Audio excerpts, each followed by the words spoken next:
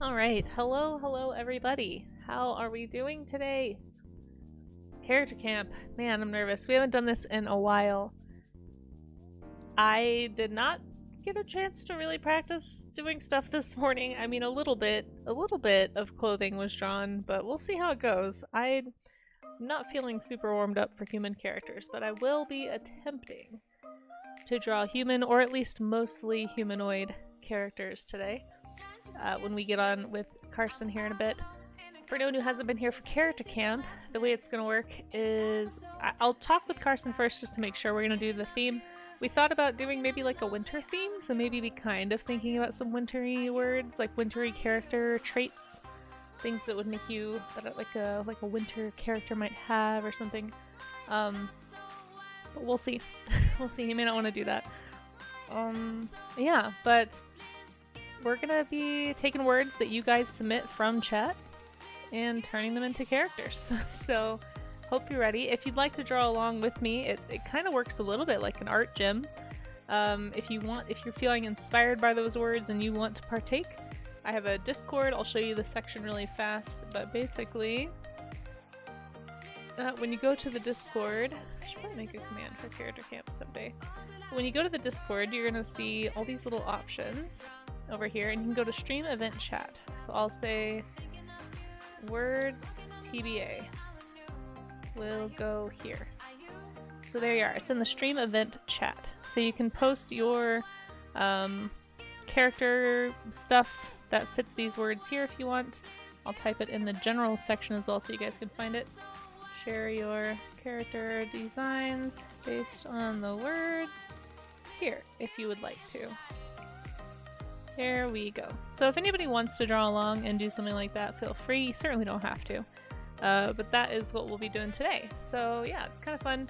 It's something a little different. It's kind of your opportunity to take all of the things you've learned from Art Gym, you know, all the practice and study and observation and put it into practice. Put it into your artwork, you know, try and see what you're actually learning and what you still need to work on. So that's the idea.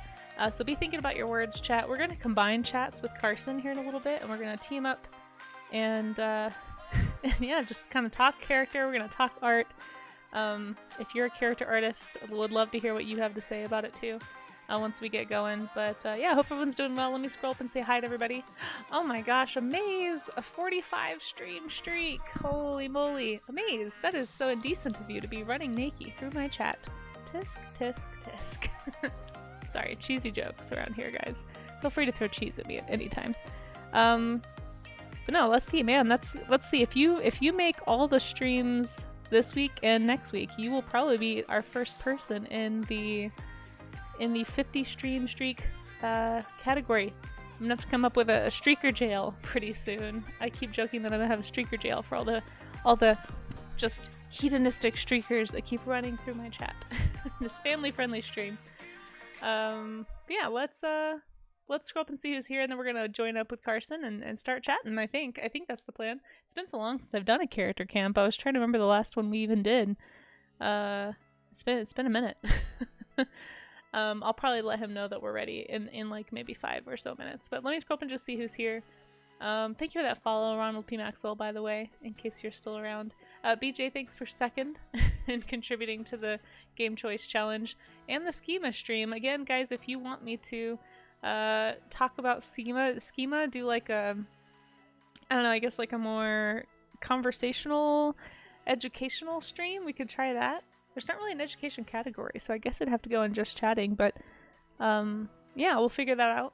People have been asking for it a few times, so I put it up there. You got 5 days left on that one.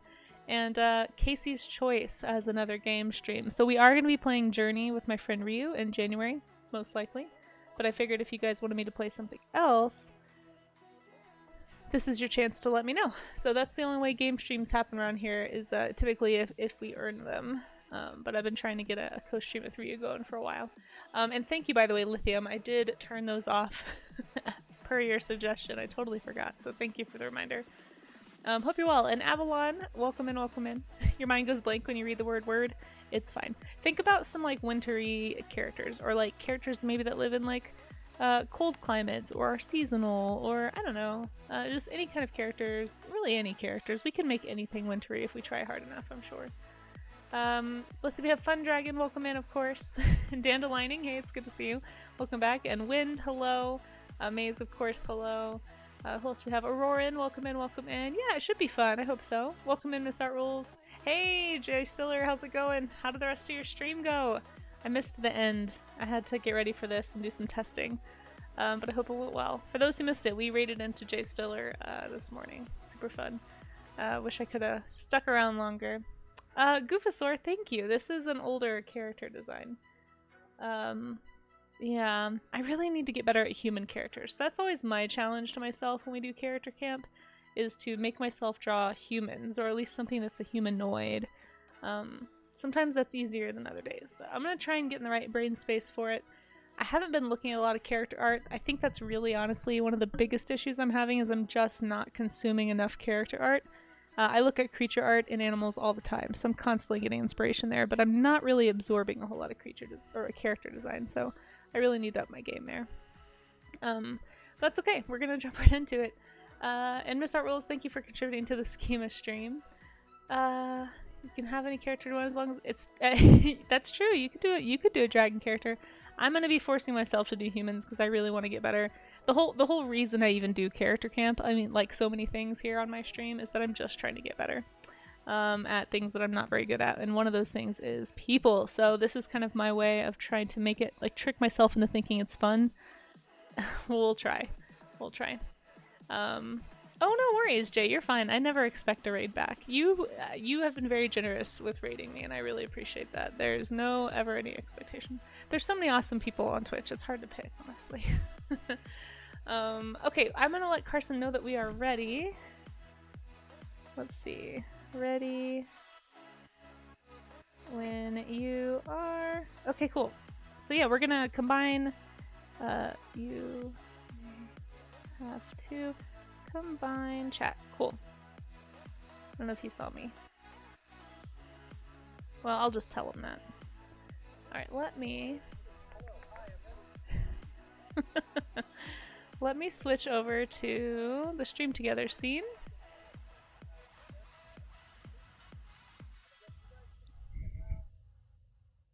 I'll wait to turn my mic on until he's for sure ready for me. There we go. Alright guys, so the way this is going to work is Carson's going to combine the chat, and we're going to be having his chat here in our chat and our chat in his chat. So that's kind of one of the cool features of Stream Together, is that you can do that. So people from both chats can submit words. If you have words that you want to submit, be thinking what those are. I'm trying to listen into Carson as well. I don't know when I'm supposed to unmute. I feel like he's in the middle of addressing something in his chat, so I don't want to unmute him just yet. But you can see from the picture down below that Carson is doing, or not below, I guess it's right next to me. We changed the setup here. But right there next to me is Carson's art. So if you guys aren't following Carson Druitt, make sure that you do. There we go. Make sure you follow. I've also got him tagged in the title of my stream. And it should be something where you can see a drop-down arrow in a second. I don't know if you can see it now, but you should be able to see a drop-down arrow and click his name too. So hopefully you guys can find each other. Jedi, thank you so much. I really appreciate that follow. Welcome in. We're about to merge streams here, so let me go ahead and unmute here. Hello, hello? I don't know if he can hear me. I'm gonna unmute his audio so that we can hear him. I think he might be ready. You guys let me know how the audio is on my side too. We didn't have a chance to test the audio. So we may have to do a little bit of finagling here.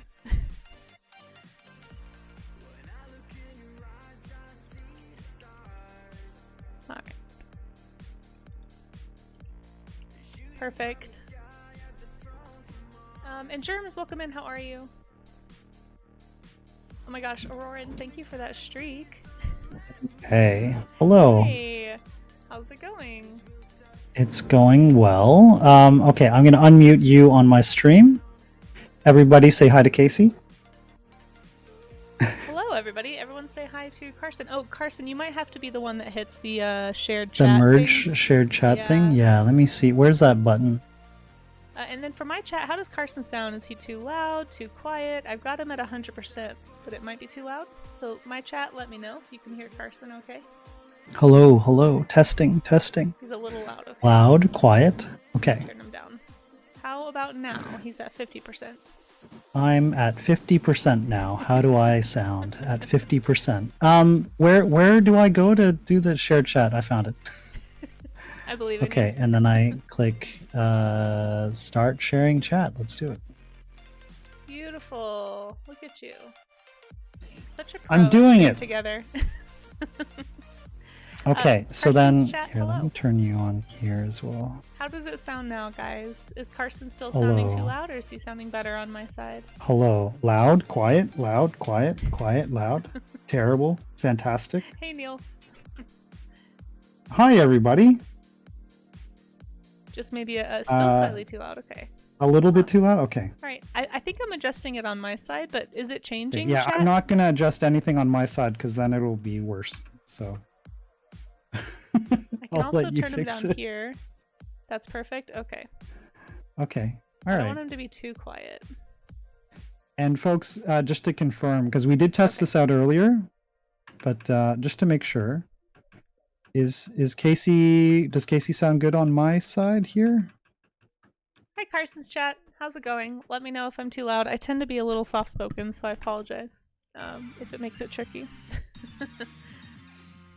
This is my voice. I am And just talking. to confirm as well, you don't have my stream audio, right? You're not listening to like my game. Oh, that's a great not question. Get the game soundtrack I don't or think the so, music? but chat, can you hear Carson? Here, I'll stop my music, just in case. I don't think you're picking mine up either. No, I don't hear yours at all. So I think we're good there. Okay, yeah, I think we're good. I'll keep it. Cool. I have Okay. stream safe, just like music soundtracks right now, so like game music. Cool. What did I? Oh yeah, that was it. Okay. Sorry, I'm still doing this stuff. I can stop. All right, we're supposed to do character camp. You're fine. I hope I'm not interrupting too much. No, you're not at all. No, it's fine. Sounds good. Perfect. No more details. Okay, I'll stop. I'll stop. As you guys can see, though, you should definitely go follow Carson. Doing incredible stuff over there. You're really missing out if you're not following Carson Druitt. Yeah, exactly, Lithium. Well, welcome, and Carson, thank you again for joining. I really appreciate it. It's an honor to have you. For anyone who doesn't know Carson, do you want to do a little quick intro to yourself, and then I can do the same thing? Sure. Yeah. Hi, Casey friends. My name is Carson. I'm a creative streamer, or I still say creative, even though it's not been called creative for like 5 years, maybe. Oh my god. Anyhow, yeah, I've been streaming art on Twitch for about 11 years now, and it's been quite the journey. But lately, what I've been doing is I've been doing a lot of digital art. For the first maybe 9 years of streaming, I was almost exclusively doing traditional art, doing ink and watercolor illustrations. We'd make them up on the spot and just kind of go with them, and we had a lot of fun with those. If you're interested in finding some of those, I can pull them up later. But either way, hi, I'm Carson, and this is what I do. I'm very detail-oriented in my work. I also have my digital arm here, as you might be able to see. I have a cat attached to it. This is one of my cats, Tomato. He's our oldest cat. We have 4. The other ones are all kittens, and they're big troublemakers, but they're thankfully not here right now. So yeah, that's about it for me, I think. I love it. The cat arm is definitely a feature that I enjoy. Good. Well, hi to everyone on Carson's side of things. My name is Casey. I am also an art streamer primarily. Every once in a while, chat talks me into playing games, but it doesn't happen too often. I do actually have a channel point redeem to make me play another one if you guys want to in January. But this is the type of stuff that I tend to do, what you see on the screen here. I don't know how much of that translates to Carson's screen, but you can also just check out I think I'm trying to share as much as I can of it, yeah.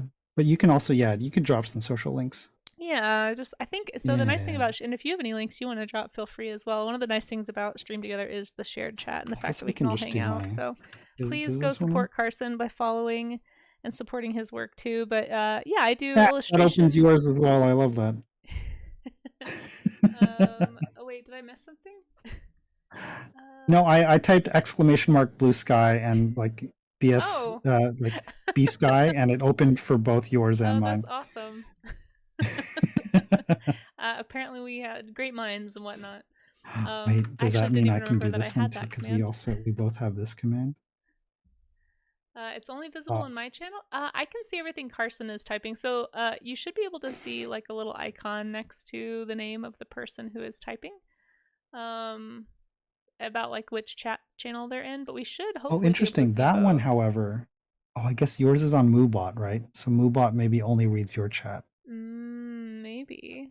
Maybe. Because I did the Vikita command, and then only mine did that one. Oh, strange. Yeah, maybe my But it looks Moobot like is. your yeah, because you have like it's the Streamlabs bot that responded with the blue sky one. Oh, okay, okay. Yeah, I have way too many bots to be honest, so probably got like 5 different bots. But yeah, so this is the kind of stuff that I do. You can check out my socials. I also do some sculpting sometimes, but I'm trying to get better at drawing people, specifically through character design. So that is kind of what spurred Character Camp. The idea is that people in chat get to choose the prompt, right? So you guys are going to, if you want to, pick some words and start typing words in chat. Here is, I think Carson, was this the one we did together last time? Do you remember? I can't remember which one we did. I think it might have been this one. Oh gosh. Does that look familiar? But basically, the way that it works is chat. No, it wasn't that one. Yeah, I can't remember which one it was. But basically, here's some older Let me ones. see. Might have been this one, but you're going to pick some words like this one's fluffy, winged, ethereal, seasoned, and we're going to come up with some characters to base off of those words. If you want to draw along, I always offer people to, we'll pick 4 words, try to challenge yourself to do at least 3 of the words and incorporate those into a character design. Here's a few other examples. Carson's still louder than me. Interesting. Thank you for letting me know. Oh, I thought we fixed that. okay. I think it also depends on where I'm sitting. Oh, maybe. How's that? I just lowered him a little bit more. Yeah. Christmas Cat. Is that any better? This is the one that I did during yours. This was Decaying Bookish Pale Slinky. Oh, I wonder where I wonder if I have that on a different file because I don't see that one in here. Decaying Bookish Pale and Slinky. I do remember doing that one. Yeah, you did a couple actually for that one. Yeah. That's better? Okay, cool. So it sounds like we are balanced again. But yeah, so basically that's how it's going to work is that you guys pick some words and we're going to have at it and do what we can to make those happen. And if you want to, you can share your work in the Discord. I have a Discord. I'm sure Carson does as well. And would probably also love to see anything that you make. I don't know if you have anywhere you'd like people to post, but if anyone wants to be in my Discord, the stream event chat is it's linked in the general chat, so you can find it easily if you join just for this. But if you want to drop your work based on the words that we'll be using, then feel free to do so. But you also don't have to. It's just kind of a fun if you want to draw along. So anyway, that's what we're up to today. And yeah, I guess chat. Carson, do you want to do a theme of like winter or anything, or do you just want chat to like go for it and just give us we could words? try to do like the overarching like sort of winter theme, like someone who lives in a cold setting, perhaps. Okay. Or interacts with the cold in some way, and then that in addition to whatever people give us. Okay, yeah, that sounds great. So we can just start picking from the, oh my gosh, pearlescent right out the gate. Pearlescent dandelining. That is so excellent specific. Word. Yeah. Yeah, so my chat as well. Giraffe. Okay. Just your chat gave us pineapple last time, didn't they? Oh gosh. Oh my gosh, that's well, so no, funny. actually, the pineapple one that was with Oh, is that PK? That might have been yeah, PK. PK. Because I remember drawing, overachieving and drawing 2 of those. Oh, that's right. Yeah. Oh, manipulation. Okay. Incendiary. Gnarled, bitter, insulated, hunched, chubby, delicate, crystalline. Oh my gosh, these are good. Do any of these? Do you want to pick two and I'll pick two, kind of like we did before, or Sure, yeah, we can do that. Charred, oh boy. Chart would be interesting with a winter theme. Hmm. Aurora. No, it has to be a person. So let me see.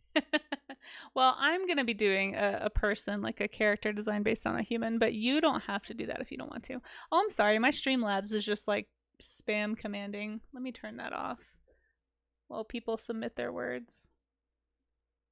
Sure. Look, they have lots to say. It's fine. Yeah, any other words that you guys can think of? What are some other like good descriptors for a person? Or maybe the fun thing is that they're not at all suitable for a person Yeah, to that's be described honestly any this way, words. but Yeah, think about your favorite characters and what describes them. Let me just turn that one off. any words whatsoever. You could open a dictionary and just point at a word and that'll be the one. Here, I can open up this book about mold that I have here. And what about penicillium? Oh, good. Penicillin. Perfect. Rancid. Crackled. Oh, these are interesting words, though. Okay. Is pretty colors your Okay. word, Dandelining? Mm, Shipped. Okay, there's a lot of good ones. Let's see. My word is law, says Trashwitch. Hey, oh good luck with boy. that. Oddly horned and antlered. Oh, Oh, okay. Let's oddly see. horned. Yeah. Let's see. Not where they would normally be, I guess. Let me get set up here. I kind of like gnarled. I'm gonna grab gnarled. I think as one of mine. That's a good one. I think That's gnarled is it's broad enough that I feel like we could do a fair bit with it, but it's specific enough that it inspires certain visuals, maybe. Yeah, okay. Just gonna drop that down a bit. Okay. So you've got gnarled, unmoldy. So everything that isn't, well, what if they were moldy? Okay, let me see. I mean, this probably appeals to your creature design sensibilities. What if we grabbed oddly horned slash antlered Sure. as well? Here, maybe I should be writing these down, huh? Might inspire me more. Gnarled was yours, right? Yeah. Okay, and then So we each need one more.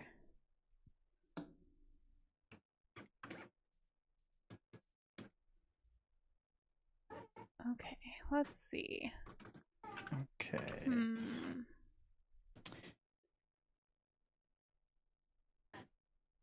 You did a hero forge using the prompts. Oh, nice, Alex Vixen. Also, welcome in.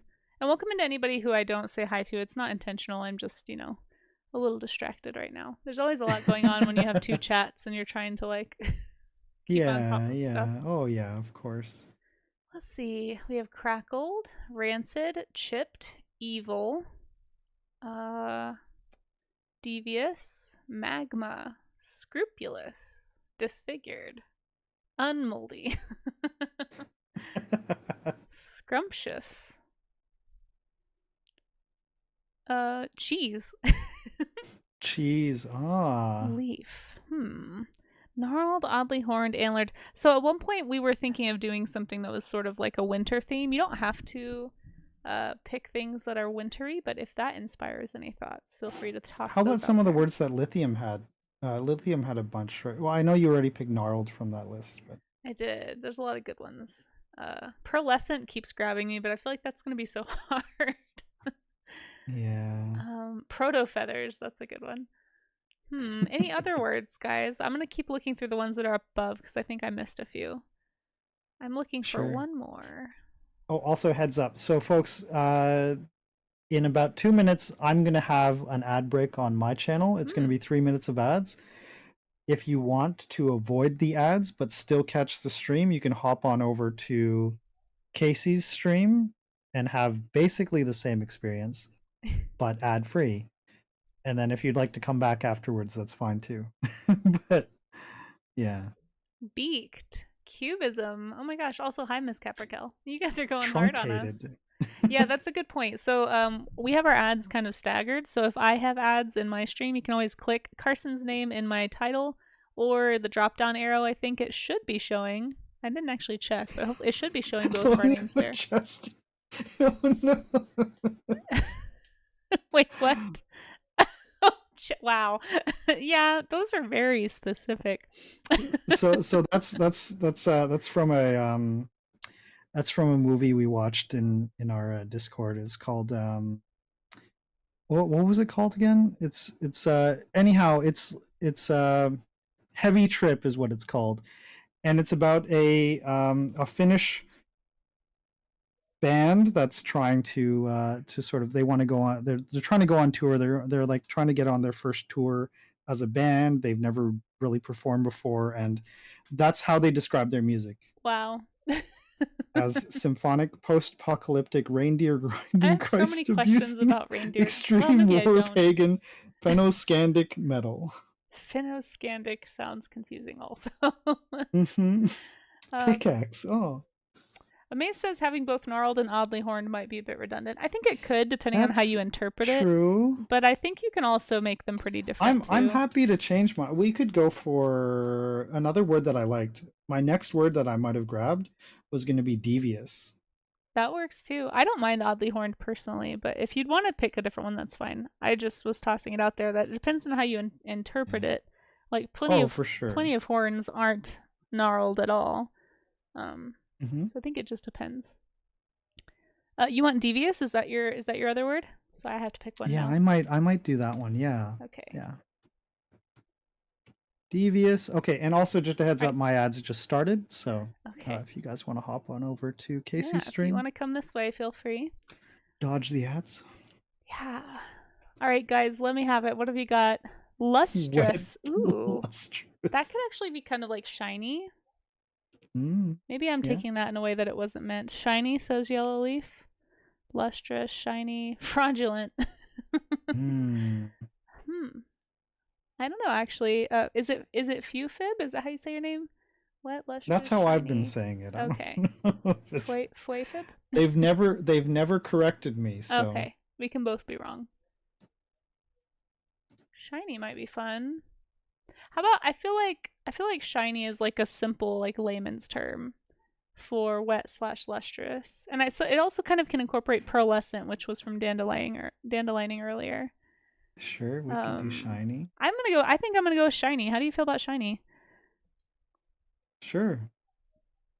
Because I think that could be a couple of things. That could be the character itself, or something they're wearing, or hopefully something that they're holding, or so that's like the other thing to keep in mind about these words too, is like don't let yourself get trapped by thinking it has to describe the physical properties of the character. It could be something that they own, some kind of, I guess atmosphere that they carry with them. How do you draw a shiny atmosphere? Goopasaur, thank you so much for that streak. I appreciate it. Cool. So I'm gonna write these words down on my actual stream so you guys can see them. Let's see. These are last time's words. Character prompts. Last time was sassy, monstrous, avian, and musical. This time is gonna be gnarled. That's a good time. Those are good words. Yeah. When was that one? I feel like I missed that one completely. I'm trying to remember who I did that one with. Does anyone remember who we did that one with? I didn't do that one by myself, did I? I don't think I've done any of them by myself since the first one. Shiny. Lugubrious is a fun word. That is a good one. Cool. Okay, there is the list right there on the screen. So we're gonna zoom in on these words here, and we're gonna get to designing. This is always the scary/fun part, right? How are you planning on approaching designing something like this? Oh man. So I was thinking about how I wanted to lean into this time. As you know, I've been struggling with my how to make humans interesting challenge is kind of what I feel like this is for me. And something that I always find interesting in character design or just art in general is anything that's kind of painty or shapy. So I think I'm just going to lean really heavy into the shape language of it first, and maybe start from that direction. That is kind of how I do it with Sea Slug Dragon designs too. Is I kind of play with shape first. So I think I'm just going to go that route and kind of see what happens. Yeah, What that's about you? If fair. you have a certain kind of way you I'm just tackle. kind of scribbling on the page and trying to see what sort of jumps out at me. If like, let's say I'm trying to like sketch with one word in mind and then like maybe see how the other words might influence it and how I might change something about it. So currently like thinking about devious as someone sort of plotting, so maybe they've got like their fingers steepled in front of them, maybe they're hunched over and looking off to the side a little bit oh, just deviously. And then kind of going from there, really like carving them out of just the shape of that, and then seeing maybe because they could also be maybe more upright. They could be prouder about this. They could be more like like a slimy CEO type person. Oh, there you They go. could be a lot of things, right? Um, and then thinking about like how to relate this back to sort of the winter theme. Um, That that could be could like be bonus based points solely on too. what they're wearing, I hope. or it could be what if they're like the Grinch trying to steal Oh, Christmas, there you go. and that's where the devious part comes from. I don't know. There's many ways to take this.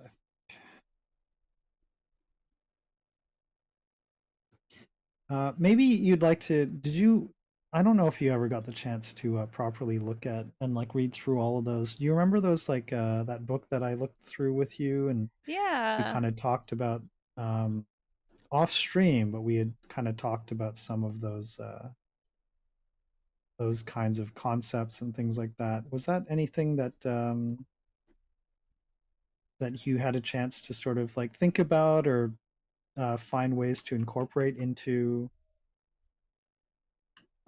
your process? I haven't honestly had a chance to look at it too deeply, other than That's very, fair. very briefly after we got offline. It's been a little bit nutty, but I do one thing that stood out to me when if I'm remembering the correct pages that you shared. And in general, I feel this way about like most like viz dev type concept art books, I guess if that's the phrase to use, is just is the variety, like the different feelings you can get just from shape, right? Oh, thank you to whoever just Hmm. gifted Claire that tier 1 sub. That was so kind. Also, hi Claire, how are you? Hi, Claire. Cat arm. Yeah, there's a cat attached to my arm. Yeah, we're streaming with Carson Druitt for Character Hello. Camp right now, and Carson has a very funny. I guess would you call it a VTuber? Not really. It's what would this be Not called? really. I don't even know. I just I'd been watching. I was watching. Are you familiar with Beth B Rad? I am. Yeah, I actually got to meet her a Yeah. couple times at TwitchCon and at Lightbox. Nice. Yeah, Beth is amazing. And Beth has a little cartoon version of her arm that she draws with, and I just reached out to her and I asked her like, "Hey, what do you use for your arm?" She gave me a link, and then I started using it too.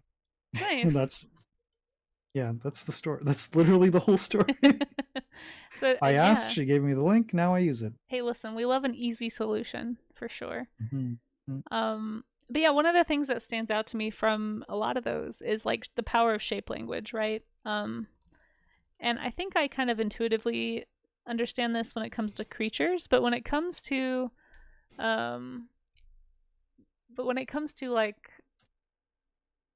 like people, like character design type stuff, I guess I just don't as naturally think about like the slight shifts you can make in shape to convey different, I guess, I don't know, like personality traits or feelings, or like, gnarled, you could have like I think I understand it like on a very basic level, but for me there's like a skill gap there of knowing how to bridge like the visual in my head with what's on the paper. But I think that's always something that stands out to me when I look at like character lineups is like you can have the same list of words, but if you give them, say, like, the circle shape body versus like triangle shape body, or like these are saying two very different things about this character, right? Like if Hmm. you apply these words to like this round shape character, you're getting kind of a more like impish, I guess, sort of character, maybe with like devious and shiny. I'm thinking like little gremlin-y leprechaun or something. And as opposed to like applying it to maybe like a tall, slender triangle, you'd get more like spooky, kind of ominous, powerful wizard um, type feeling. I don't know. So it's something I Hmm. kind of want to think Hmm. about more as I lean into this. Is just like how can I imply different things with shape? Does the cat arm count as So a PNG tuber? Yeah, I guess it could be a PNG tuber because I guess VTubers move like independently. Maybe I don't know. I've heard both terms, and sometimes PNG tubers also move, like speak. So I never really know. I don't know. Oh, I'm so sorry, Claire. I didn't realize I had deeply offended you. uh, so I actually I was curious about this. So how would you apply these four words to a animal? Like if you're doing creature design right now, how would you apply these words? Like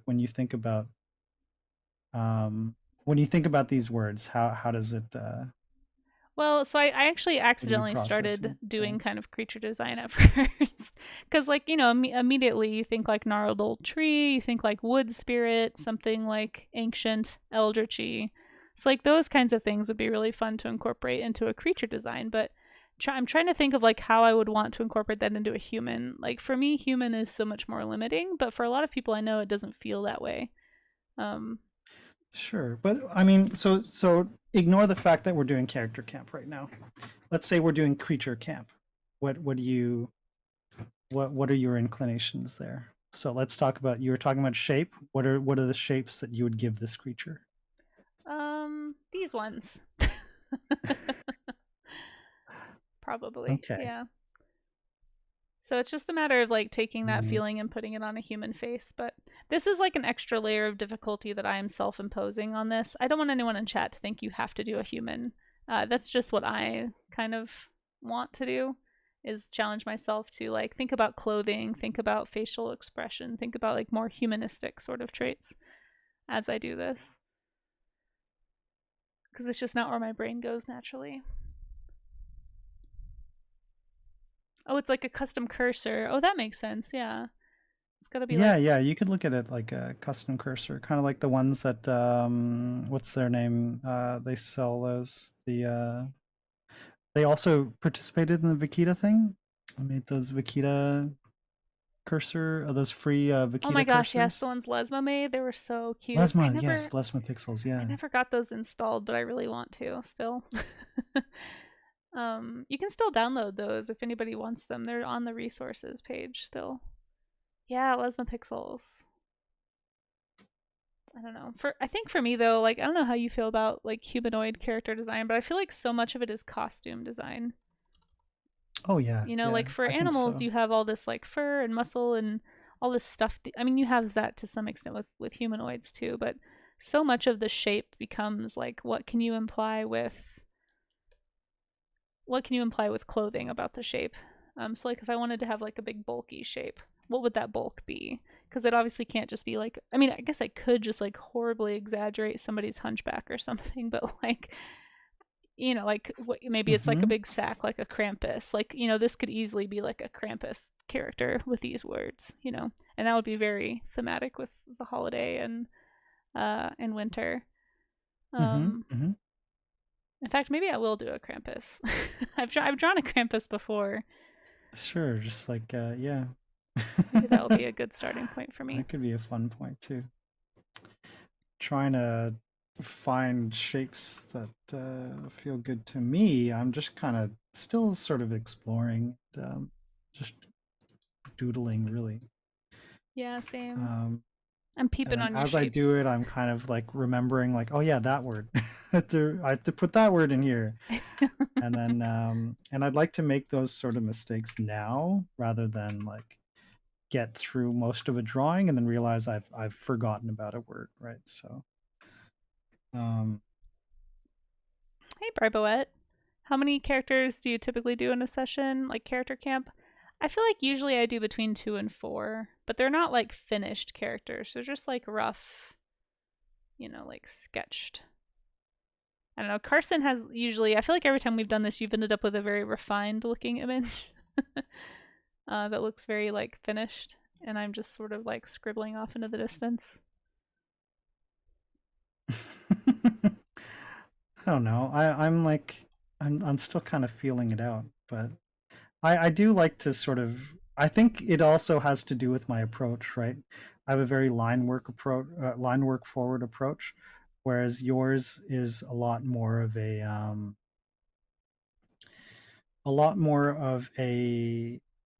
color and shape kind of thing first. And so where you are mostly sort of sculpting a character out of something, I feel like I tend to do a lot of sort of just scribbling vague shapes and then just rendering those shapes. And I think so it has a tendency to end up feeling a lot more like I have a more refined finished image because it is like just I am like starting with the refined sketch essentially. I mean, not right now, but I mean just in like in how things sort of end up shaping up afterwards, if that makes sense. Yeah, for sure. Do you do you ever try the sculpting sort of approach, or does that just feel very uncomfortable for you? Um, I have before, but it has taken sort of, I think like it tends to take conscious effort to decide to work that way. And I Hmm. think I have the most fun when I am just kind of listening to what my body wants to do and what my hands want to draw. I've talked about this before in terms of like when people talk about, and I think we've sort of touched on this a little bit too, but like the idea of style Hmm. as a thing, and like because I remember you talking at length about wanting to find your style and what it Sure. is that feels like you when you look at it. And I think like it's the unhelpful answer that I think I always give is listen to your body and what your body wants to draw. Your body will draw what it wants to draw, and whether that ends up being something that you like, hopefully it's something that you like, but it's going to be something that is you because it's what your body drew in a way, I guess. And Yeah. so I kind of look at it that way, wherein when you have when you just like let go of like those thoughts of, oh, it has to look this way, like I have to stylize everything has to be a certain way for it to be me. And I think you put a lot of pressure on yourself, and I think it's a very very good way to overthink I am pretty good at your overthinking. drawings. It's So a well refined skill set of mine, unfortunately. yeah, I have witnessed this, it's true. Thought you were gonna join me, but no, I've witnessed this. Ah, yeah, I'm working on it. It's hard to get outside of your own head enough to just try stuff. And I think there is always, at least for me, I don't know, you may not feel this way because maybe this is a little more your comfort zone, but because I'm doing something that's outside of my comfort zone and I'm doing it on stream in front of, quote unquote audience, it does kind of it is hard for me to step outside of that and just pretend none of that's happening in some ways and just play. Because I do think I tend to be a little more successful when I play offline, but I also won't, is the thing. Very rarely do I find time to just kind of, I don't know how you feel about this with being a working artist, but I find so little time to like just play on my own, and I think that's a really important piece of probably part of why I feel so, I guess, congested, if that's the right word, as far as trying to figure this out. just because I'm not experimenting enough just with by myself for myself, you know. Mhm. Do you find that so I definitely agree.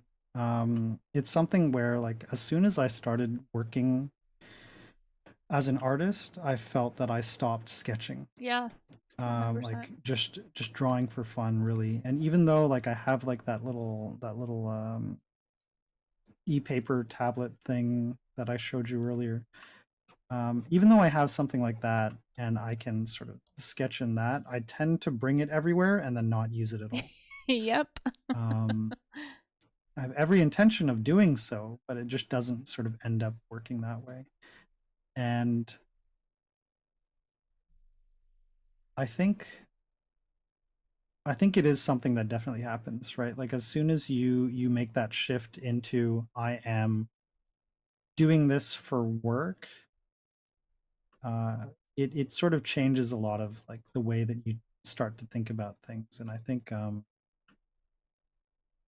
really really good at being a terrible boss for myself and like thinking, well, you Same. know, like we should always be working towards something that I've that is going to make some kind of a profit for us or something like that. And so Push the needle um forward, yeah. yeah. Well, you forget that the play is pushing the needle in its own way because you kind of have to keep that freshness. I don't know. I Mhm. definitely am looking forward to. I think part of my issue has just been that I've had a day job for so long, trying to squeeze art in around a day job. Like it's really felt like I can't afford to have downtime to just play. And I'm really kind of looking forward to that in 2026 of just like playing more and having that be a part of my Yeah. process a little bit more because I don't really have like a big project I'm working on other than my own, right? Like I'm not working for a studio, I'm not on any kind of, I don't know, team, so I kind of have a lot more freedom perhaps, and I don't have any dependents, so it just gives me a lot of like maybe a little more financial freedom than some other people might feel if they say are trying to like pay for a family or something. Um, so I don't know. I'm looking forward to like leaning into that a little more this year. Yeah. I by the way, I'm really really happy for you.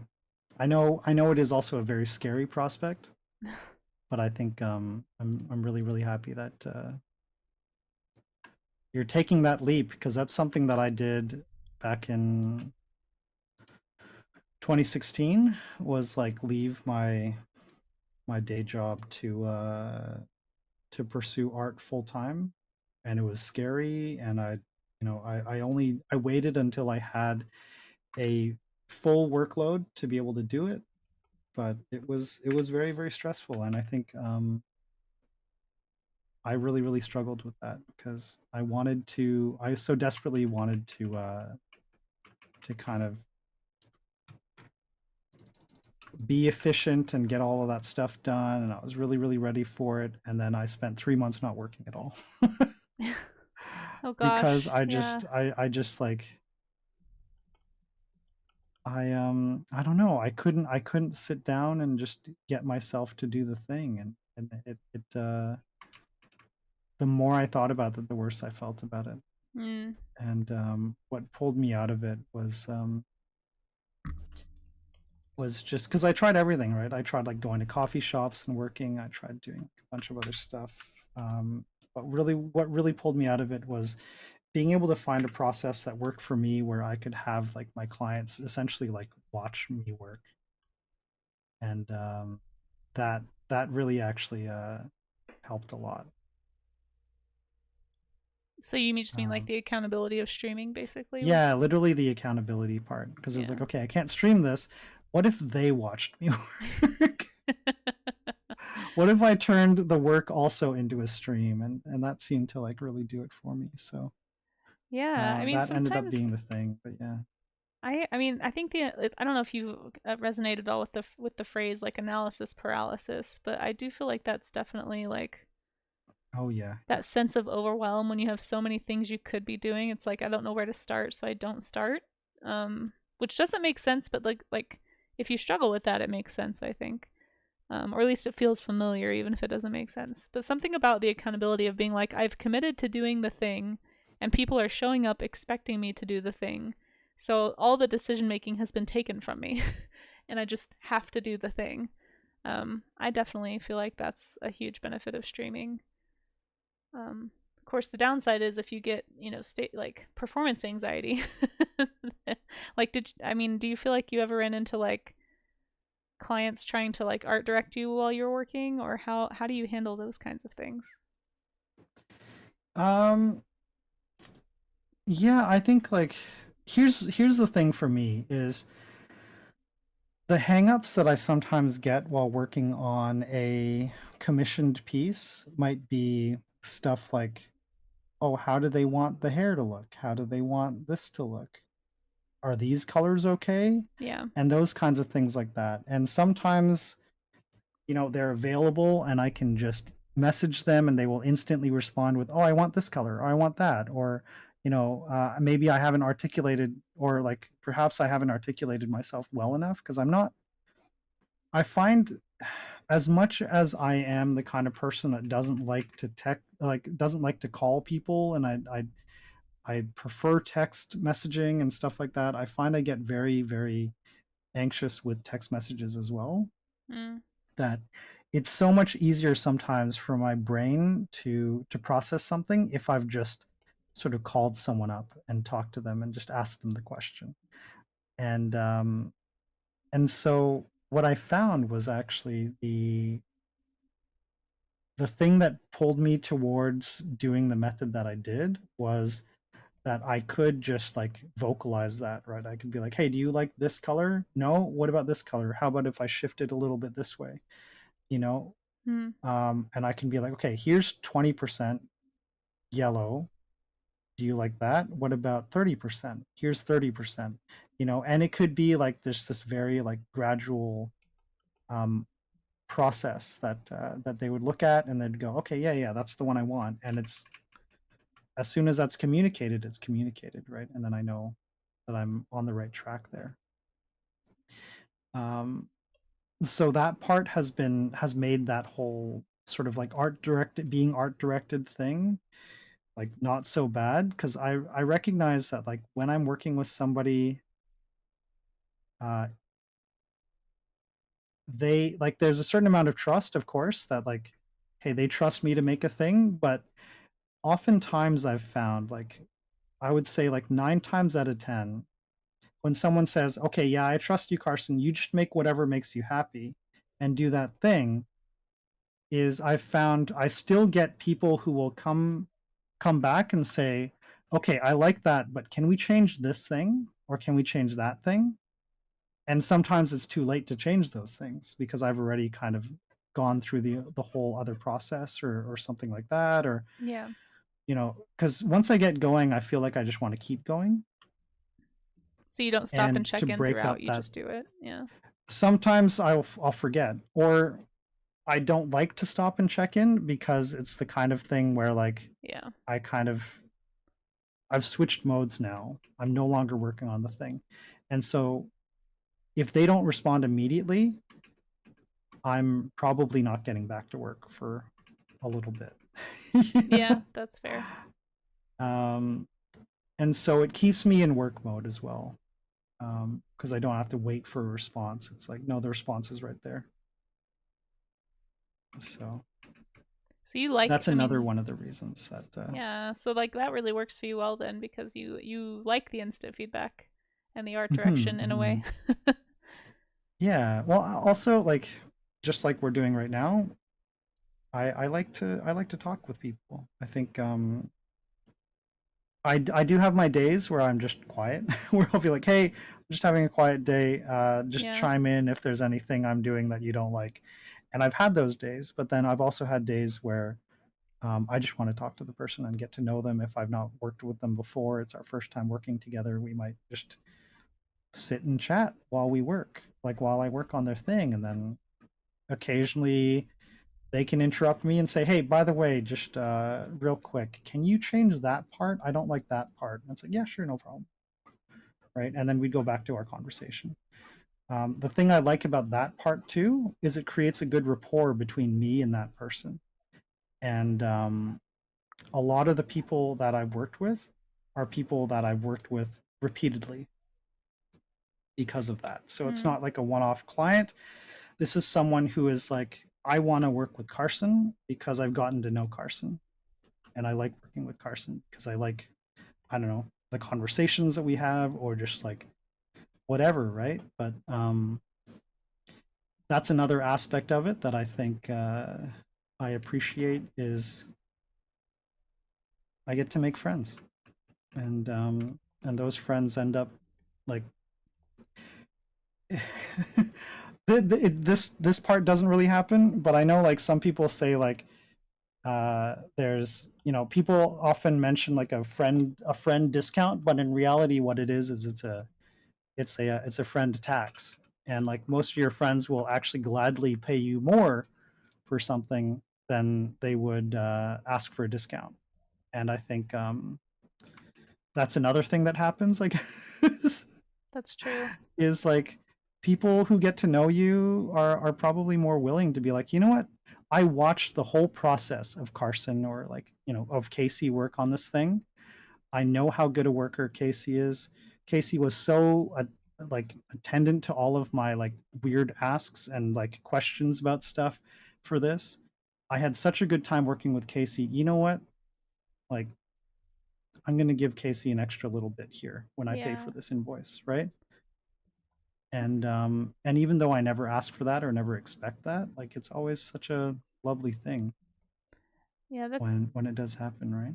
yeah, that's I mean that's definitely just like a general I think a benefit of streaming your work period is that you have a chance to connect with whatever that audience might be in a much more Hmm. I don't know if the word intimate is appropriate, but just like a much more like personal way than you would on just any other like social media platform or, via email. And some people don't want that, but I do feel, art is a personal thing, and I think a lot of times people are more inclined to I guess be interested in or like support an artist that they feel like they kind of have an insight into their process in some way or into like who they are as a person or an artist or what their goals are. And I really do think like streaming is a great way to give that to people who might be interested in your work too. Yeah, you break down some of those walls, right? Also, Obviously, um, boundaries are a thing, but yeah. yeah, Sorry. yeah, Hi, that's Delio. How's it going? hey Delia Uh, Mac, it's good to see you. Welcome in. You guys go follow Delio if you aren't already. Incredible wood carver here on Twitch. Also on my channel we are in an ad, so if anybody wants to go over to Carson's stream to avoid those. you like Carson because he's hard? Oh, thank you. And also, please don't let the two of us just kind of like be off in our own world chatting here. If you guys have questions for us, input on your end as working maybe also working as an artist, or maybe you're aspiring to do the same thing. You're currently talking to two full-time artists, so So crazy to if say you that. if you have any questions about getting into that stuff or that process, it does not have to be about character camp specifically things. It could be anything really. But yeah, if you guys are interested in asking any questions, I'd be happy. One of us would be happy to Yeah, and answer I know we or have attempt people who to. are drawing along too, but if there is anybody out there who's like a character artist, if you would consider yourself a character artist, I would also just be curious to know. I think I asked this last time, but like, what is it that keeps you coming back to character art specifically? Like, I know for a lot of people it's story, um, Hmm. but I don't know. I think I'm still trying to like search to find the thing that would make me more interested in characters. Um, and I don't know what that would be yet. Although I was kind of reflecting this about this before we went live together. It's something I've noticed is that I just am not spending the time that I should be looking at character design. As somebody who does a lot of creatures, I'm obviously looking at tons of creature stuff, like whether it's creature art. Like I just looked through a creature art book this morning. I watch a lot of nature documentaries. Like I'm always taking in information and filling that creative bank account with creature stuff and nature stuff. But character design is not really something that I'm as focused on. And I'm That's sure that that that mental impacts it library too. thing that you were talking about before, right? I'm sorry? It's like that mental library thing that you were talking about Mm-hmm. before, right? About building that for yourself in terms of like creature design, right? You have it there, but you still got to build it for your. Yeah, I just don't have it. I have no foundational building blocks. Not none, but I have like a very Disney centric, I guess, foundational building block set of character design. I don't know. I took in a lot of like Disney animation when I was younger, but that's kind of where my character design repertoire sort of ended. I mean, other than looking at like concept art books and stuff for movies. So I don't know. I've got a long way to go. Oh, that's fair. That's fair. Happy New Year I to you think. as well, Delio Mac. Yeah. Oh yeah, Happy New Year! Happy New Year! I hope it's. I hope this next year brings some joy and some happiness, um, and some some good times for you and your family. I really really hope so. And Trash Witch says the joy of bringing something to life for both character and creature. So you just for you it's the act of just making it exist. That is the fun. See, my problem is I have so little interest in the human form. I think is part of the problem. Um, because it feels so limiting, right? Like it's ultimately a weird primate at some level. Anything humanoid is just going to be kind of the primate box, and I just have a Right. hard time not wanting to break that box entirely, constantly. um, That's I fair. think that's That's the fair. problem I have. Yeah, and that's what I usually end up doing Trash Witch, is just making the human form more creaturey. But it feels like cheating in a way. I don't know. It's probably not. No, I don't think it is. I think I just really want to like I want to be I able to think I've sit said this down. before, but I think you have certain ideals and standards that you want to hold yourself up to when it comes to this stuff. But I think like you're there already with a lot of this stuff. I think it's about removing those levels of self doubt that are Well, there, that's yeah, that's true. right? Um,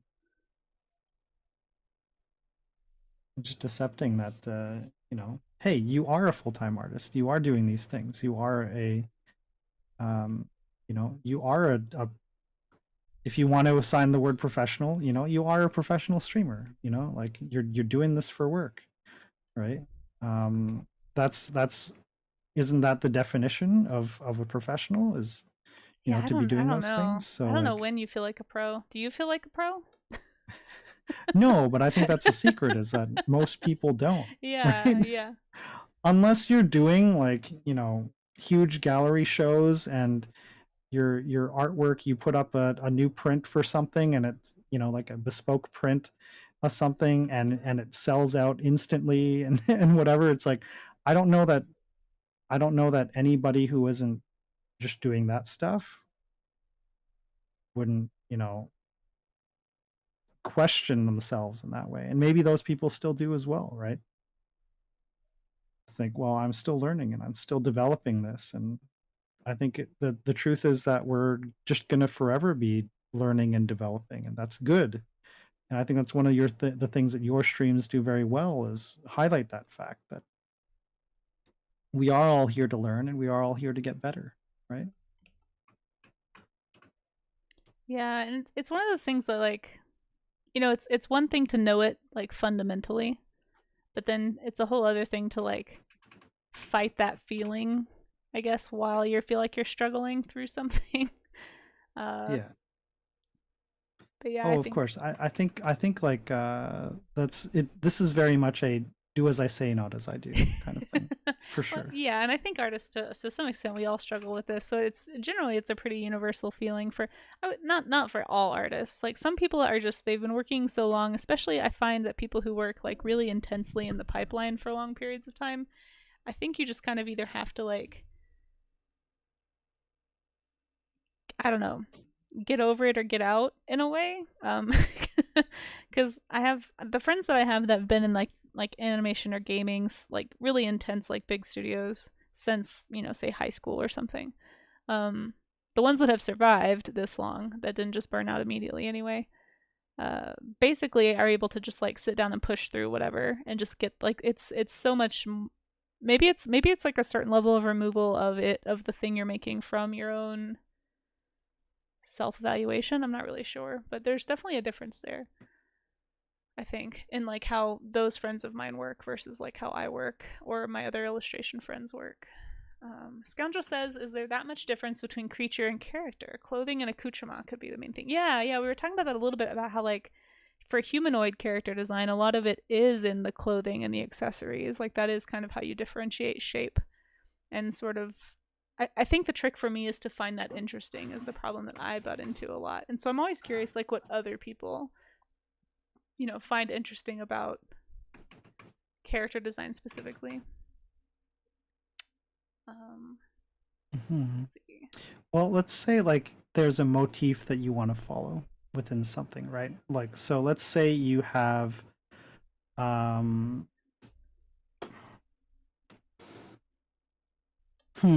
okay, so let's say you have like a creature that is maybe part of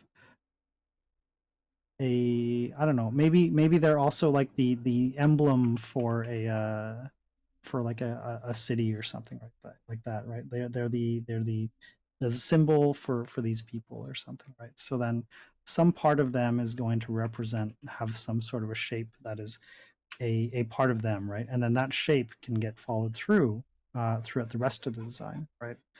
So let's say that they have we have a country that has a stag as their main mascot, let's say, or like representation of their country, then that is something that you can start to incorporate into their iconography, right?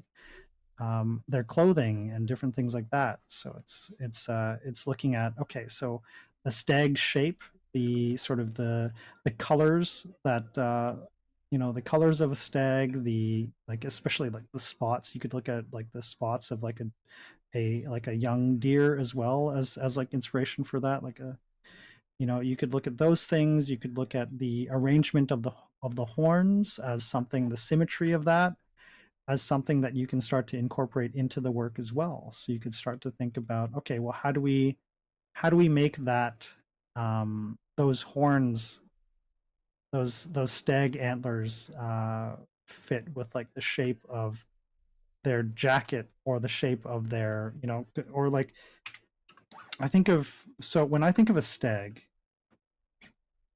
I kind of think of like this shape. I think of like that sort of flattened head, the very like Disney kind of look Mm-hmm. of like the stag, right? With the very sort of, but like that big sort of like mane that flows into the body, right?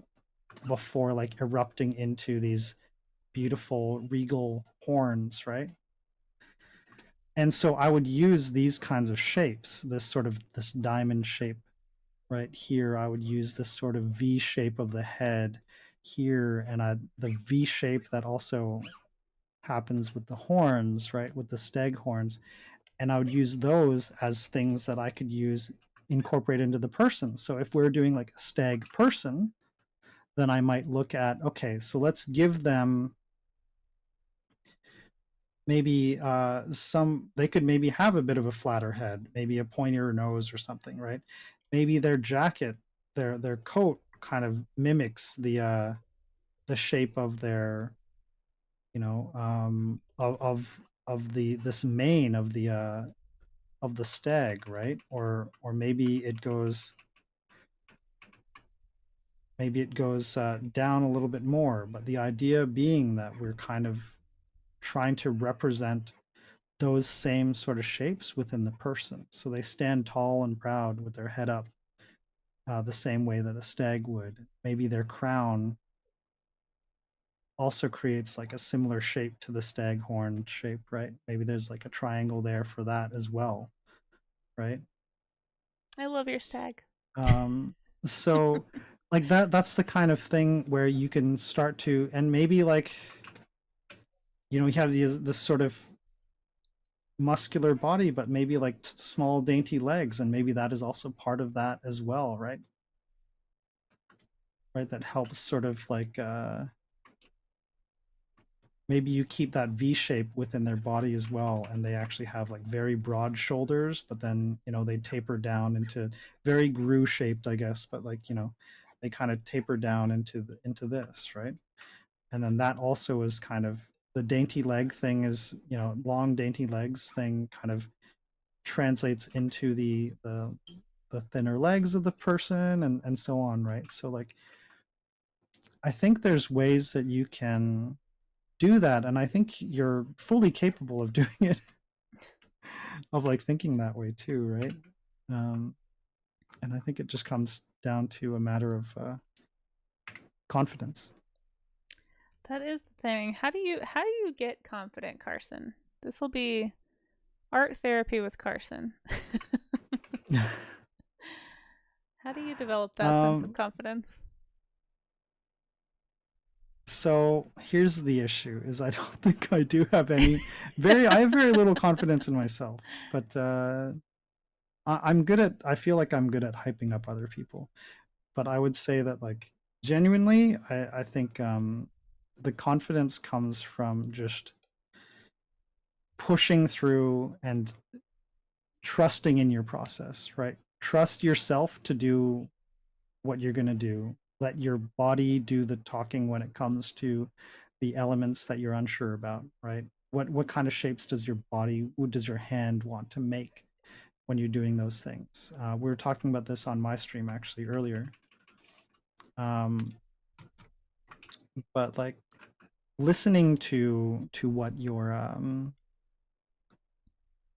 body wants to draw, what your hands are happy to draw, I guess in that way, I think is a big part of that, right? Letting go of those reins that tells you like, oh, I have to draw this way, I have to draw that way, I have to make sure that my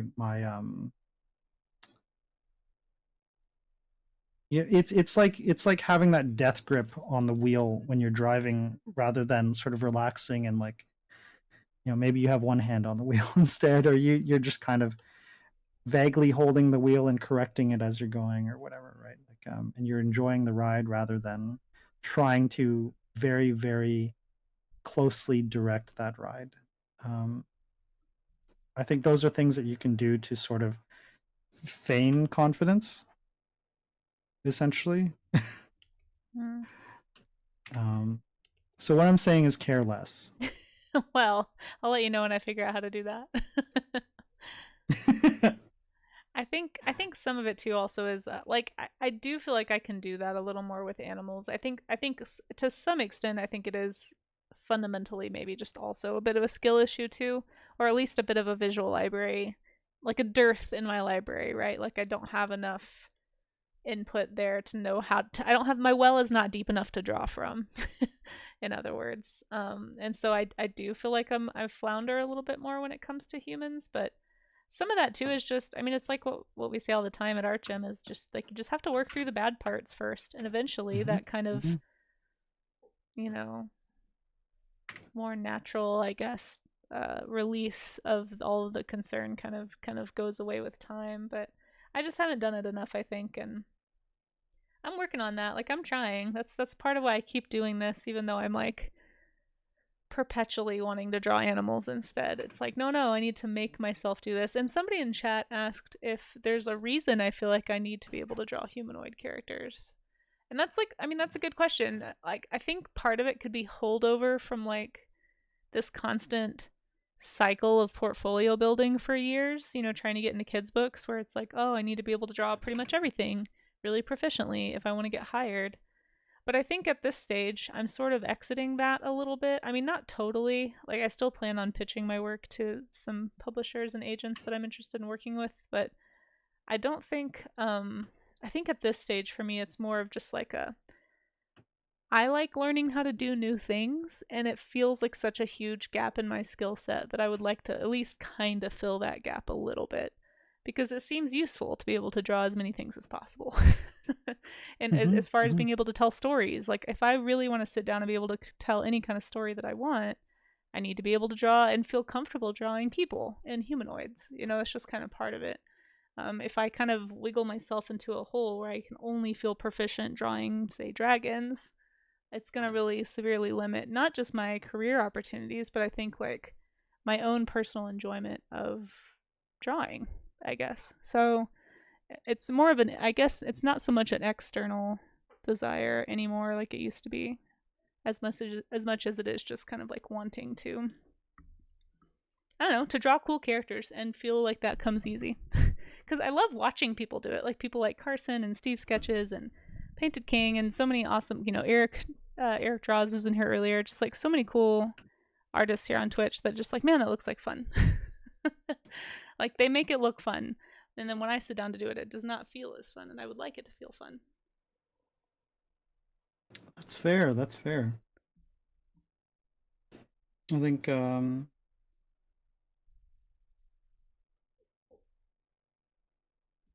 I think like when it comes to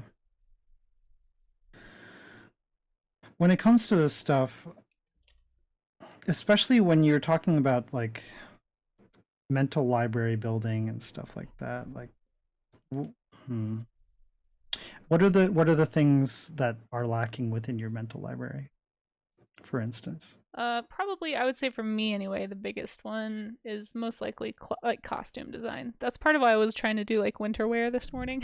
So I was like, I need to look at some new stuff, but I think I probably honestly need to sit down and just do some style studies, frankly, of like character designers' work that I admire.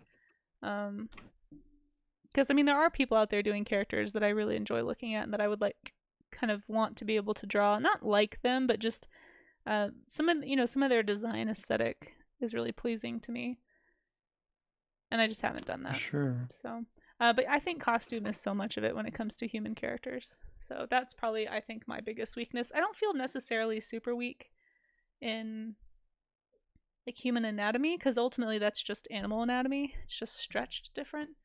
Um, it's more like how to adorn the human anatomy with things that make it look unique. Because to me, it's easy to do that with creatures by just pulling various animal parts from all over the animal kingdom to make that unique. But and you can do that to some extent with people. I don't. My brain is just not used to putting that puzzle together. If that makes sense. Somebody said That's something fair. That's fair. in chat that I wanted to respond to, but I don't. Oh, sure. Oh, there it is. Clem said, I've never really attempted character design. I tend to imagine scenarios or scenes and put characters in without designing them. So you do it the other way. So Clem, you're very story heavy then, which is, I feel like, super valid and something that a lot of people seem to really enjoy. Is I think maybe because I don't have a story that features people. The last time I had kind of a headcanon that had human characters was, gosh, probably like middle or high school when I used to like RP with some friends of mine. And I got away from that pretty young. Probably should find some kind of story I want to tell though.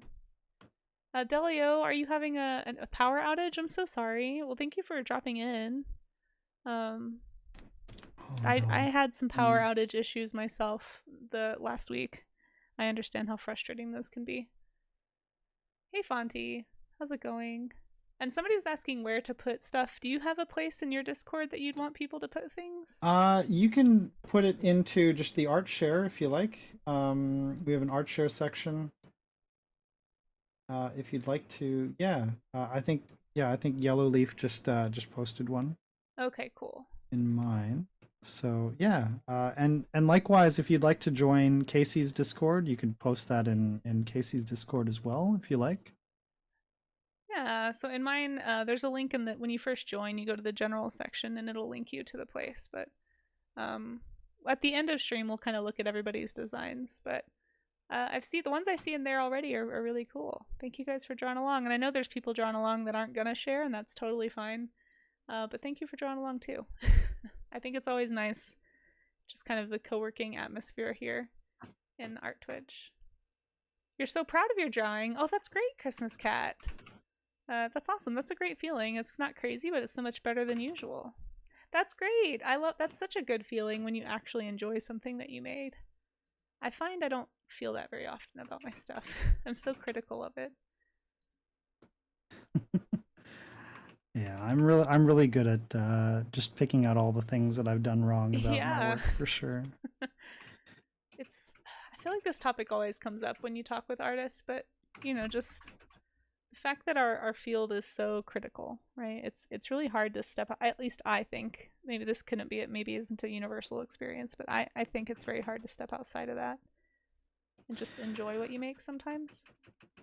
Yeah, I think like a big part of that is that we want to do better, right? Like we want to improve, and so like we're always looking at those things of like how do we want to improve. And I think like it's a good thing. I think you should embrace the fact that whenever you look at a drawing, it can be frustrating, of course, and sometimes disheartening. But I think like if you can reframe it in your mind of like, this isn't a bad thing. This is me sort of trying to continually get better, right, at what I'm doing and how I'm doing it. I think a lot of the time we get hung up on those things. We can think about them as like, oh, these are bad things, right? This is a bad thing that I've done, and I don't like how this looks, and I'm just very critical of it, and I'm just going to stay critical of it for forever. Every time I see that, all I'm going to see are my faults. But I think like I think it's good to look at that stuff and think of it as like, this is a stepping stone, right? Every single drawing is a stepping stone, because you have to think about like, what did I learn from doing this? Okay, I made a mistake, or I screwed this up. I'm unhappy with this. What am I going to do about it? Right? Because I don't want to go back and redo this. I don't want to fix that drawing or constantly be redrawing the same thing again. But what am I going to do about it? So I messed this up. What am I going to do next time? Right? It's like if you hit a stop sign, when you're driving, you weren't paying attention, you got distracted while you're driving, you hit a stop sign, or you hit the curb or something and popped a tire or something, right? Now you're like, oh my gosh, now I have to deal with this, and I have to figure out like what this is. But like, after you've done it, are you going to do that again? Or are you going to try to stay more like, what can I do to stay more focused while I'm driving, right? What can I do to stay more stay away from doing that thing that I messed up on, that frustrated me or made me unhappy about a drawing that I did, right? I think like if you can find that thing that you can identify and say, okay, this is where I messed up, then the next time you draw, the next time you draw a character, next time you draw a creature, next time you draw a tree or whatever it is where that problem arose, you can be like, okay, I'm not going to do that this time. Like, here's an example for me. So we did this character camp piece last time together. Mm-hmm. And every time I look at this, I think, he looks like he's about to fall over, and it's because he's completely unbalanced. And so that was the kind of thing where I was thinking about like, okay, well, I need to make sure with this one that I'm firmly planting those legs, and I'm thinking about where's the plane that the body is on, right? Where is that, so I can make sure that this person is staying within that. Right. And so that's like the part of like, okay, what did I get wrong? How do I fix it? Right? For every other drawing that I do afterwards. The Mandy, thank you so much for the raid. Welcome in. Welcome, Mandy. We're doing a co-stream with our good friend Casey. Hi Casey there. Snow Art, who you can see on this corner of my screen here. This is her screen here and what she's working on. But we're doing something called Character Camp. This is something that Casey does once a month coming up, I guess. Maybe we'll see. Wherein chat gets to give us prompts. The prompts are gnarled, oddly horned / antlered, devious, and shiny, and we have to take those words and we have to put them together and create a character design or a design of something into an illustration. And so that's what we're doing right now. And you can see what I'm working on here. You can see what Casey's working on over there. And we're just talking about art. We're talking about that art process and things like that as well as we do it. Also, I apologize. It is about to be an ad break on my stream. A way to get around the ad break that we've been talking about as well is for you to hop into Casey's stream that is not currently having ads. You can watch the same. It's basically the same experiences with our screens swapped, basically. Break the system. Yeah, welcome in, Raiders, and thank you for those follows. I appreciate that. I hope you guys had a good stream. Mandy, would you like to share? Because congratulations on finishing painting. That's always such a great feeling.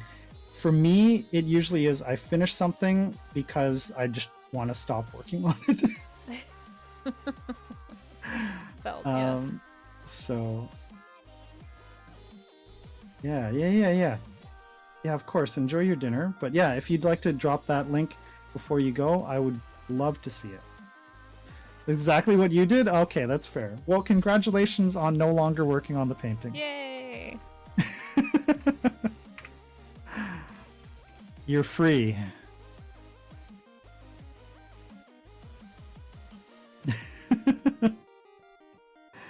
Dracon said, I struggle with coloring things and making it look as good as the sketch I did.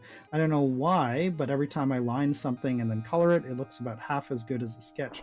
It annoys me a lot because it's been a curse I've had since I began drawing. I have no idea what I'm doing. Dracon, if it makes you feel any better, I have the same problem. Dracon, also the Mandy, you do not need a link permit or anything. At least in my chat, you should be fine. Just post the link. So when you're ready, it should post and you should be fine. I think it'll be, I think you said, Casey, right? Like what's allowed if it's posted in my chat, if it's allowed in my chat, then it'll be fine. Yeah. So the shared chat, basically our separate mod rules apply to each other's chats. So if something's allowed in my stream but not in yours, it'll come through on mine but not on yours, at least in theory.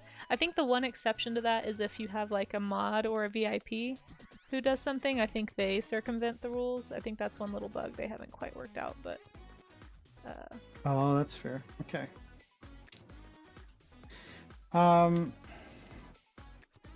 So I did want to address that with Dracon real quick. So I think like for me, it's about your art, like your process, right? Because maybe find a different way to approach color. If the coloring stage is the stage that you feel like you get stuck on, which I sympathize with because I'm somebody who genuinely color is kind of a scary part for me, but I've found like different ways to get around that. Now, when you're working with your stuff, Dracon, are you doing digital or are you doing traditional? Also, Mandy posted. I'm just gonna have a look. Ooh, do you mind if I share this on my screen and you can see it too? Casey? Oh, no, please. Yeah, I'd love to see it. Okay. Yeah. Love art tags. This is a beautiful Aww. Character here. Or a thief, looks like, right? Very cool. Yeah, this is wonderful. I love this thief character. With the you can see the rooftops in the background there. They themselves are on a roof here. This is beautiful, warm colored sky here. Yeah. Great pose too. I love the expression that you're getting in the face. There's a lot of like tension there. I love the lighting with the cast light here as well. You know, it looks like this is like a brief moment in the middle of a fight, maybe. They're resting on their, you know, they're resting on their knee there as they have a brief moment before they get back into the fight, or maybe I don't know, there's so many things that I look at that and I can be like, oh, maybe it's this, right? Maybe they were like in a fight and this is like, or maybe they had a conversation, it's a hard conversation, and they realize, you know what, this person that I thought was my friend, I think they're my enemy, and I think I have to fight them. And so they've picked up their dagger and they're like, okay, I don't want to do this. You know, they have this pained look on their face, like, I don't want to do this, but I think I have to. And that's why they've got their dagger out. And I'm sure there's like a specific thing that you've got with your character, Cosmere here, but still, I think like that's like what I look at when I think of that. Like, those are the kinds of stories that go through my head, of like that pained expression, holding that knife tentatively, right? Yeah, she doesn't like to resort to hurting people, but will. Yeah, I think that really comes across. That's great. That's wonderful. Fantastic work. And then here's something about oh, you've got a Moonrise Rabbit. Yeah, I was trying not to interrupt, but resub. holy cow, Moonrise Rabbit, thank you so much for that tier 3 sub. Holy moly, Yeah. I really, really appreciate that. It's extremely kind. I'm gonna add you to the sub zoo. Sorry, I do this for anyone on Carson's channel. I don't want to interrupt too much. Just if anyone's in the sub zoo or subs, let me know. Over there, I think. If there's a critter I can draw for you. But yeah, Mandy, this looks great. Thank you so much for sharing it. Yeah, this is beautiful. Thank you so much. All right, I'll let you go. You're free. You're free of the painting, and you're free you're free to have dinner. Thank you so much, Mandy, for the raid. And Moonrise, thanks for supporting an amazing, obviously you have great taste. An amazing, obviously you're supporting an amazing artist. And you're helping Casey do this full time, which is even more amazing. So yeah, it's definitely been, the full-time art thing has been a very sudden change for anyone who's not been around in a while. I am full-time now. My day job let me know last month that they weren't going to offer health insurance anymore for part-timers starting in 2026. So I had a pretty quick decision to make, and here I am. So yeah, I really, really appreciate any lurking or support like that. Thank you so much, Moonrise. And let me know if there is a critter I can draw for you in the sub zoo. I'm guessing a rabbit, but let me know if there's something else. I do doodles for subs on my channel, so if people sub or gift a sub, they can choose to have a doodle if they want. Highly suggest you do. So Dracon did answer the question, which was about whether or not they work digitally or traditionally. Dracon says, I do both digital and traditional, mainly digital these days. Okay, and so Dracon, I apologize because I can't think of the last time I've seen your art. But what is it that you find, like, if you can identify it, what would you say is like the difficult part of the coloring process? Is it the coloring process, would you say? Am I misinterpreting? Or would you say that that's accurate? It's the coloring process that proves to be the more difficult part for you.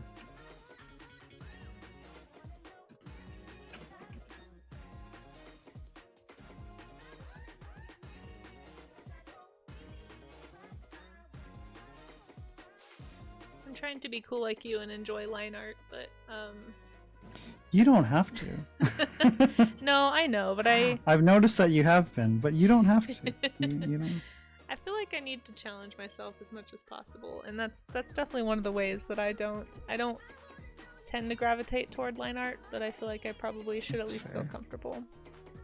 It is, I do like, I've gotten finally to where when I do line art, I do enjoy kind of like how you can exaggerate things with line. So I think as long as I can find something like fun about it, it helps, but Sure, yeah. I don't know. First and foremost, as long as you're having fun with it. I do feel a little looser tonight than I have in the past, which is good. does That's help good. for sure. That's good. I think I've slowed down significantly, and I think I need to I need to loosen up again. Got this like a. I don't know if I should have stuck with this pose so quickly. I think I probably need to refine it a little bit more before I do lines, but I'm trying to find things to play with. Hey, Dark Era, how's it going? It's great to see you. Welcome back in. Yeah, hope you've been well. Thanks so much for coming by. And when you say things to play with, like, give me an example. I just like stylizing, honestly.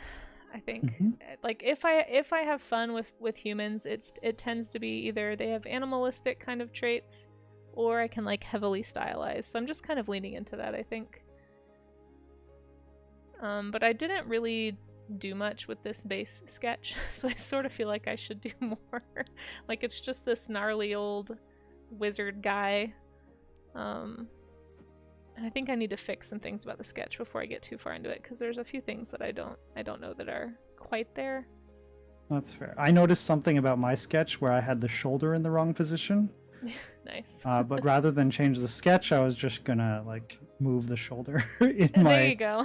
in my line work, and I think like that's another way to do it, right? Coloring process isn't difficult. It's just I'm never happy with the results. It just ends up looking flat, even when I don't intend for it to. And okay, so, but the line work side, you're happy with your line work, is that correct? Are you happy with like where you get to from a line work perspective? There's a direction that I'm trying to go in here. To be fair, but I figured I want to ask these questions in sequence, so.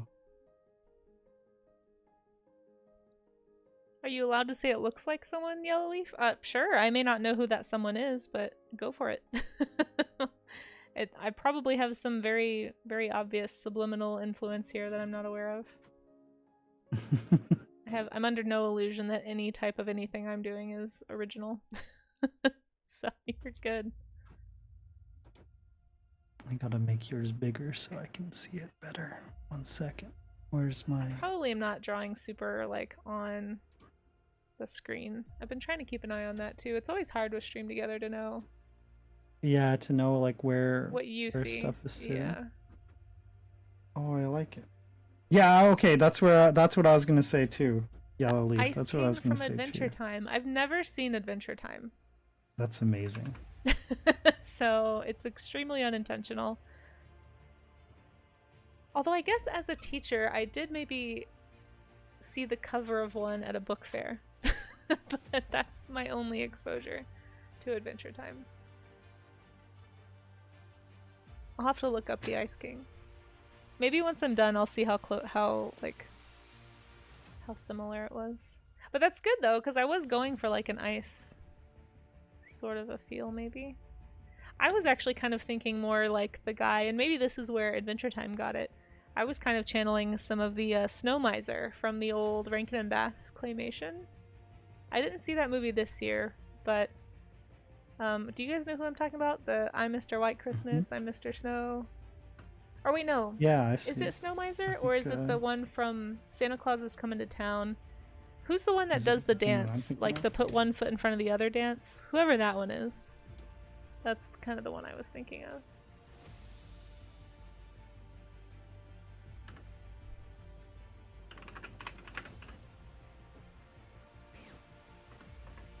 Lots of pokey things and wizardy robes.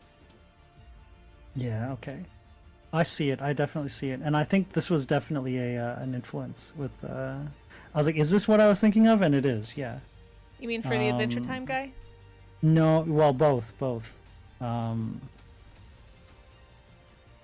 Because you're talking about... Yeah, who am I talking about? Mr. Ten Below. That song is so catchy, but I think I'm actually thinking of the Father... Was it Father Time? No. Who was it? You're talking about this guy. Let me see what Carson pulls up here. Yeah, that guy. That guy. Except for I did less beard. I see it in the nose, and I see it and in the hat too, the hat is like the sort of pointy. It is still like a nightcap kind of thing, but then there's also pointy bits to it. Mm. But yeah. Yeah, that guy. Memory unlocked. All of chat is exploding. Carson, you've done it. You've solved childhood. Oh my gosh, Carson, your character is like so far along.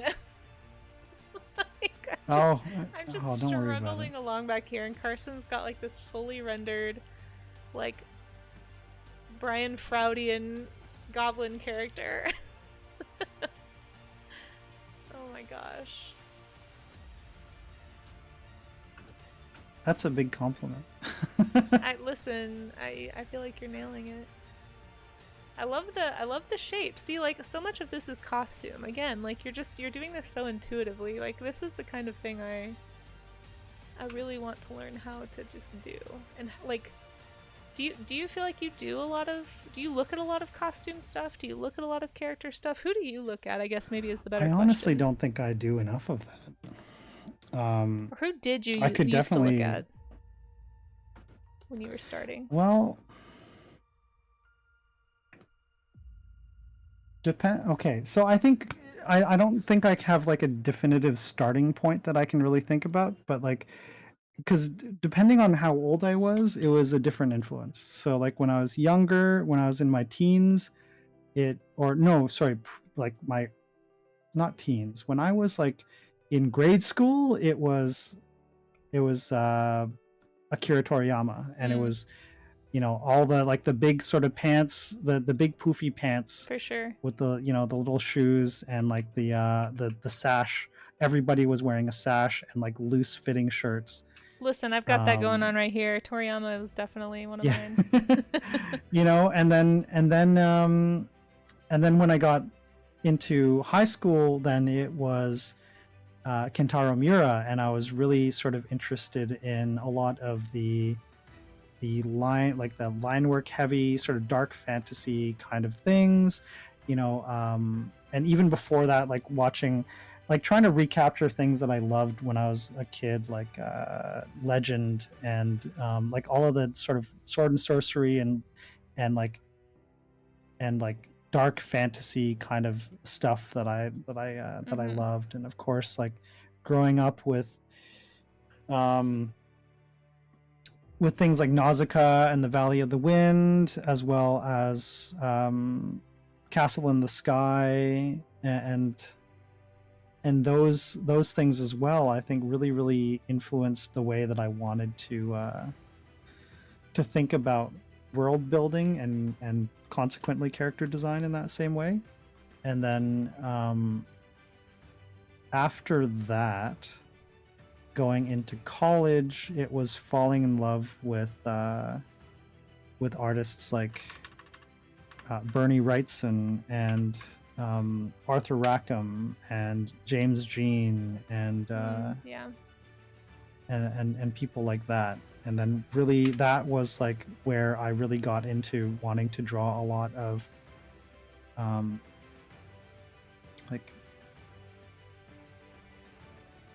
I don't know, like lots of like weird looking trees and like really beautiful, like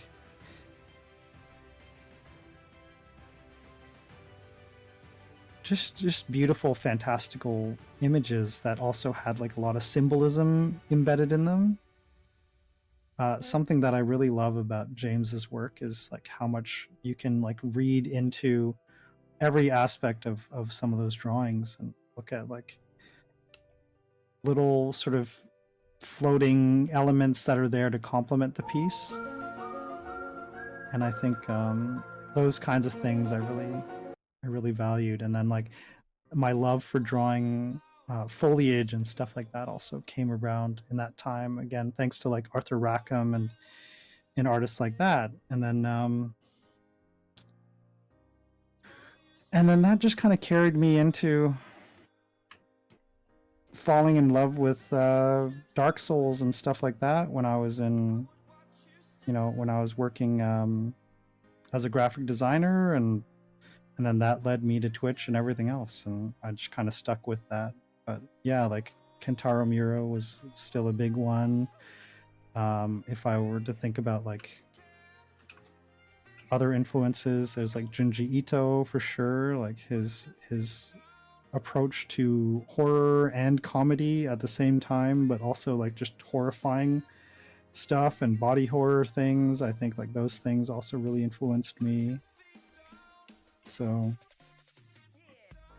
yeah, I think like a lot of those things like, all kind of come together.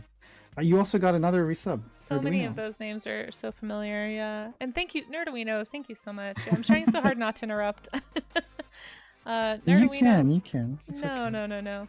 Nerduino, seriously, thank you so much. You guys should also be following Nerduino if you aren't already. Incredible science communicator here on Twitch. I was watching your awesome front page collab stream this morning with Tiny Toxic Tofu. That was super cool. Hope that went well. Hey, Charlie's Dragon. But yeah, Nerduino, if you want to be in the winter-themed like holiday subzoo, just let me know. Anybody who subs or gifts a sub can get added. We are hanging out with Carson Drew right now. He was talking about some of his... that pangolin there. Yeah, you like the pangolin? That's me. Oh, yeah. So cute. I love pangolins. There you are, right by the Christmas tree. Thank you again, Carson. So kind of you. No problem. It's a goofy little thing. I just feel weird accepting subs. This is really what the subzoo is. It's just me feeling strange, just accepting people helping me. So it's just a little thank you doodle if anybody who subs wants one. Yeah. Tatsu says, I'm so jealous I can barely draw, but I want to start. Hey, no better time. No better time. Drawing is just a very trained observation eye. And the ability to the desire to creative problem solve with whatever skill set you have. So I think I think you should go for it. But Nerduino, I hope you're doing well. I wanted to scroll up here and catch up with Dracon. Yeah. He said it tends to be hit or miss in terms of line work. It never looks good, but it sometimes is fine. I think with that, I'm just doing the lines too thick, but it always just seems to be not as flowing or as neat as I try to make it. I can definitely see that. Like when you struggle with like the translation between what your mind's eye has in mind and what your hands end up doing, it can feel like almost like some sort of disconnect where it's like, why aren't you doing the thing that I want you to do? And it can be very frustrating for sure. And I think it's something that I definitely struggle with too, where I have like a certain image in my head and it's like, why doesn't my brain do the thing? And I think like, why can't I translate like that signal from my brain into my hand and like just do the right lines, hand, you know, like what are you doing? Just do the correct lines. I'm giving you the right information, you know. But I think like it's about improving that dialogue, right? So like any kind of team effort, let's say, right? If you're working on a team and you guys are communicating with each other, I think like sometimes there can be communicative disconnects. There can be moments where one of you wants to do something and the other one just doesn't really get it or isn't quite there yet. And I think it's about listening to yourself as much as it is communicating with yourself and sort of responding. It's like a dialogue between you and your hand in a way. What does your hand want to do? What do you want to do? How do you compromise between those two things? Right. Listen to what your hand wants to do. Listen to what your brain wants. Make sure your hand is listening to what your brain wants to do. And that may be like a very like holistic kind of like way of like talking about it. But I think there is like something, hopefully something actionable within that, which is to kind of let your hand doodle sometimes and see where it wants to go, right? Shut off your brain and just let it draw. What does it draw? What kind of lines does it like to make? What does it feel comfortable making? Right? Don't direct it. Don't try to tell it where to go, but see where your hands take you, right? You threaten your hand into listening to you. Yeah, you hold a knife to it. Sometimes you have to. Those hands are tricky. And Steve Steve, how's it going? It's good to see you, Steve. Yeah, how are you doing? Welcome in. I'm doing a co-stream with a good friend. This is Casey Snow Art. Hi there. Incredible, incredible artist. That's her right there. Mm. And this is the beautiful work that she's doing right here. And yeah, so we are doing a co-stream. We're doing something that that Casey does roughly once a month called Character Camp, wherein folks in chat get to tell us what to give us little prompts for character design, and we explore character design together. And so we're each taking those prompts. The prompts were gnarled, oddly horned / antlered, and devious, as well as shiny, and we're trying to sort of take those elements and see where that takes us as far as character design can go. While talking about that, or just talking about the art process in general. But yeah, so that's what we're up to. But it's good to see you, Steve. Hi. Thanks for coming Yeah, back. we are kind of witch and wizard, aren't we? Oh yeah, we kind of accidentally did that. That was not intentional. We didn't like talk about that beforehand. No, we did not talk about that ahead of time. Just sort of happened. That's funny. Yeah, how are you feeling about yours? It's okay. I think there's some things that I want to. I think there's some things that I want to change about it. The feet don't really match, so I might need to adjust one of these feet. I think there's like, I also feel like I'm allergic to just like bare. This is sort of the I'm also someone who loves creature design, right? So I think there's something about like bare legs that is also something that I'm like, how do I change this? So then I'm thinking like, oh, what if I put boils on her legs? Or what if I like what if I make like her legs, her feet muddy? Maybe they've been trudging through mud, so now they're like all covered in dark muddy debris and stuff like that, right? So thinking about those things in terms of how do I add elements to this that feel more creature-y, even though of course, you know, she doesn't have to be. Could be anything, but yeah, those are the kinds of things that are going through my head, is like, how do I adjust that? And I find like that's the other thing about drawing this stuff, and my secret with character design is that maybe I'll come up with a silhouette that I'm happy with, but all of the details that go into it is the journey, is the figuring it out, is the randomness of like, oh, what if I do this? What if I do that? What if I change this? What if I add this thing onto it, right? And explore, right? I don't have to have the whole concept from the get-go. And I think that's like the same way that like Steve, not Steve in chat, but Steve Sketches was saying the other day. So I rated Steve, and Steve was talking about happened to be doing like a traditional pen sort of illustration, and was just kind of making it up on the fly as he was going. And he was talking about that process and how I also did that process a lot when I was working traditionally. And how the secret behind that isn't that we have the whole image in our head when we start, but rather that we explore it as we go. And if we overshoot a line, then that's the new line, and we find a way to change it, right?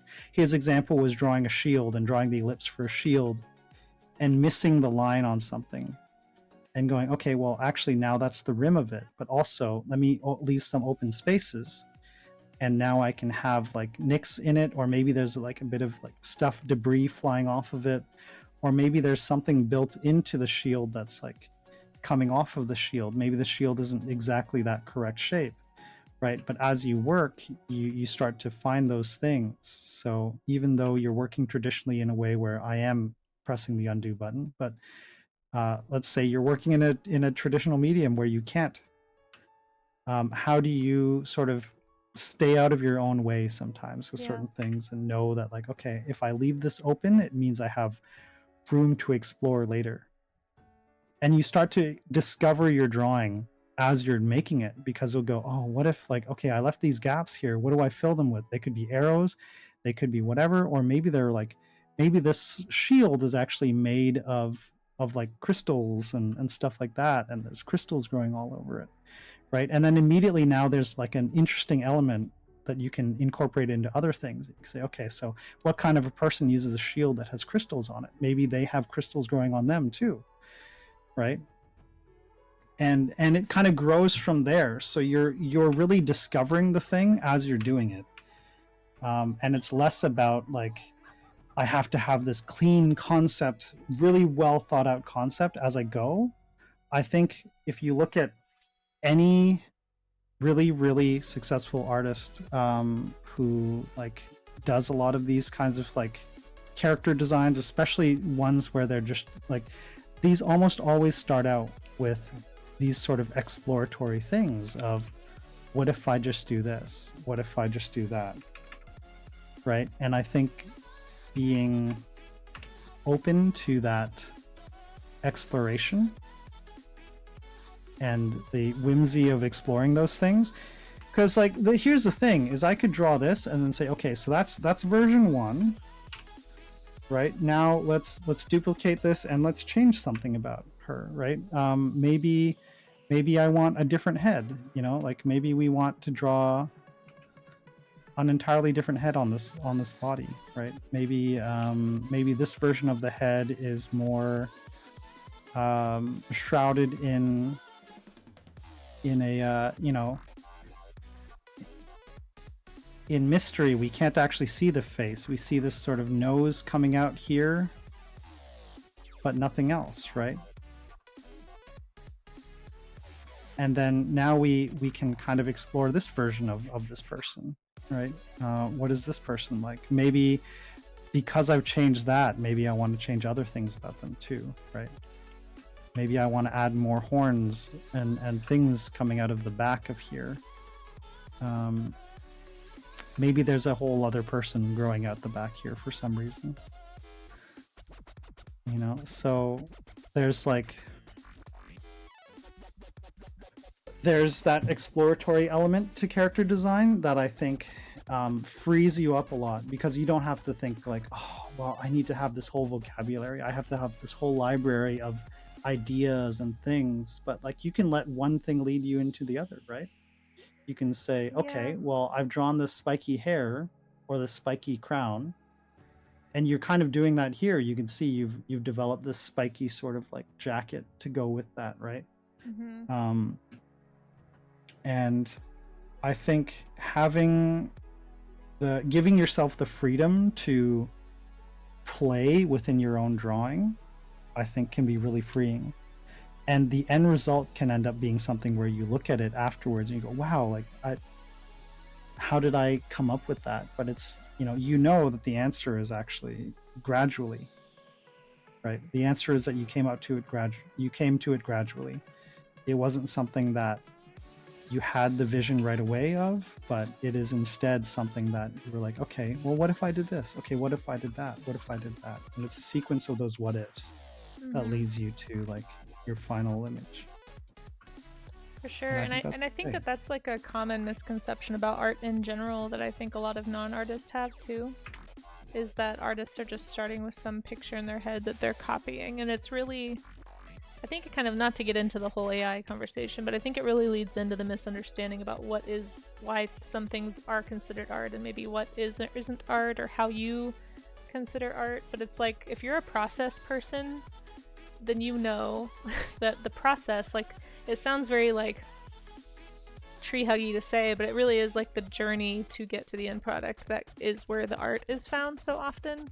Because like all those little decisions that you have to make, like that, the art kind of reveals itself as you make it. Especially if you're working traditionally, because you don't have the undo button. But I do still think that there is a little bit of a skill issue sometimes. Like, like for example, I could say like, okay, I want to use this mistake to put like some spikes there, or maybe I want to make this ice crown look more icy. But like I can have that idea, but when you hit that wall against I don't have the technical skill to do that, to solve that problem. I think that's a lot of where people get frustrated. It's certainly a lot of where I feel like I kind of hit a barrier, is especially with like what is even possible with costume design. Like as far as having some kind of a knowledge base to pull from, I think it does help, because like you can pivot, like when you do mess up or when you do find a new avenue as you're working, it's easier to kind of make that decision on the fly of like, oh, I'll just do this instead. But if you don't know how to execute that, like it can be a little bit more, it can feel like a roadblock where it can make you kind of want to give up. What's stopping you from then going to Google and doing an image search that says, I don't know, ice? For sure, no, for sure. Like ice person, right? And then looking at what you like out of that. Or you could look up like, okay, let's look at like, what are some people who live in some very like cold climates, right? We could look at the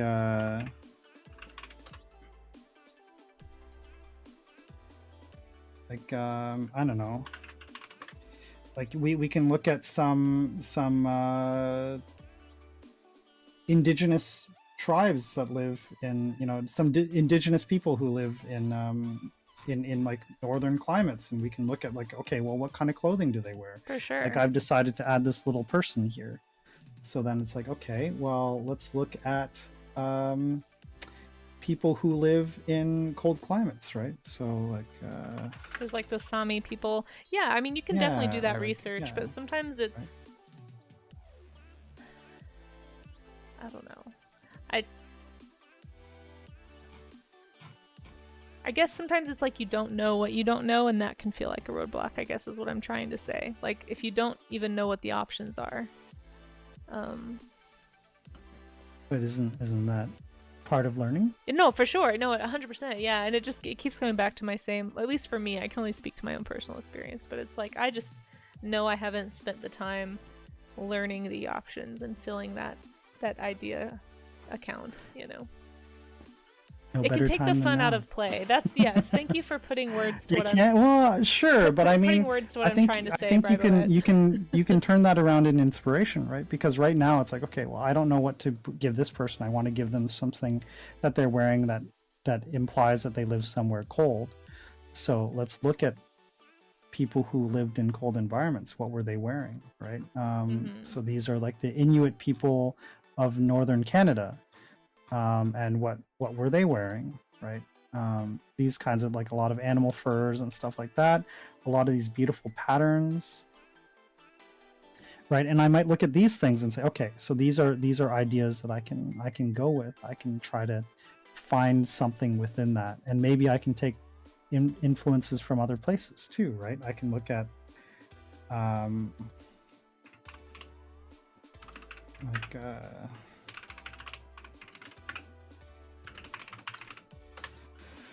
I don't know. I'm literally looking up the words northern traditional clothing, and I'm going to see what comes up, right? I might get AI slop, but I might not. And I can look at like what are some of the things that I can see that, like, as long as I find a website that isn't full of that stuff, I can take some inspiration from that.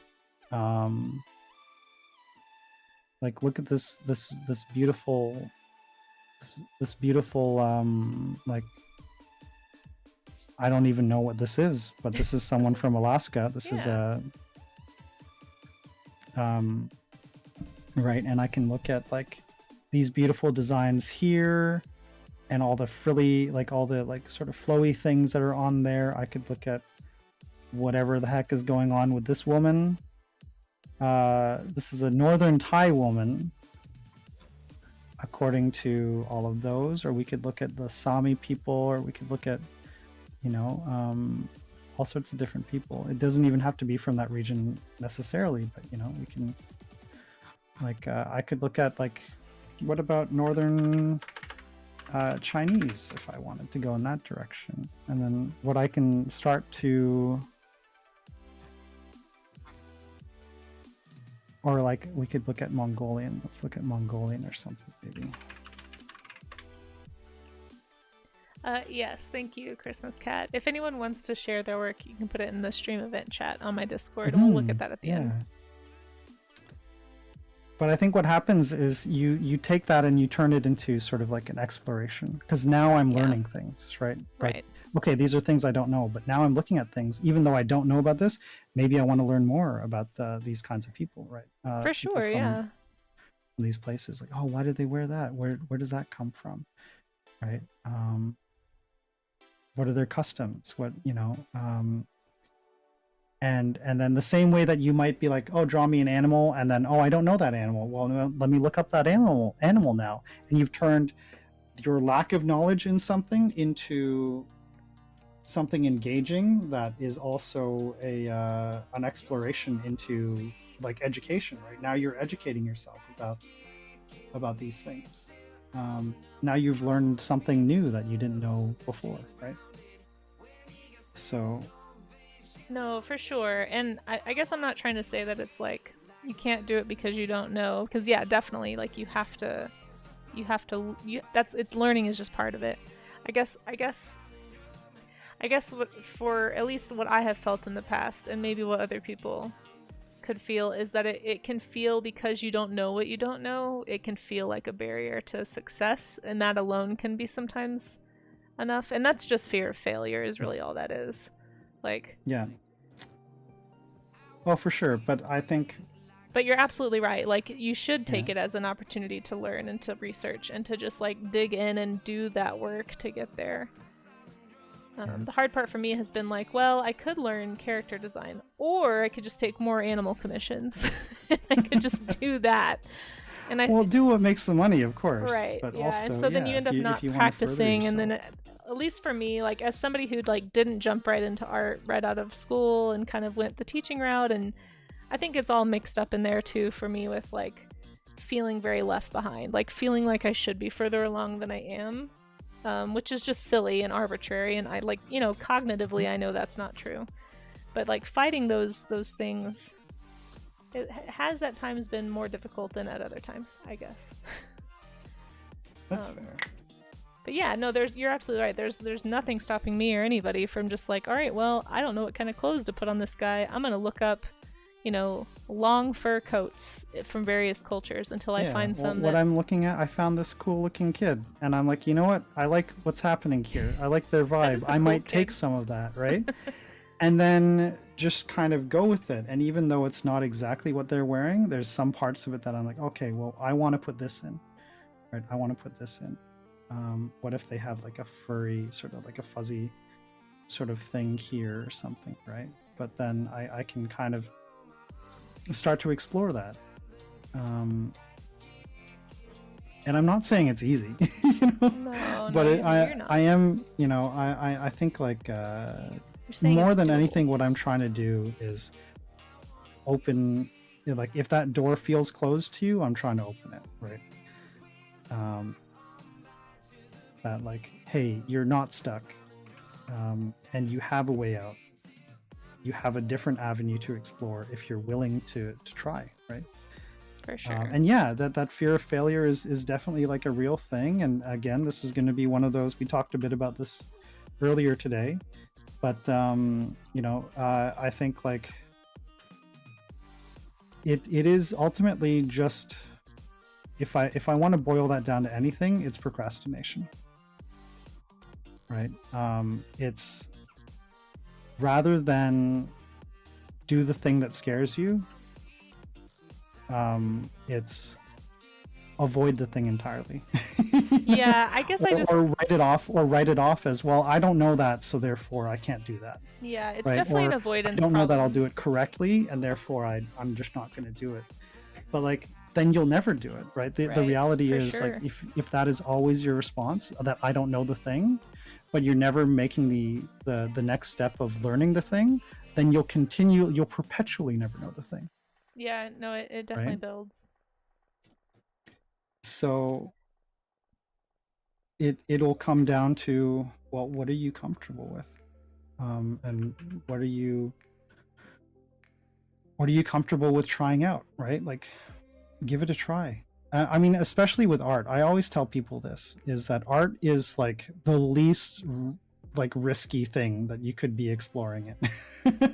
Really? You feel like it's not risky? I don't think it's risky at all. Like, unless your job is on the line, sure. But I mean, like, when we're talking about like just doing a character design, like a character exploration thing, I think like even if you want to talk about like what people like to see in a job, I think like there's an aspect of, okay, do the safe thing, but I think more than anything, especially if you've been hired as a concept artist, it's to take the risks and explore the parts, the things that you normally wouldn't do, right?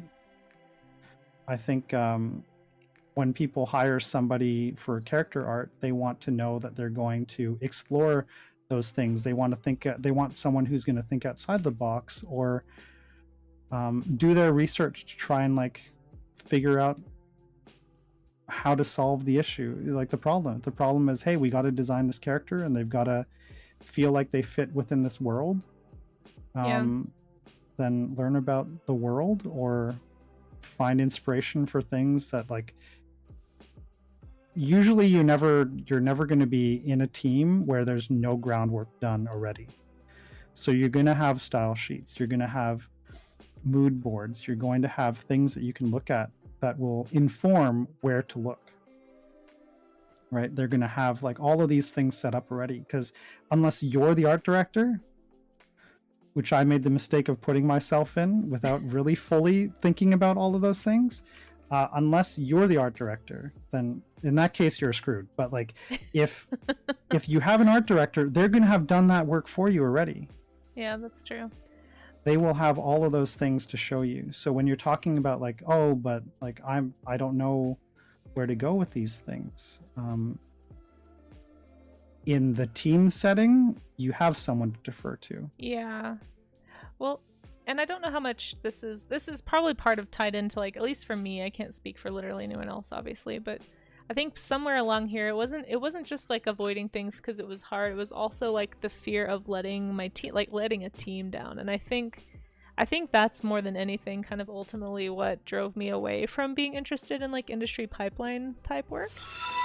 Spectre, thank you for that follow.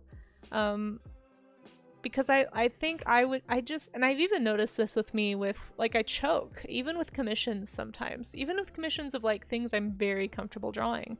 I have a very hard time getting outside of my own head, and this is obviously like a personal, like, psychological issue that I'm not trying to like hash out here right now. So don't feel like you have to like have an answer or anything. But I think I'm just trying to talk through it a little bit, because I don't know if there's somebody else out there who feels this way. But I think that's why for me, I kind of have leaned more recently into just wanting to explore this, just because it's a skill set that I want to learn to enjoy. Because it was, I think, at least for me, so tangled up with like avoiding because it's hard, and I don't know what I don't know, and I don't know where to start, but also that I might let somebody down and I might not be good enough to like be on that team or to like be a part of that pipeline. And so just kind of staying in my lane, I guess, of like creatures for a long time, which was fun and comfortable, and you know, and I think that's okay too. Like, I don't think you have to like want to work in the industry to do that, but I know that there's a lot of people in like on Art Twitch and like in this chat even that are like, that's a dream of theirs. And so like, if you are somebody who struggles with that, you might want to like not do what I did and actually like deal with that feeling, and do what Carson is saying, and actually just like dig in and not fear failure, because it's not going to get you to the place where you want to be. Yeah, I don't know, but I think for me, yeah, I don't know. So for me, it's kind of tangled up in like, yes, avoidance, but also like, I guess that's the same thing when you avoid something because you don't think that you're gonna know how to do it. I guess it's kind of the same thing as being afraid of like letting others down. But the team aspect, I don't know. You've worked on more teams than I have. I think the closest I ever got to working on a team was like a very small comic project years and years ago. But it was pretty independent. Like, we just kind of threw all of our stuff together. We didn't really like collaborate. Because because I don't know, my understanding about like a lot of those projects too is sometimes you'll get teams where you have a lot of people who've been in the industry for a long time, and then you'll get some like fresh off the boat, like, you know, newbies who are just encouraged to kind of do what you're like, do some exploration and just kind of learn on the job. Is that something that you feel like you often have time for in team environments, or is it does it depend? It'll depend on the team and what their project is, but I think I think like the more you talk through those things, like, so this is going to be something completely outside of what we're talking, like what we initially started talking about here, but like I think with a team environment thing, oftentimes, like, I think teams and management will find it more difficult to work with you if you're asking fewer questions, right? So if you are, because they want to know what you're thinking, they want to know what your process is, they want to know how engaged you are in the thing that they want to have done. And so if you're just sitting and stewing on something silently and you don't know what you're doing with it, that's one thing. But if you then turn around and you go to your manager or whomever, your art director, and you say, hey, I'm struggling with this, do you have ideas for where I can look? Or I'm struggling with some ideas here in terms of how to do this. Yeah. I think that shows you much more as a team player, much more as someone who's willing to, as a communicative person. And these are the kinds of people that I like, me personally, I would want to work with. If someone's having trouble with something, I want to know about it. I don't want to hear about it 6 months down the road when we have to have a final. Yeah, that's true. And they put something out that they're not happy with, that feels choked and uninspired, or feels like it is outside of the scope of what we're trying to go for, because they just sat on it by themselves in a vacuum without consulting the rest of the team or their managers or whomever that they could have spoken to about it and said, hey, I don't know what I'm doing. And I'd much rather someone say that to me, and not so that I can give them the boot, but so that I can say, okay, let me help you. Right? Yeah, that's such a good point. Because ultimately, when you're working on a team, you're working on a team. Yeah. Like, these are people who are there to help each other, right? You're all trying to succeed. You all have the same goal. And I think it's the same mentality behind there are no stupid questions, right? That's what prevents people from asking those questions. That's what prevents people from learning new things, is because they go, oh, but this is a stupid question. I shouldn't ask this question. People will think I'm stupid if I ask this question. But you know what? If you genuinely don't know, how are you going to learn it otherwise? Like, unless you're going to take the effort to the initiative to go and look it up yourself. How are you going to find out otherwise, right? Very wise words. Is it okay to call you Art Dad? Or do you hate that? It's very strange. I don't know. I feel like we're getting advice from Art Dad. But in like a good way. Work culture has turned into a fear of losing your job a lot lately. Yeah, so here's the other thing is, like, I guess I did lose a job in 2022. And I think, like, this is also kind of a result of that. There were a lot of moments where I was afraid of looking like I didn't know what I was doing, and so I wouldn't talk to the people that I was meant to be talking to about those things. And it would boil over, and then I'd have moments where it's like, hey, I'm struggling with this thing. And they're like, okay, well, why didn't you say something about it? You know? And so it's reflecting on those things that I think helps me come to these sort of points of advice. Warhouse Bard, thank you so much for gifting those subs. What the heck? Oh, Warhouse. That was so kind. Yeah, I don't know what a shared hype train is, actually. I guess it's a hype train in both our... Oh my gosh, Warhouse. You didn't have to come over here and do that too. Thank you so much. That's incredible. Gosh. Thank you so much. What is the shared hype train? Let's find out. It's like a hype train, but you but for both of but you Thanks. share it, I guess. Yeah. Thanks, Warhouse. That clears it right up. Very well explained. Yeah. You're so wise. You're like hype train dad. I'm gonna write your name There on we here.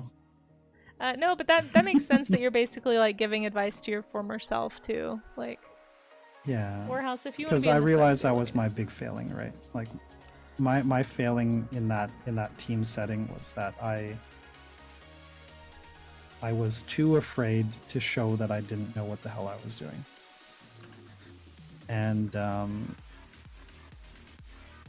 that was one thing, I think. And then there were a whole slew of other reasons that job didn't pan out. But I see. you know, I think like one of the main ones that I look at in terms of like how I could have done things better, how I could have been a better team player, how I could have grown more, used all of those opportunities to grow more rather than like stew in my lack of knowledge. Yeah.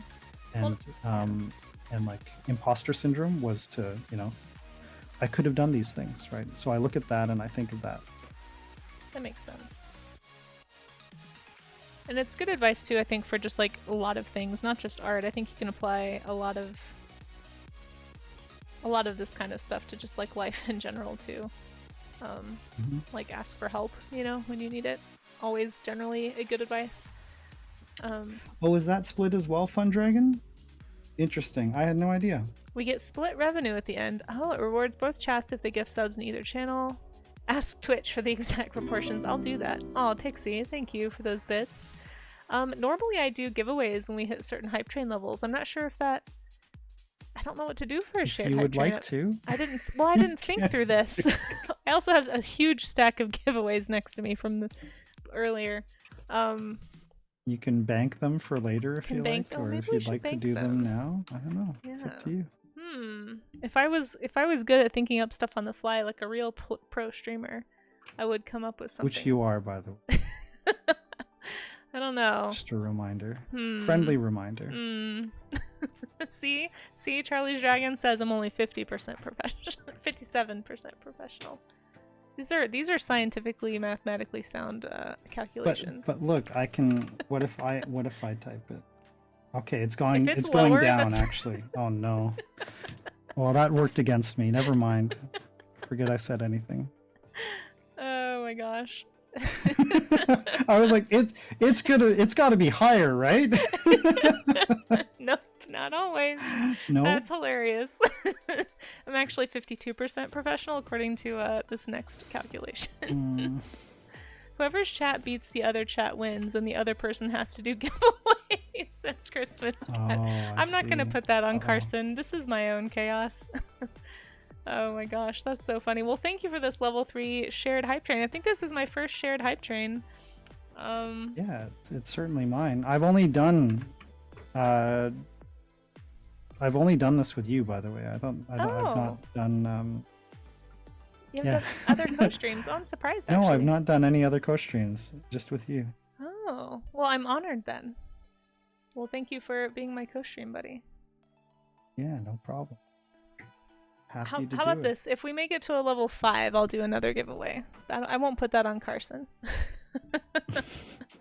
But Carson is also incredible. If you guys aren't following Carson Druid, you can see from what he's doing on stream here, it's just incredible work. I am sitting at the feet of the master over here trying to figure out how to draw people. I think yours looks wonderful. It's a guy in a bathrobe. Oh, Pixie. And what a guy. What a guy. Pixie, thank you so much for gifting that. Pixie, are you in the sub-zoo? And then Carson, I think I saw you also do something first. Am I misunderstanding? You do like a tarot? What is it that you do?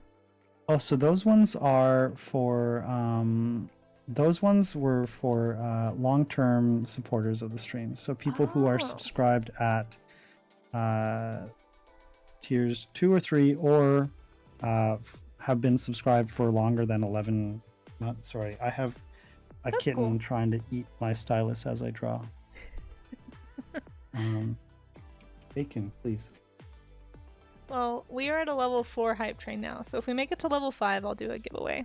Just for fun. I'll let Carson pick the giveaway.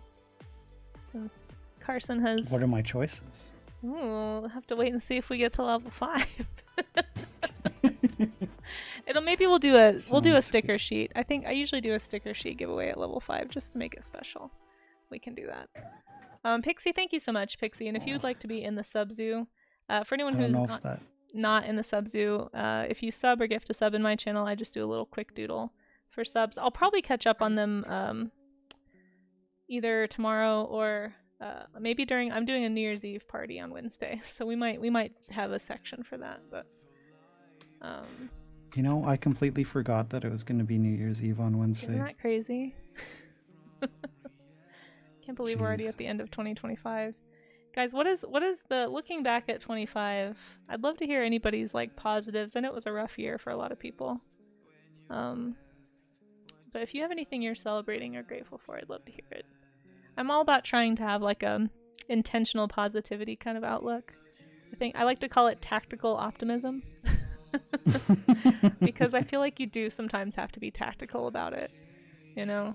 It's really easy to stay negative. So Christmas Cat, that was mine too. And it's a very sappy answer, but it's a real answer. Is actually getting to know you. Because we didn't really start talking to each other much, I think, until this year, really, right?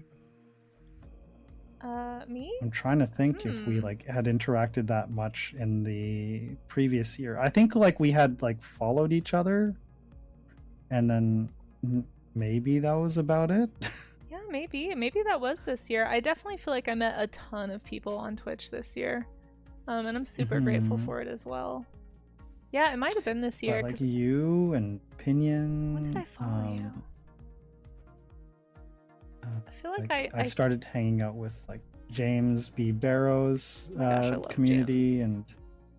and Kirsty a lot more, and yeah. So that was also something that that happened more this year. Like they had come and like said hi to me before, rated, or you know, or I've stopped by their stream once or twice, but like it was never like something where I felt super compelled to do more than just lurk. Yeah. Until I think this year. So yeah, 2025 was definitely the year of like getting involved in Twitch art communities and science communities specifically for me. And yeah, getting to know everybody has just been so great. Fun Dragon says, getting back to work, being able to support myself and others, and getting active in the Twitch community, that's awesome. Well, we're happy to have you, Fun Dragon. Congrats to everybody who's had some positive stuff. I know it's easy to focus on the bad, but if nothing else, the fact that you're here right now is a positive, at least for me. Yeah, I've been really trying to focus on that because this was definitely this year and like the end of last year were definitely like big down notes for me, and I think you know, yeah, there were a lot of things that happened this year that I think were very, very upsetting. But I think at the same time, there were also, especially like the later part of this year, I think has been filled with nothing but good memories, and I'm choosing to sort of focus on those things more than anything else. Oh, that's great. So, yeah. Well, I think this hype train is shared hype train, whatever that means, is wrapping up. So I might just do. I feel weird not doing a giveaway. Half for of a giveaway. Maybe we'll do a so sticker. You'll draw the winner, but they don't get anything. We'll do a sticker giveaway instead of a sticker sheet. How about that? There we go. That's better. That's better right there. Half of a giveaway. Hey, you win just for fun, but you don't actually get anything. You win, but you don't get anything. Half a sticker sheet. I mean, technically that's about like one of my stickers. Yeah, the sticker sheets I don't have as many of. You so just grab a pair of scissors and oh, you like the Stegosaurus? Okay, let me just give you half of it. We're gonna who is that? King Solomon these stickers? Just cut them in half. There we go. Oh, what did I get?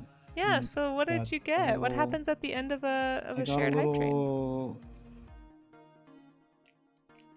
A little popcorn munching person here. I don't think I got anything. I must have had that one. Oh Well, yeah, if you've had one, if you've gotten whatever, like sometimes it'll give you that message like, "Congratulations, you've earned all the badges that you can get, or like all the emotes in this tier or whatever." so it is it is kind of weird. I guess I'll make an exception this time. Normally, so since we have a shared chat, normally when I do giveaways, my only requirement is that you're a follower, but because we're doing a shared chat, I don't want to put that requirement out there because I want people to feel like they have to follow me just because I'm barging into your chat. So yeah, we'll just say this will be a general giveaway for, if that's okay, Carson. Do you mind if I do a giveaway right now, or would you No, prefer go I for didn't it. do Go that? for it. Absolutely, go for it. Okay. So real quick, in honor of this very generous hype train, we're gonna do a sticker giveaway. So I'm gonna switch really fast on my side to the sculpture cam so you guys can see the options. Here we've got these two. I got these art gem stickers in honor of all the things we've been talking about how you have to, work to get the bad out. We've got this no paint, no gain motivational sticker, and then get the bad drawings out sticker. So exclamation point enter once you see it in the chat. Let me get that pulled up really fast, and then I'll just say anybody. I think it should actually. I've never done this before. I wonder if it'll do it if you're in Carson's chat. Let's find out. This is just a new experience for everybody. Let's do create giveaway. Shared sticker. Just so that I can remember it's not all in my chat, but let's see what happens. Let's see what happens. I'm gonna say 1 minute. 1 minute to enter, exclamation point enter to win. Let's just see what happens. So if you would like to win a sticker from me, type exclamation point enter. I'm actually curious if somebody types it in Carson's stream, if it will accept it for my MooBot. For science. For science, yeah. Somebody enter in Carson's for science. Oh, I do see an exclamation point enter on your stream. From Fairy Foundling and Dr. Soulbrew. Oh, it's not showing up in MooBot, so I wonder. Oh, wait. Oh. Oh no, that's because Zix entered on mine, I think. Okay, yeah, looks like they have to be in your chat. You to might enter. have to come over to my chat then for MooBot to tell. I wonder if I ran it Okay. through a different bot like Streamlabs, like one that we both have, if it would take it. I'm gonna put 30 extra seconds on the counter, so that people who want a chance to earn a sticker can come over, have time to come over to my chat. Come. Yeah. Yeah, I'm if you like tempting- the I'm sticker, tempting. they're wonderful stickers. I actually have. Where's another one that I got from you? You sent me another one recently. Where's that envelope? Oh, do you It have might one? be in the other room. Yeah, you'd sent me. Oh, I'm glad that it got to you. I always get worried when I send stuff. Alright, just about 10 seconds left to type exclamation point enter. It looks like unfortunately you do have to come to my chat, so I apologize. But I'm not going to have a followers only rule. Normally I do followers There's only. Soulbrew doing it in there, yeah. Alright. 5, 4... I believe this is worldwide shipping, yes. It is worldwide shipping, yes. Anywhere in the world. Yes. Totally anywhere in the world, because I can put these in a little envelope, and I think the postage is like $1, so it's not that bad. Alright, last call. I'm gonna draw in 3, 2, 1. Zix, you are the winner. Zix, did it announce Amazing. it? Congratulations, Zix. Let me know if you'd like the no paint, no gain, or the get the bad drawings out sticker. And enter. Congratulations. GG's to Zix. And then we'll get back over to the stream together scene. Blink. There we go. Well, I'm glad you got your stickers, Carson. Did you have a good holiday? I don't know if I actually answered. Yeah, I had a good one. So, So Zix, here's your options. Just let me know. what did I do? We went to my my fiance's grandparents' place for Christmas Eve. We almost said New Year's Eve. For Christmas Eve, and we spent the night there. Or sorry, she spent the night there. I went back to take care of the cats because the kittens are still too young to understand what the hell is going on. This is their first Christmas, I guess. So, so yeah, they're just to have somebody at home, and then first thing in the morning, I drove back. We opened presents, and we had like a good breakfast. We usually have like a nice breakfast at her grandparents' place. It was pretty quiet there this year. Her parents were supposed to come down with us, but like they live like closer to my hometown, like north of Toronto, anyways, where they live, and they couldn't make it, so it was pretty quiet. It was just the four of us. It was me, my fiance, her cousin, and her grandparents, and that was it. So a nice little quiet dinner that we had together, and then the next day we went to her cousin's place, or her aunt and uncle's place, and that one was like a bit of a bigger one, because her aunt has four daughters, so a bit more of a rambunctious house. But Yeah, so we were there for that, and that was really, really good too. We had a lot of leftovers. Ate way too much food, but yeah, it was good. It was good. It wasn't like too involved, too crazy. I didn't get to go back to see my side of the family, but that's okay. I'll see them later. So it's okay. Well, but yeah, how about yourself? You also got to see some family, I believe, right? I did. Yeah, it was also pretty quiet. Sometimes quiet is nice because it also means there's no, unnecessary drama or anything like that. Yeah, I went down to Texas. It's like a 13-hour drive, so it took a minute to get there. Sure, yeah, wow. Did you do that in one go? The first time I did, yeah. Getting there, I went down in one go. Coming back, I ended up stopping by an aunt and uncle's place to visit them and spend the night, so broke it up in half. I've got family in Amarillo. I don't know if you know much about, probably not too much about Texas geography, but it's up in the Panhandle. So it's about the halfway point between Colorado and North Texas where I go. Nice. Yeah, so it wasn't too bad. But yeah, 13 hours is a long way, and I did it solo, so it's kind of just tedious, really. Do you what do you do? Do you put on music, or do you put on audiobooks, or? I used to do more audiobooks, but I haven't been able to get as much out of those, like podcasts and audiobooks. I don't know. Sometimes I do better with a podcast, but Sure. Yeah, this time I just did music the whole way, frankly. It sounds cheesy, but like the way down there, I just listened to Christmas music, more or less, trying to get myself in the spirit, I was having a hard time. I think it snuck up on me this year, kind of like last year, because it was so close to like American Thanksgiving. I think that was just like 3 weeks ago. So it just feels very like all of a sudden Christmas. And I wasn't quite, I don't know, just kind of busy, but yeah, just, listen to music. Sometimes I play the what's on the random country radio game, because you just never know what kind of signal you're going to get out there in the middle of nowhere. And I'll flip through radio channels just to see what I find. Sometimes you find some very like obscure indie stations that are like, what in the world? That's fair. And thank you for that follow, Dr. Soulbrew. You like that in my stream, the tomatoes in the focus? Are you guys only seeing tomato? Oh, is it? I'm sorry. Very prominently on screen, isn't he? I think it's great. When your arm is on the screen, it is funny. Tomato is important. Yeah. It's true.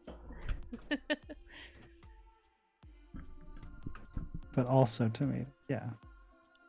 Oh, I'm sorry, Zix. No worries. Take your time. I'm not going anywhere. I'm probably gonna slap some color on this guy. Go for it. And I don't know. I want to get the shiny in. Shiny is the only one I haven't really incorporated very much. I just put a shiny coin that she's tempting this child with. That's the devious part too, I guess.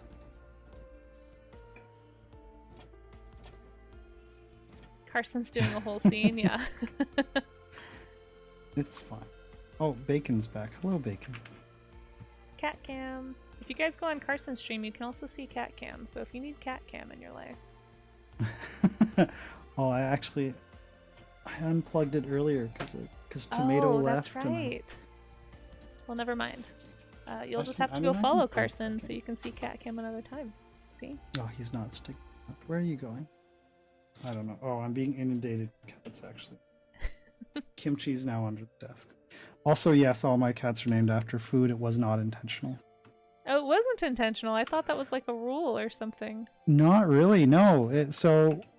Tomato came with the name. He was the first of our food-based cats, and then because we got him from the Humane Society. He was a surrender, sadly. He was 3 years old. So, yeah, his previous family couldn't afford his vet bills. So we ended up with him, and then after this was like part of the sad part of this year was losing 2 of my cats. Yeah. And after they both passed away, on my way into the vet to pick up my one cat, our oldest cat, Nemo's ashes, Bacon was there. He was not named Bacon at the time. In fact, he didn't have a name. He was found as an abandoned kitten in a cemetery. And we figured, okay, well, maybe we can take him in. And we had to wait for him to go through getting lice treatments because he had lice when they found him. So he had to go through those treatments. But while we were waiting, the die had been cast in a way, and we had just immediately, we were in adopt a cat mode. And so we had gone to the, after meeting him, we went to the Humane Society, and then we ended up adopting a cat, an all-white cat, who we were juggling around a whole bunch of names, and then we ended up landing on Chowder. I love it. So then he was Chowder. And then 2 weeks later, Chowder was being very clingy, and we were like, okay, well, actually, he should have a friend. So then, and I don't think we can wait as long as it would take for us to get Bacon. And also, Tomato wanted nothing to do with him. Aww. So we're like, okay, well, let's get him a friend. So then May went and she adopted another one. Her name was Chi-Chi, as per like the sheet on her thing. And May changed that to Kimchi. So yeah, Chi-Chi became Kimchi. Love it. And then finally Bacon was done with his treatments, and we ended up adopting Bacon. His name was Sonic initially, is what the foster, it was actually one of the vet techs, so she fostered him, and that's the name that she gave him. And we were like, okay, that's fine. But then May was like, what if we named him Bacon? It's like, okay, I kind of like Bacon. Bacon is pretty funny. So yeah, it wasn't fully intentional. It just kind of happened that way.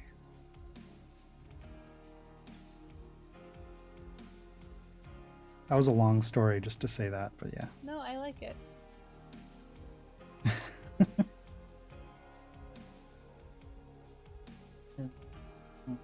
Yeah, none of them seem interested in just hanging out on the desk, so. And thank you. Did we wrap up our conversation earlier? I don't remember. The shared hype train was distracting. I don't know. What was? Can you remind me? Did I not answer a question? The conversation was about art process, procrastination, sort of worrying about what you don't know in terms of art, and then my solution was to find out what you don't know. It's a good and ask the questions, because like having gone through the process of losing a job and everything, because I felt like I felt that I didn't know what I was doing, the imposter syndrome and letting that stuff get to me. And of course that also happened when I was when I'd started my company and when I was trying to make a game. A lot of those feelings were there too. Except I didn't have someone to defer to. Really, it was like, well, I'm the art director. I should know these questions, and I don't. And so, like, I should know the answer to these questions, and I feel like I don't. So, like, that was really like a tough one for me. But trying to wrestle with those ideas and everything, and like, it really is just what I found was so you know Dolly, Dolly Sai. So Dolly ended up being like, and so I met Dolly through a friend of ours. We'd known each other for years and years now, like in person. And there's a friend of mine from college actually that introduced us. So we ended up being friends through her, and so I just started talking to Dolly about these things, and like talking about, hey, this is where I'm struggling. These are the things that I'm having trouble with. And at almost every turn, the answer was always like, no, Carson, you're wrong. You're doing great. These are natural feelings, and I guarantee them, if you are feeling them, like what you are feeling is what everybody feels. And if like every art director, every person who feels that kind of responsibility, they struggle with these things too. Most of them, right? Unless they have like decades of experience under their belt already of this kind of work, like they're going to be struggling too. And I think that's okay. And there's resources. There's like other people online that you can talk to. There's other art directors. There's other like indie game dev communities that you can talk to about these things. And so like, and there's even like government like assisted like resources that you can go to and stuff like that. And so the more of that I was introduced to, like, it didn't necessarily save us, but it was like the kind of thing where I definitely felt less alone. Yeah. And it reinforced to me the idea that like, hey, if I don't know something, there are people that can help you with it, right? Like it's the same thing when you think about like the reality of like, okay, we always thought of our parents as people who just knew everything, right? You have a question, you have a problem, you ask your parents. And as you get older and you become like the age that they were, or you surpass the age that they were when you were born, and you realize that like, wow, nobody has these things figured out.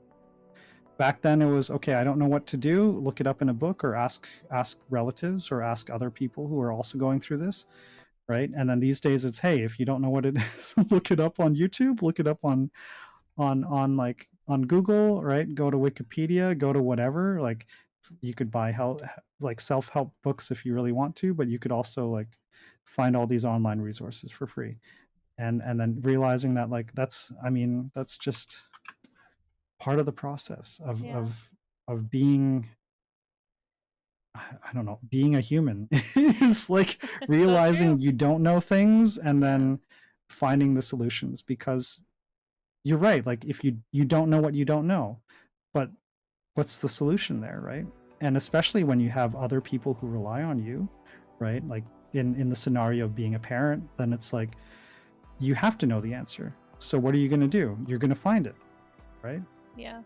And I think like it applies to this too. You don't know the answer, find it.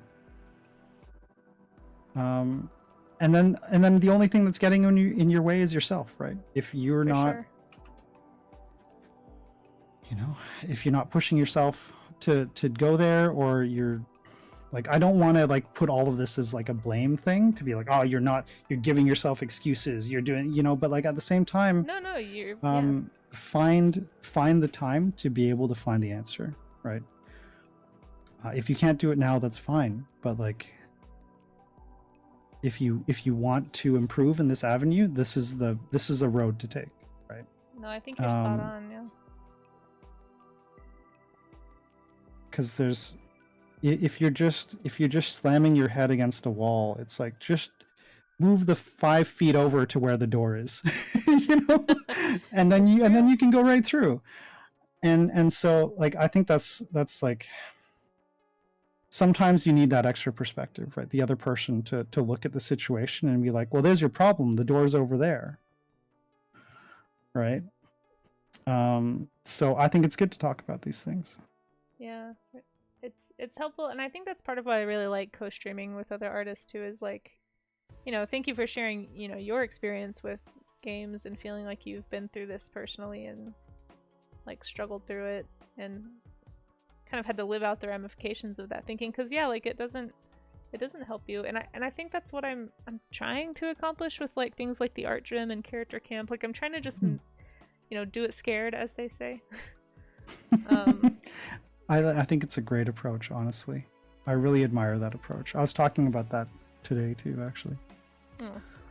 Well, it just feels like there's no other option. Like I've already failed a bunch, like I had to fail a whole bunch before I was like, well, this isn't working. Like I haven't like been able to make, hit my career goals yet, or like do the things that I really want to do with my work. And it's sort of like you get to a place where it's either you sink or swim, and I guess it's time to start trying to swim because sinking's not fun. And that's sort of how I feel about it. I don't know. But I do think I don't really know if anybody has the answer to how to get over the fear of, well, I don't know, probably somebody does, but just like the internet in general and social media in general just not helping, I guess, with all of that, where you just feel like everyone is always putting their best work out there and you feel like you're constantly behind. I don't know if you have ever been on like the secret is everybody is silently screaming. Yeah, no, it really is. Yeah. And it's like the Facebook effect. It's the Facebook effect, right? It's the wow, everybody else is doing hunky-dory except for me. And it's like, well, no, they're just showing the best parts of what they can show of their life, right? The same way that you probably would, right? And that's it. Like that's just the perspective shift of that is like, these aren't people that are better than you. They're struggling the same way. These aren't, your parents didn't know everything. They were struggling the same way. Right? I think just learning to ask for help is like the hardest lesson that I've been trying to learn.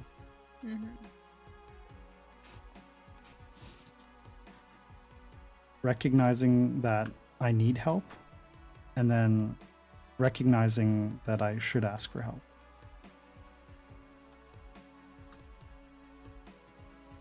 And if you can do that, then I think you're in the right spot.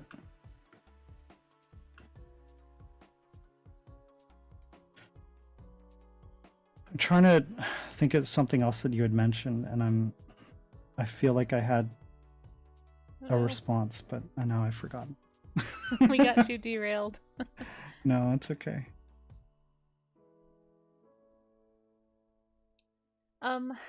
I was gonna see what time.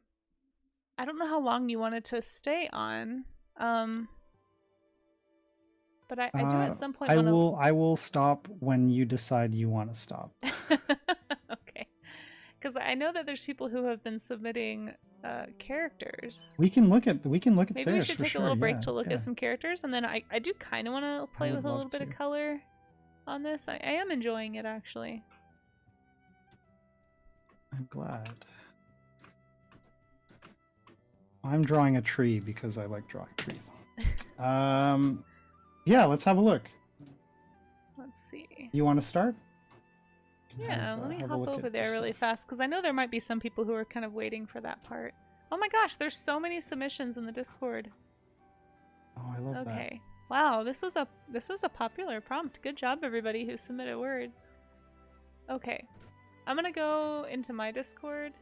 I don't know if I can sync up with you. I'll grab your Discord too, which means people will see the same image twice, but it's fine. It's fine.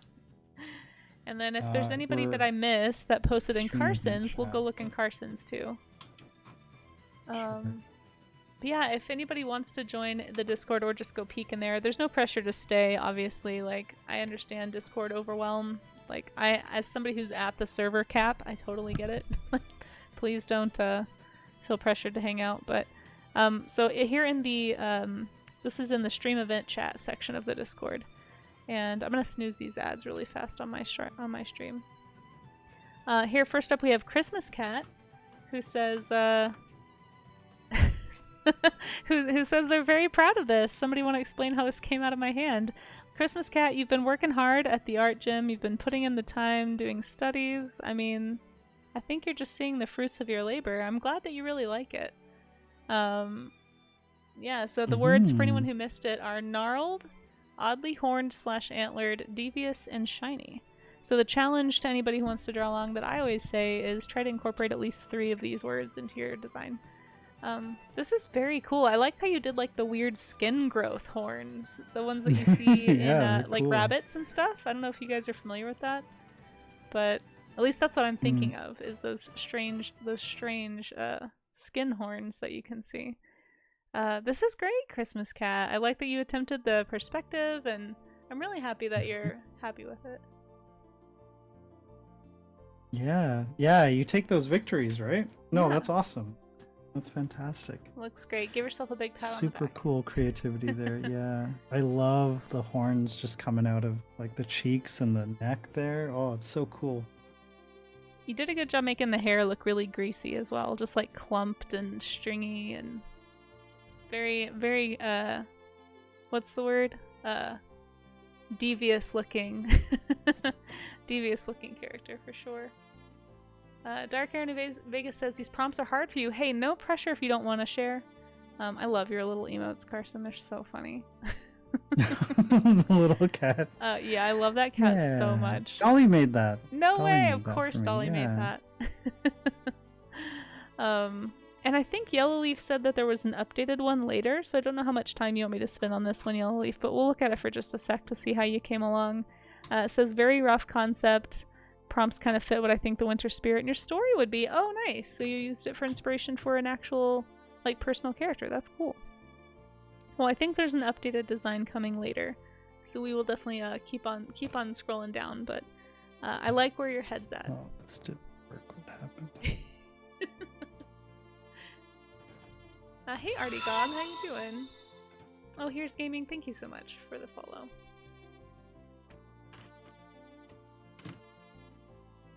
Trash Witch.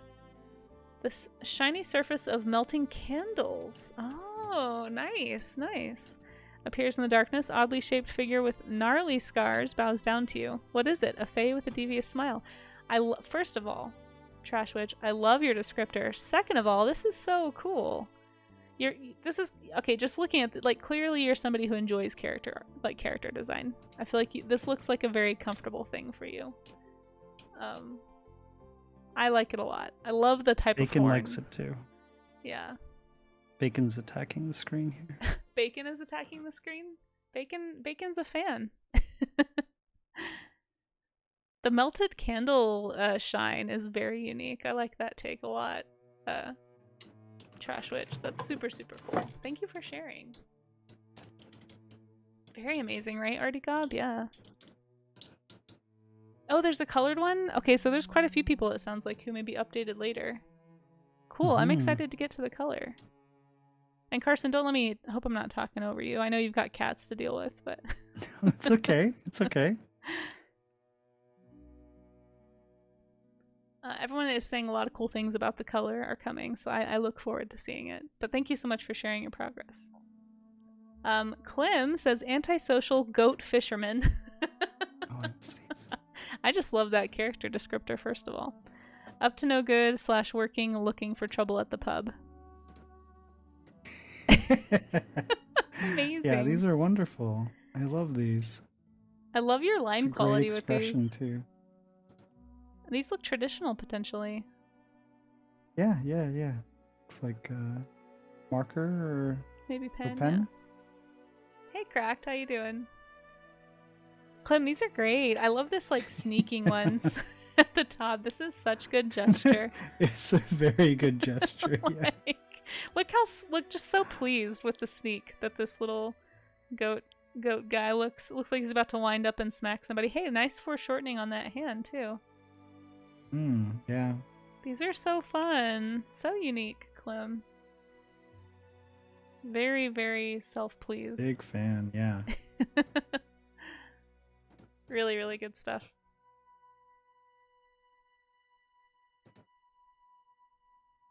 All right, and this one is Amaze, Amazing Fan 15.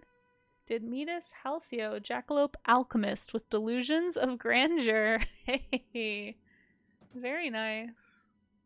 And I'm gonna give a shout out for Maze because Maze also streams. I try to shout out when I know people stream, so people know where to go if they want to find more of the art that they're seeing. Maze, this looks great. Talk about shape language. Mm-hmm. Very, very nicely It's done. got like a the horns kind of give it almost like a jackalope kind of feeling. Yeah. I like that you incorporated like a shiny metal sort of like helmet ornamentation for the horns. Oh, is it also like Loki? Is it also like Loki? Because like, is it like a devious kind of like a trickster kind of thing? Oh, maybe, yeah. Maybe there is some Loki inspiration. I don't know, Maze. Let us know. But now that you've said that, I definitely pick up on it for sure. Yeah, like specifically kind of like the Loki shades. the Marvel version of Loki, but yeah. Yeah, I love that. It looks great. Great job with the I don't know, just some really fun shapes in here, like the large oversized feet. The body proportions are really fun. This looks great. Amaze. Well done. Oh, people won't see it on your stream, but They don't see it. I have a bacon. I turn on the cat cam. This Oh. bacon's been Yes, if you guys need to see a cat, you should definitely peek onto some good beans. Carson's stream. Hey Kodali, how you doing? We're looking for anyone just popping in. We are looking at everybody's submissions for character camp. I'm gonna keep going a little bit after this, but I just wanted to pause in case anybody was waiting for us to look at them, so I don't keep people up too late. But this one's from Miss Capper Kel, who is also a streamer. Kel, it's great to have you participating.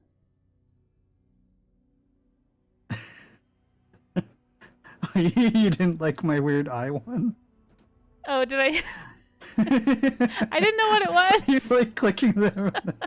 It's part of the sad cat emote, but it's just the eye. I think I thought it was a bug. I was like, I don't know what that means. Yeah, no, it's it's not a sad image, but I was like, I have an eye emote here.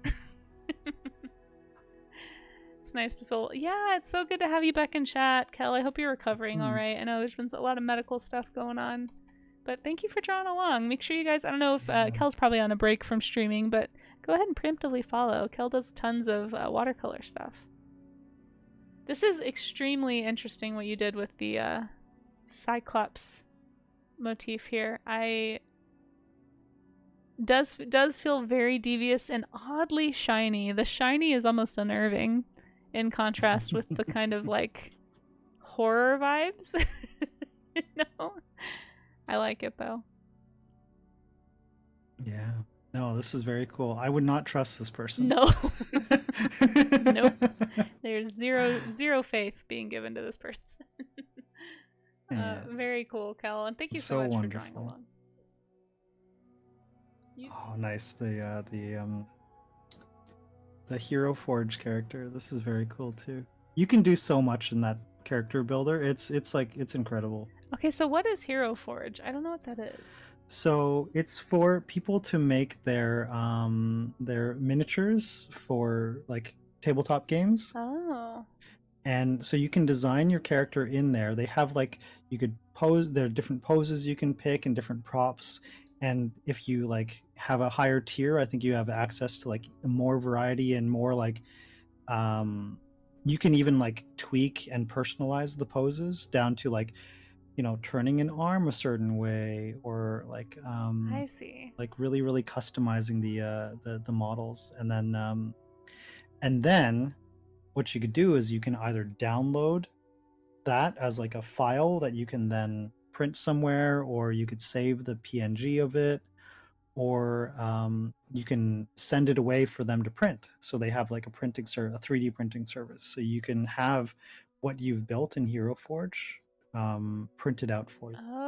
Okay. So it's like you're assembling the assets basically, and then you can assign colors and stuff. Very cool. I thank you for explaining. It's very cool, Alex Vixen. The crone. I like I that love it. I better. like how a lot of people went with like a jackalope for this. That's interesting. Yeah, yeah, we've got what, like, that's the second one so far. Yeah. Uh, I guess I think jackalopes it's are the devious. horned thing definitely does add a lot to that for sure. Yeah. And then Dracon has a lovely creature design here. I say lovely, very devious for sure. Very, very fun painty styles. The way that the background and the character itself have like a similar painting application is extremely unnerving. It's definitely lending itself to the deviousness, I think. Pixie says I use Hero Forge to make avatars. Oh, that makes sense. That makes sense. Oh, those are cute little emotes, Fun Dragon. Higher tiers give the kit bash option, which allows you to build. Oh, I see, I see. So is it Yeah, kind of like that's what it is. Yeah, yeah. You like can, ZBrush, mix and maybe? match things. I see. Dracon, well done. I don't know if you're still here, but thank you so much for drawing along. Sorry it took us so long. Took me so long to realize what time it was and be like, oh, maybe we should look at this. Oh, and now we have an actual cat with not just eyeballs. So see, Carson, I can see what that is. Oh, we have the colored version. Okay, nice. Oh, that's so cool. Trash Wished. I love this. Thank you for sharing and drawing along. I love the way you did the hands. Like the glow in the hands. Super, super cool. Or I guess I say hands. It's like the second set of arms / wings. Man, the melting wax wings are very cool too. Oh shoot, we're in an ad on my channel. I was not paying attention. I was trying to. We can come over to mine. And Oops. come over to mine where there are no ads, Go and to it'll be the same experience because I'm also Carson's looking for at ad-free viewing. Yeah. Here we go. So if you're stuck and you can't hear me, then you might want to go to Carson's so that you don't get stuck with the ads. We're gonna keep going, but Trash Witch, this looks awesome. She appears to be slightly melty. Yeah, indeed. Creature collector, yeah. I love the way that you did the face, too. The face, yeah, the face is great. Yeah, this is fantastic. A lot of personality in there. Do you stream Trash Witch? Let me know and we'll shout you out if you do. I try to remember who streams so I can shout folks out, but I'm not familiar with your work. You love drawing faces, I can tell. Yeah, Trash Witch does not, but I've told people to follow Trash Witch anyway before. Well, there you go. You heard it from Doesn't Carson. matter. Just follow Trash Witch anyway. That's fair. That's fair. Well, preemptively, just you can in case. You can follow them on Blue Sky as well. Oh, a lot okay. of stuff is on Blue Sky too. I'll have to go check out your work. Yeah. Yeah, and then here's the updated version. Okay, from Yellow Leaf. It's got a little more info. The snow fairy birds. Oh my gosh, these little guys are so stinking cute.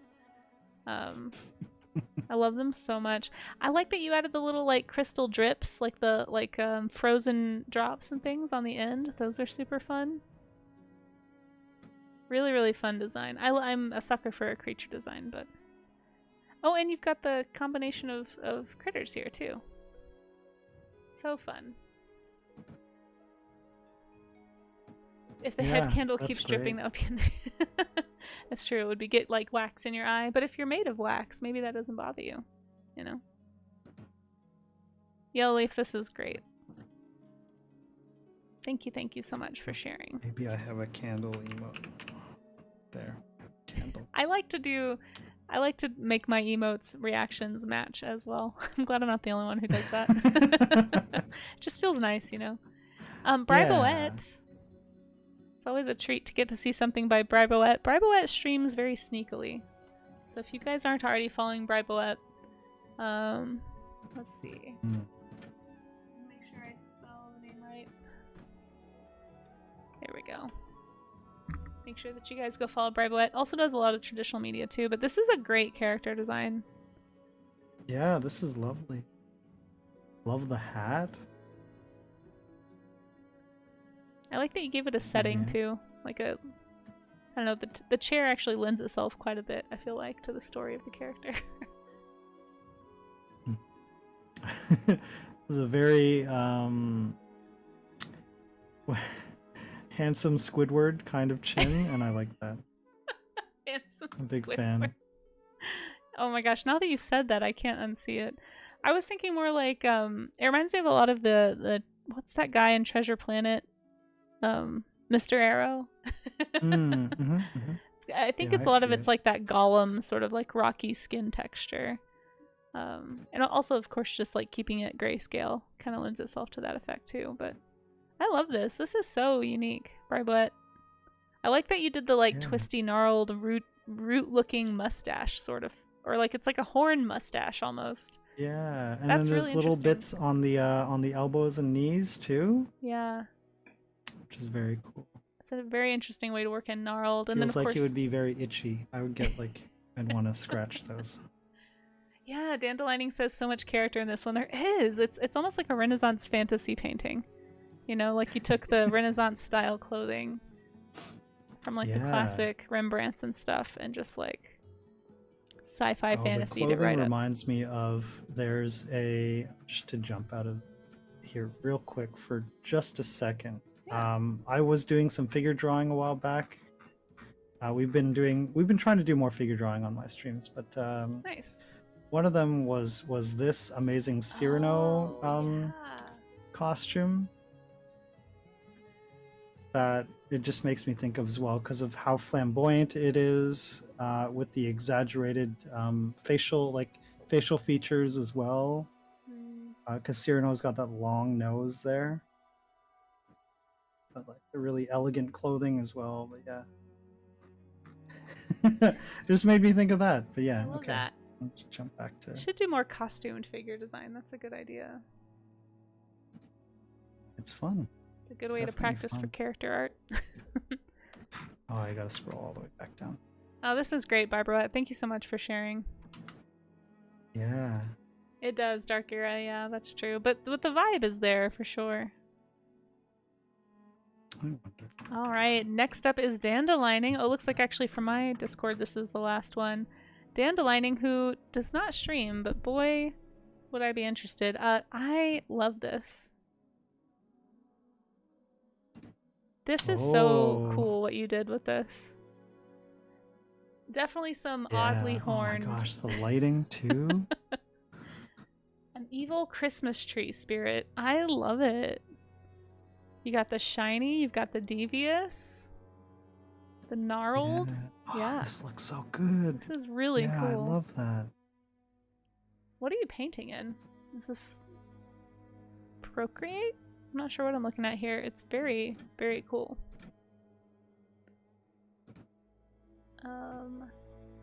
Looking more face-wise kind of feels like the start of a tent. Oh, I see what you're saying. Yeah, yeah. Dandelion, this is awesome. I love the lighting. The paint strokes are super fun. The atmosphere you created with this portrait is very gripping. Clip Studio, nice. This is great. I'm definitely getting like alternative Krampus vibes. Like I think Krampus is supposed to carry around sticks and like hit kids with sticks that are naughty or something. I feel like this Krampus Yeah, and then just shove is them in the a stick. bag or something. Yeah. Yeah. Yeah. Like here, kid, and then just wax them with their face. Still giving gifts, but also. No, this is super cool. The warm lighting is a really interesting contrast to the super devious like feeling. It's very spooky. I love it. Carson, this emote. Oh my gosh. Incredible. Oh, the little guy. The little guy. Yeah. I don't know why. So I know the hand, like the finger is kind of beckoning, but also in my brain, this is what's wrong with my brain. Oh no. Is I look at this and I also see him going like, "Hey kid, you want this present? By the way, check out this thing on my head." Like showing off to the Just like, what about this thing on my head? You want that? It's going right in your eye. It's like a unicorn horn, but creepy. I don't think I've ever seen like a take on a Christmas tree or any kind of a pine tree creature like quite Yeah, like no, this. this is super cool. Yeah. Very unique. I don't think I've seen something like this either. Yeah, Barbara says it's the sapling horn is a great take on odd horn. Yeah. Yeah, for sure. You're trying to make it a beckoning. I got beckoning. No, it is, out of it is, but it also, it's just my brain is like, Next, he's pointing at it like, check this out. Next time dandelining, just You think this animate the one present is finger. cool? Just do this. What about this?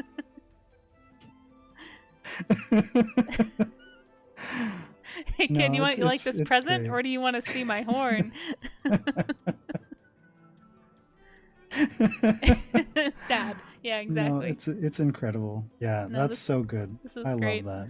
Thank you so much, everybody, for sharing. Carson, was there anything that? Let me check. I can also It head should that be way. in my art share. So we have yellow leaves in there, and then we have trash witches in there as well. So both of those we've actually seen. Okay, cool. Just want to make sure I wasn't missing anybody. Thank you for hopping into Casey's and throwing them in there too. I really appreciate that. Yeah, and again, nobody feel like you need to stay. I get it. I have to leave like a free Discord slot, because sometimes you have to join a Discord to like organize something, and I'm at cap for a free account. Fascinating. It's very frustrating. Don't recommend.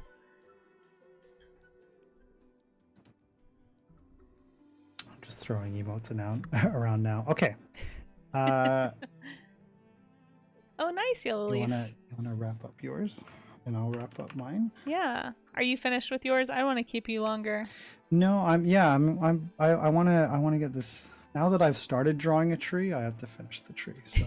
Okay, I was gonna say I still need to finish coloring mine, but I don't want to keep you too long.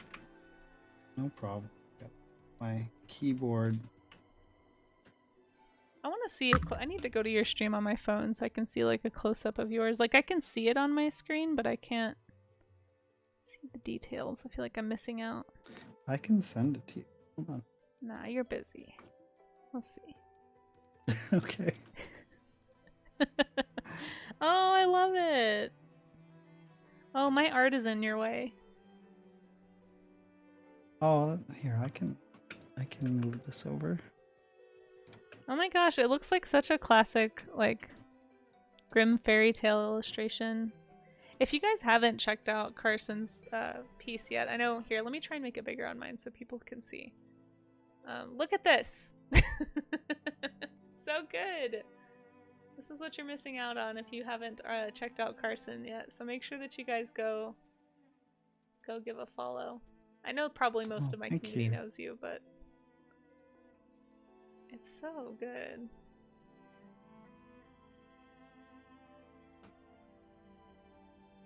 Yeah, he's a stretchy little boy. Oh, I love it. I love how you incorporated the kid too.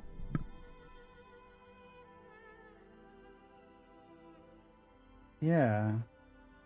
Yeah. I thought like it would be a good way to sort of sell the devious part, because I think just having them sort of holding something, I don't know, I think like recently I've been trying not to just put things in voids, but rather like try to give them context and space. Even though it does make my drawing process longer, I think like setting a scene is like good practice, right? It's a good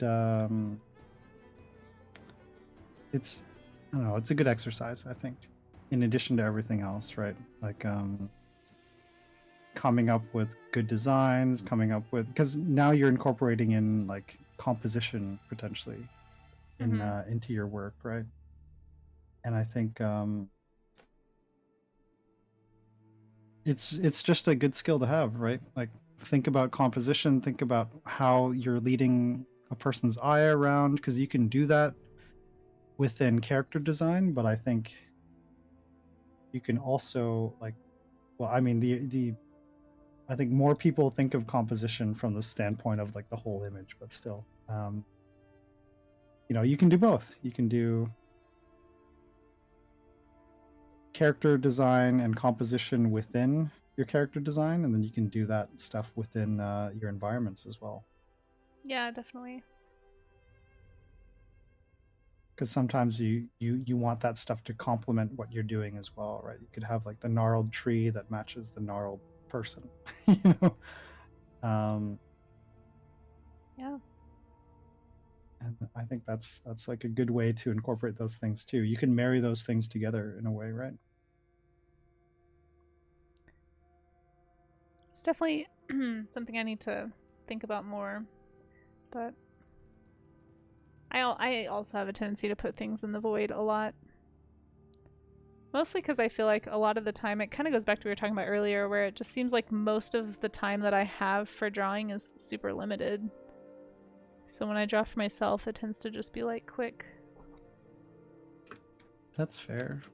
But Did you what's the last image that like your larger scale ones? Because I remember you had the beautiful one with the clouds, the serpent in the clouds, and then you have that other one with the pyroraptor. Um, do you have like one that you're working on currently? yeah, actually, I don't. I think I had to kind of put any like long-term illustration to the side. Essentially, it kind of started with the partner push this summer, and then trickled into getting ready for TwitchCon very suddenly and Lightbox, and trying to get prints made in time for that. On top, I think my day job really made it hard to find time outside of streaming to do much. And so because my streams were so focused on like stream stuff, I really there's some days that I don't draw unless it's on stream. Depending on how busy I am. And I feel like I've had like a succession of months like that. Because first it was like the partner push, then it was getting ready for cons and the Vikita event, like doing a bunch of research for that and like doing a bunch of planning for the Vikita event. And then I was gone for half of August because I had a bunch of trips and stuff. And I was gone for half of October. So everything was just, and like the partner push was happening in between all of that. And so it just kind of like, I don't know, I think everything just kind of snowballed on me the second half of this year. So I've started a few like thumbnails of things that I'd like to take to maybe completion, but outside of my my Christmas card illustration and my like a commission that I took for a friend's birthday. That's really all I think the only like finished pieces I've done. Okay. Unfortunately. Yeah, gosh, it really has been go, go, go. It's been a crazy second half of 2025 has been. And then like I found out my job was going away, and so all of my off-stream time has gone to like health insurance research and making appointments last minute and like trying to figure out what I'm like, making a business plan and traveling to Texas and losing internet for a few days and then losing power for 4 days. Like it's just I just feel like I haven't really had like a chance to breathe, frankly.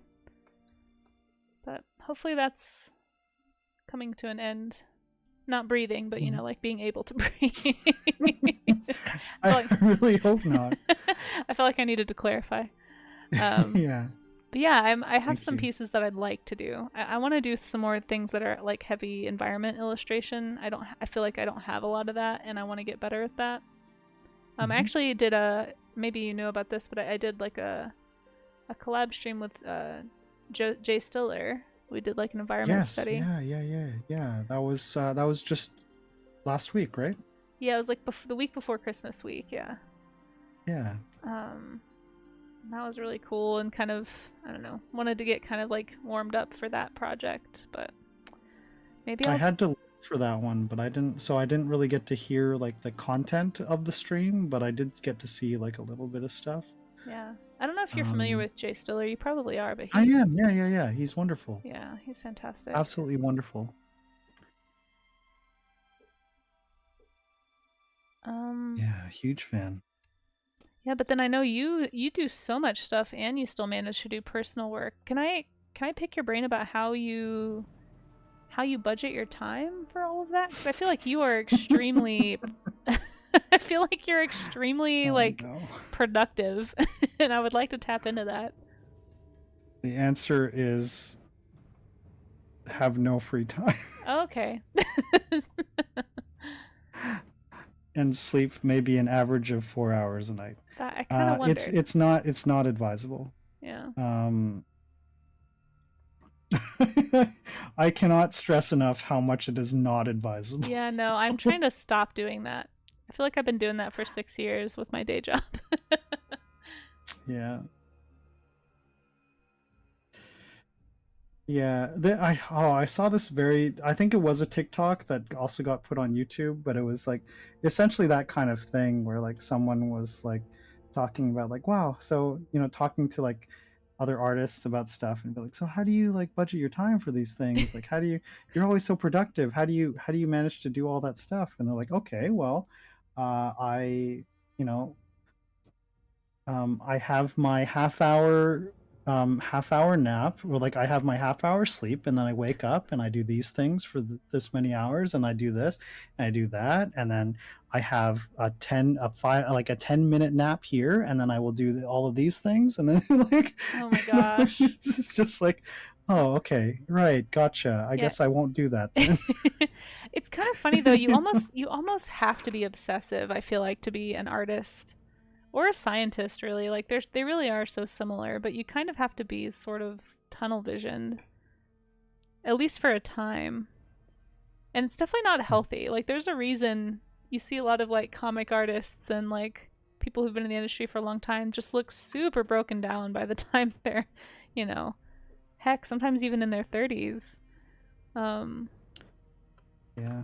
it's kind of wild. Well, I It's think of like the sad reality that a lot of like especially when you talk about like comics or like oh manga my gosh, kind of like, mangaka, yeah. so like yeah, like the amount of them that just crash and burn Oh, literally, yeah. so early. I mean, like that's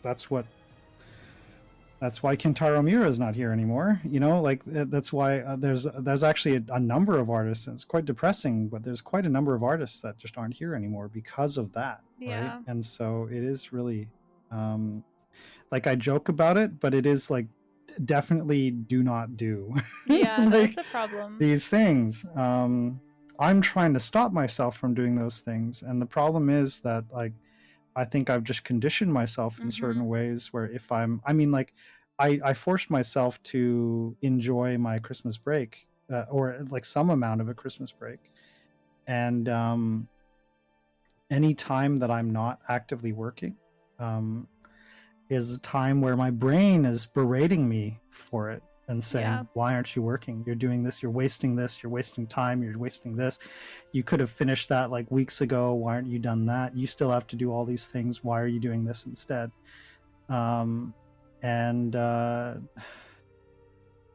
it's tough. Like that's like the reality of like the freelance sort of job, Mhm. is that a lot of it is that, right? A lot of it comes, oh, I have ads on my screen.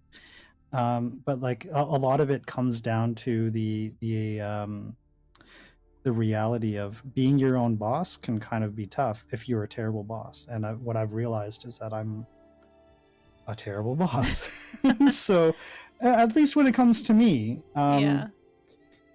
and so much so that when I ran my own company, I also just ran myself into the ground because I was like, Mm. I don't want other people to work hard. I'll do all the hard work, and I can't. And Yeah. then that's why I don't have a company anymore. So Yeah, I do. yeah, those are the hard lessons to learn. But It's true. I do. It does seem like there is like a certain level of grind that's just unavoidable when you're early career, and I think the trick is kind of what you said, to like figure out how to then turn that skill set that you build into something that you can like maybe balance a little more healthily. Because I do feel like some people achieve it. They become less productive, obviously, but they're still able to like make a living and have some semblance of normalcy. And I feel like that's the goal. But it's what you said. It's like you condition yourself to where you have to function this way. And I don't know how, yeah, I unless you think I become. think like the weird like ADHD dyslexia part of my brain misheard the memo about, work smarter not harder, and took it as work harder not smarter. Yeah, do it all. Yeah, I mean, Do not recommend. to some extent, I do feel like it's an unavoidable part of it. But yeah, I do think you have to be on top of it before it's too late, kind of thing. Because once you pass that threshold with your health, it's really tough to get it back, if you even can. I don't know. Yeah, I don't think that's something that the industry as a whole has really figured out, I guess. So yeah, I guess it's an unfair question to ask you how you budget your time. I know what you're doing. Yeah. I know exactly what that looks I like. was like, oh gosh, how do I answer this question? Yeah, why did I even? I just didn't think that question through. I guess I thought maybe No, you'd it's figured it okay. out, you know? Nope, have not figured it out. I don't If think. you figure it out, please let me know. Yeah, I'll pass it along. I would appreciate it. In all seriousness, I do kind of think, well, I don't know. Maybe, yeah. I'll let you know if I figure it out. Because I don't know. I might Okay. just be talking out of thin air right now. Because I'm obviously not established. I'm very early career, but yeah. No. If there's a way, I want to try and find it. That's for sure. Hmm. Don't we all? I think like that's yeah.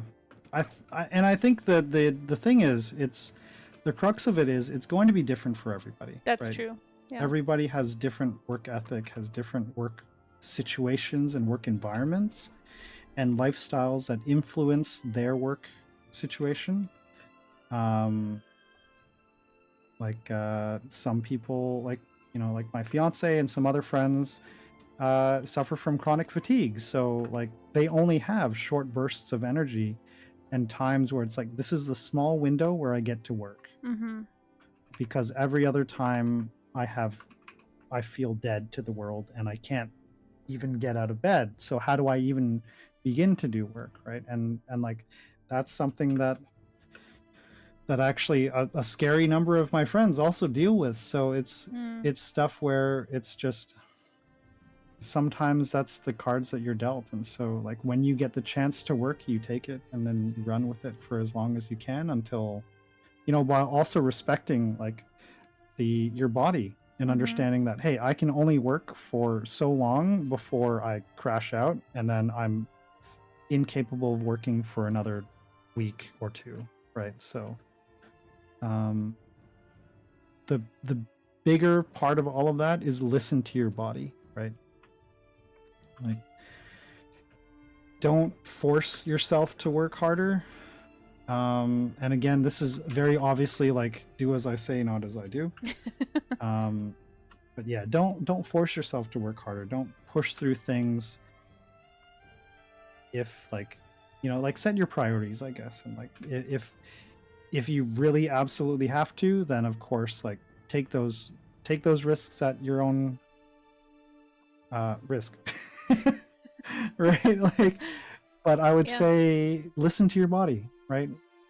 Um in both the cases where I was talking about like finding your style and what you feel like drawing or how your body naturally wants to create images, but then also about how you work, because how you work isn't going to be what everybody else's work is either, right? Yeah. We're all different. We all struggle with different things differently too.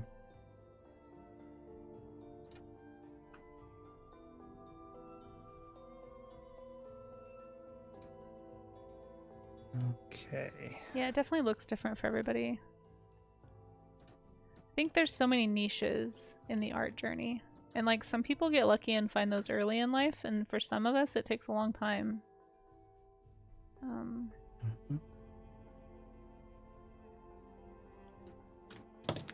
I don't know, and I mean, increasingly I feel like, especially, and it could just be like here on Twitch, right? But I feel like I've come into contact with a lot more hobby artists in recent years than I knew previously. Like previously, pretty much all my art friends were people who were trying to like, quote unquote make it. And I think it's something also that's important to consider too is like no one said you had to make this a career to enjoy it either.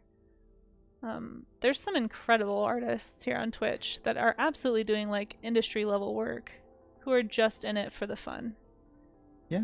Yeah. I Um, mean, I would argue that like the pessimistic part of my brain is the one that says actually if you want to enjoy what you're doing, don't make it your work. yeah, for sure.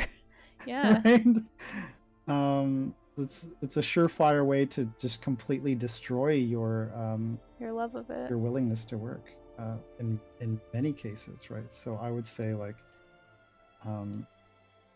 again, it comes down to listening to yourself and what your body feels capable of doing, and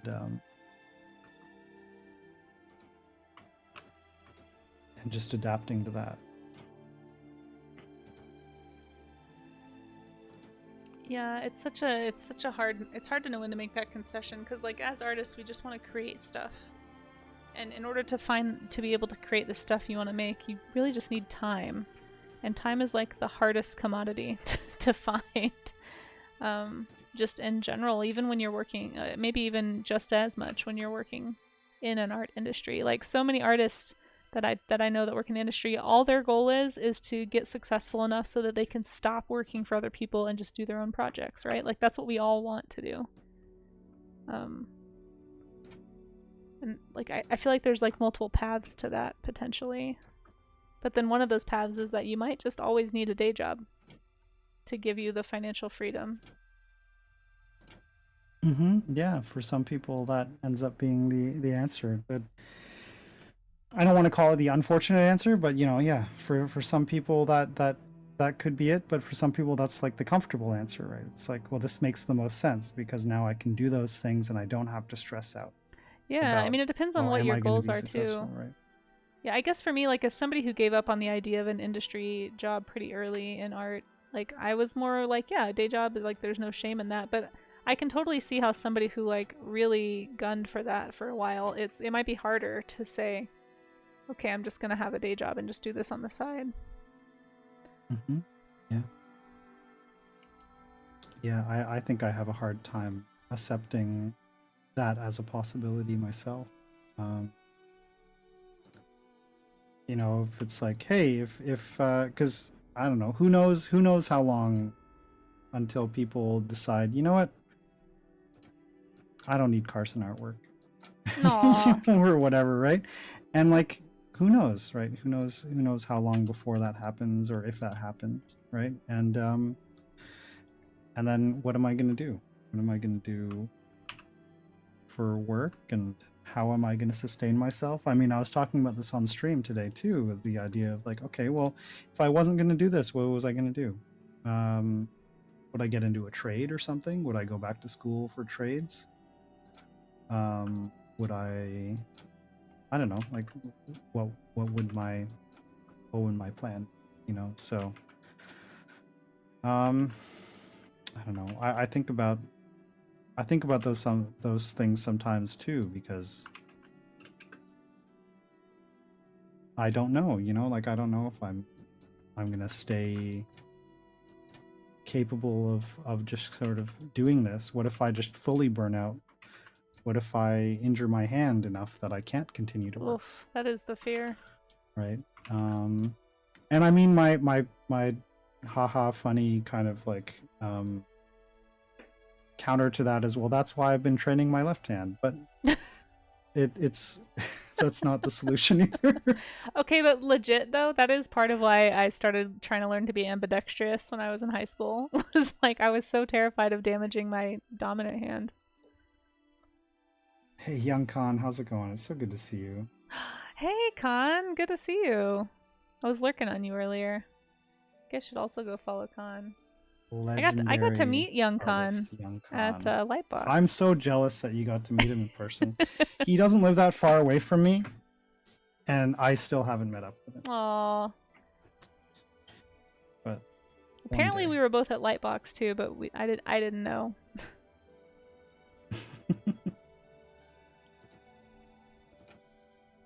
Well, yeah, that's just more incentive for you to potentially...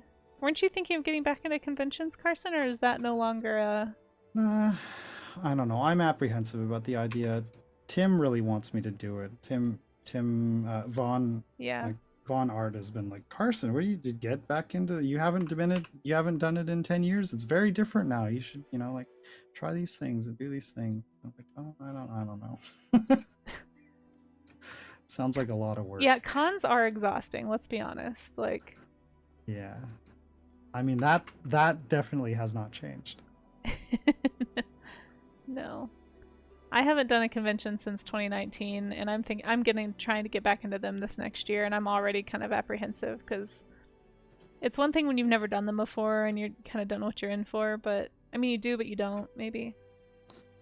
Sure, yeah. I don't know. We'll see. Well, if I end up doing one in Canada on your side of the country, I'll let you know. Something tells me I won't be doing any international shows, but hey, Eichmann. Well, yeah. I mean, I'd love to see you. I'm sure we'll cross paths one day. Yeah.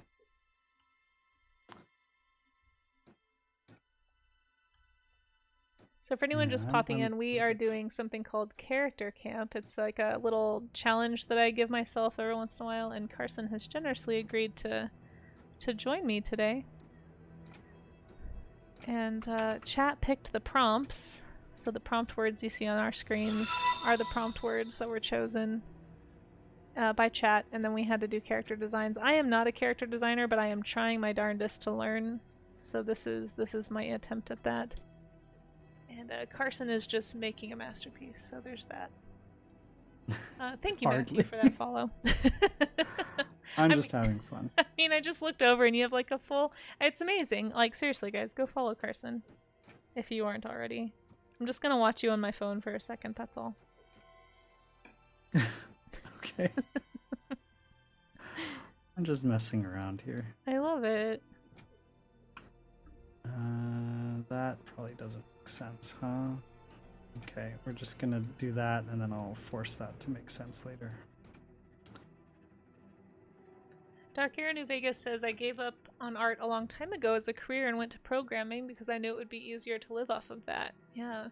But I took too long to get back into art because I was scared to do something else. It's not always an easy decision to make. Yeah, but I definitely agree. I don't know if I would do it differently, but some of me regrets not sticking with art. I always like to encourage people, like, if you have 15 minutes in your day, you have enough time to do at least a little bit of drawing. It'll be slower, and your progress won't be as rapid, but, like, I just think it's, like, I think maybe it's the teacher in me. Like, I obviously went a different route. I'm a late career change person. I was a teacher at a public school, for years. That's my degree. For that exact reason, because I figured I would want something that I could, quote unquote, fall back on if I ever needed to, but it's true, like, you don't make time, I don't know. I guess I didn't want to have regrets either, and that's why I ultimately left teaching, but I do keep my teaching certificate active. It's definitely like still it's still kind of like a back of my mind option, Sure, yeah. I think that's a smart decision. I like, think even if it doesn't go any, like, even if you never touch it again, at the very least, like, it's something. I think it was hard at the time because all my friends were doing the thing I wanted to be doing. Like, a lot of my friends were going into school for illustration and jumping into the industry, and it was hard to sit back and be like, I'm making the smart decision, potentially, maybe.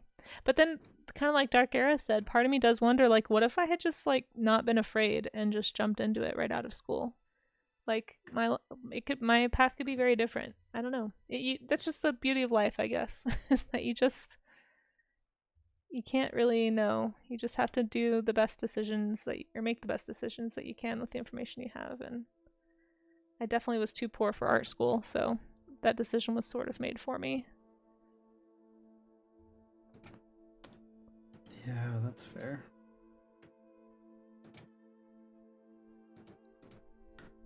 It's tough, right? Like when circumstance is the thing that kind of prevents you from kind of pursuing and doing the things that you'd like to pursue.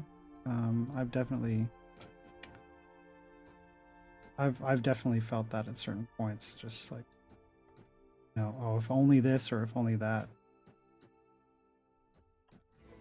Or I've definitely sat there and questioned, like, what would happen if I had just stuck with this instead of gone into this, right? Like I've asked myself that question a lot actually. It's like, what if I had never touched Twitch? What if I had like just stuck with trying to be a like a graphic designer and stuck with that stuff instead? Would I be happy? Would I feel fulfilled because Yeah. of that? I don't know, right? But it's tough to ask that question because like, what is the actual answer? And well, it's the answer is that you won't know. Yeah, that's true. It's That's true. an unknowable, right? So it's tough. I know, like, if I were to pose that question to my dad would probably be like, well, what's the point of asking? I think it's a Right. very human thing to wonder, though. Like, it's hard It to is. stop yourself. It is, absolutely. Yeah. Like, yeah, maybe there's no point, but also, how do you not wonder? I don't know. We also live in a time where there is comparably a lot more leisure time than we've had in a lot of periods in human history. So I think you have a lot more time to kind of wonder this stuff, too. Whereas, I don't know. A lot of our ancestors probably just like had to make a call and run with it in that direction, and then suddenly life was over because you only live till 30. But existential crisis feels like a not uniquely modern conundrum, but like definitely we have a lot more room for it for like a larger percentage of people. Oh, for sure, yeah. We have that time to think. Yeah, definitely. So it's a blessing and a curse. Yeah. You love the colors in the shiny liner? Oh, thanks, Yellow Leaf. I'm just playing at this point. I don't know what I'm doing. I'm trying to be a character artist. Keep thinking, what would Nicholas Cole do? Or what would, I don't know, any comic artist do?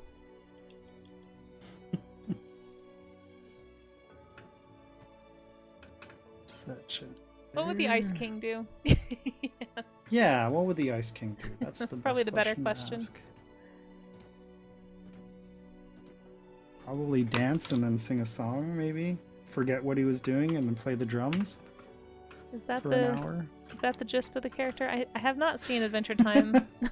Maybe a little bit.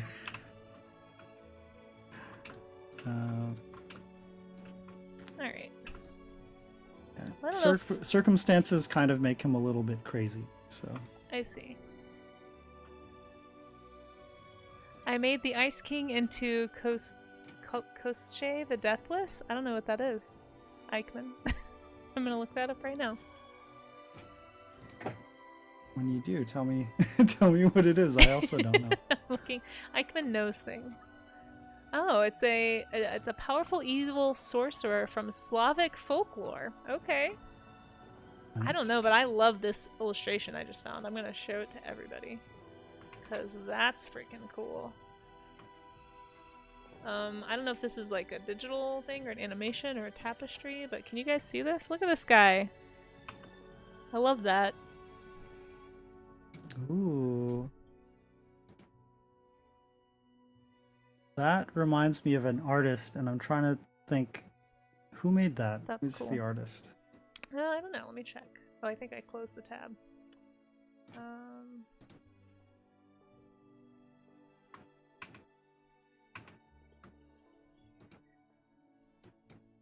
actually don't know. It's like on a page full of art about this character. Oh, okay. Uncredited work. My gosh. Who is this artist? Ivan Bilibin. It's a book illustration from 1901. I love classic book illustration. Ivan Bilibin. Shh, Trash Witch. I'm trying not to get in trouble. I didn't see it till after I full screened.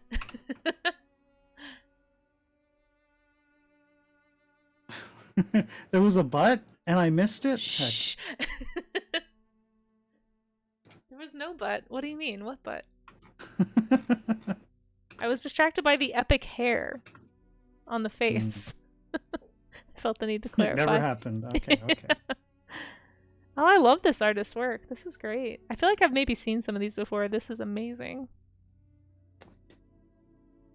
Oh, Yeah, if anybody wants to look up this artist, actually, it's like maybe This is my situation. There you I go. don't know If if anybody... Oh wait, hold on. That's not the right name.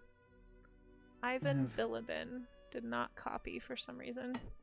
tomato There we go. on my drawing tablet because Kimchi is in his cat bed and Bacon is under the monitor.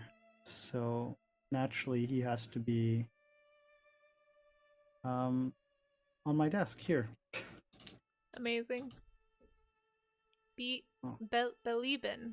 Okay, I see. Thank you. Oh my gosh, cat cam is so cute. Ooh, it's falling. Cat cam is falling. It's close enough. Love it. Okay. All right, tomato. I'm so close to finished, sir. I'm so close. Can I? No. Okay. How can I finish this in a way that doesn't require the drawing tablet? Mind powers? Okay. Step 1. Gain mind powers. I believe in you. You've already done Working so on much, it. Carson. You can do this. I can do this too. Alright, am I still going to look at the Ice King? I haven't seen a picture of the Ice King yet, actually. I should probably look that up. Yeah. Since I'm stuck in cat hell, if you'd like to Eichmann says it's like fantasy art heaven. nouveau. Yeah, Cat- that's a cat good way to heaven. describe it. I'm gonna drop my little sketch in the stream event chat. Sure. From today. Oh, apparently I've been live for 11 and a half hours. Yeah, you've been on for a very long time. I was a little worried about keeping you on longer for that reason. No, it's okay. I'm having fun. Okay, good. I mean, this is the sappy answer, but I'm always having fun when I get to hang out with you. Aww. Did you hear that, chat? Genuinely, though. Genuinely. It's Very a great sweet. time. I also have a good time. It's fun. Thank you again for doing this with me. We'll have to have you. I know you wanted to do maybe an art gym sometime too. Would you guys want me and Carson to do a horse art gym together? Carson seemed interested in horses. I heard it's a thing on his stream. I did force myself to draw a horse. It was one of James's. James B. Barrow had like a. Oh, nice. Okay, we're gonna do this with a with the mouse. Yeah, so James B. Barrow had one of his weekly art-alongs that he does. So every Wednesday he gives out a prompt, and spends that stream working on his version of the prompt, and then we'll have like the rest of the community spend the week doing that, and then we'll review that prompt the following week. And it's always fun to do that. And I'd never really like it's always fun to see. Sorry, it's always fun to see like what everyone has been doing for that. And I've never really been able to participate because of time. And technically, I didn't have time, but I was like, I really wanted like take part at least once. So I did so, and it was a really, really good time. I really want to get more involved in more like Twitch art prompts this year too, now that I have more time. I think there's such a good way to meet other people on Twitch. Did you see it, by the way? Did I ever show it to you? No, I don't think so. Here, you might enjoy it. Hold on. I'm sure it will. Let's see. Uh-oh, where do I find it? You lost power, Eichmann? Oh my gosh, I'm so sorry. I know how that feels. I was without power for almost 4 days right before Christmas for the same reason. Well, for a windstorm, no. but it's very frustrating. Here, I'll share it on stream, but I'm also just gonna send it to you. Oh, perfect. I will enjoy it both ways. I'll show you the big one rather than the small. You love the Oh, weekly art is alongs. it Do you do gonna those take a too, while Dan the to- Lighting? Where Yeah, is it? I know of a Rising- few. Like Anthony Wheeler does the chaotic draw along. Doomfruit does quite a few. There's so many great art communities that do like draw along stuff. Yeah, I love that stuff. I my gosh, yeah, I just never have the time to be able to take part, so I really wanted to try at least once. That's awesome. And this is what I did. I love it. Because the prompt was Thrashing Nightmare, and I took that as like a literal nightmare. Love it. So she's got 6 legs because why not? And then these weird siphon things on her neck where she's just spewing out the night sky. So Oh, that's so cool. What a fun concept. yeah, so I that was think you my did Thrashing great with your Nightmare. horse. I thought you said the joke was you couldn't draw horses. Well, this was me really trying to fix that because okay, it's gonna take me forever to find the drawing, but yeah, if I look back at all of my other horse drawings, I think it's clear that I have no idea what I'm doing when it comes to drawing horses. Aw. Well, I think you did a great job with this one. Also, this is digital, so I could fix things. It's true. It's true. Digital does help. A lot of the other horse attempts are traditional, and that's why they look terrible. I've literally had moments where I've like restarted. I've just scrapped a drawing because it's been like, okay, nope, that is not what horses look like. Sometimes you just gotta start so- over. Yeah, I've been freed from tomato, Congrats. so now I can actually finish this drawing.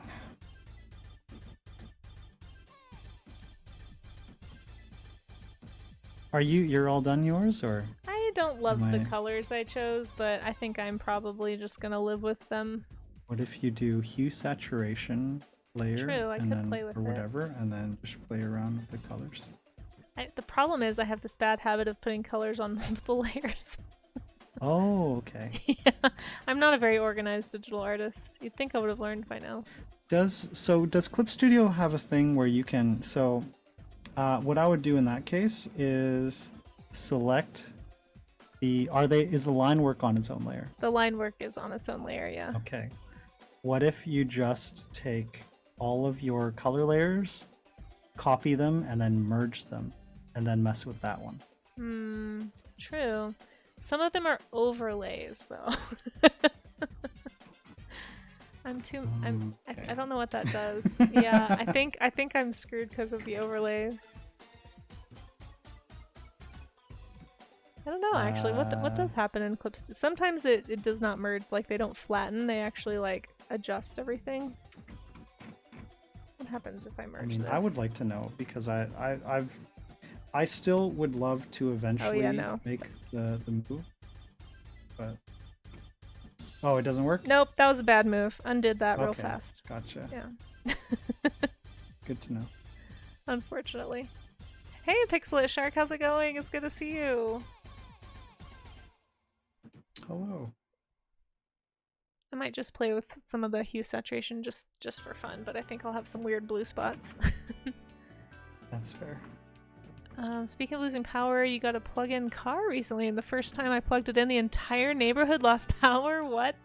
Surely a What? coincidence. Surely a coincidence. There's no way. What? How would that? Who's in charge of that power grid? What? That has to be a coincidence. Hope everyone celebrated the holidays. Yeah, you too, Shark.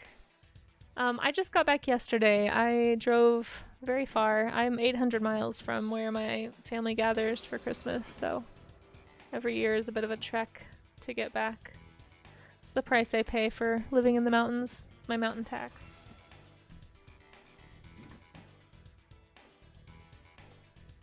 Honestly, that's a pretty nice tax. Yeah, it's, I'm okay with it. I don't, I miss being around my friends and family, but the mountains are really nice. So for now, I'm enjoying them for sure. Yeah, that's fair.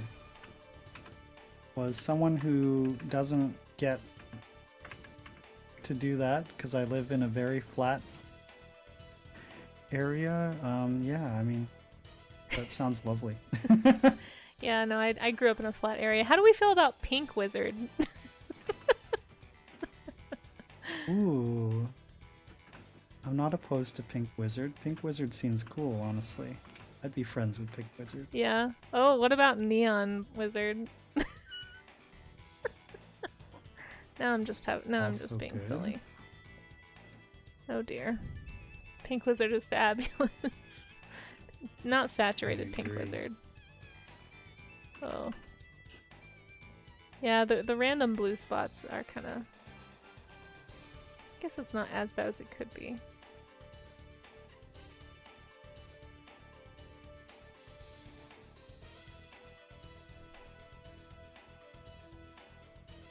Maybe this part I can fix. Yeah.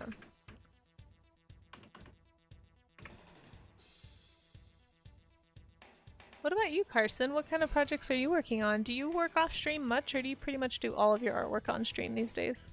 I have a bunch of stuff that I'm doing off stream. Some of it is emotes, some of it is some merchandise design. I have a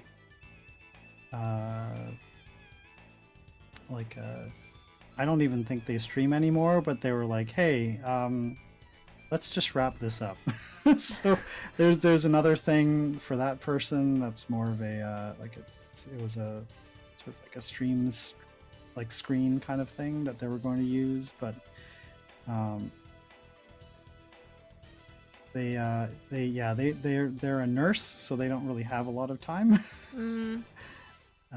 So they're like, okay, well, I guess I don't have time to do anything with this, but I'd already started to pay for this, so let's just finish it. So okay, yeah, we'll finish it up. So that's another one. There's probably something I'm forgetting that I have to do as well. I'm really bad at staying on top of some of that stuff. And then there's all the Ko-fi rewards that I still haven't given some people. So that. That's a lot. So no personal work. And that may very likely be the tip of the iceberg. So. Oh gosh. So yeah, about time management. Mm-hmm. Oh boy, if that's not the most freelancer art list I've ever heard. It's part of why I'm afraid to be freelancing again, frankly.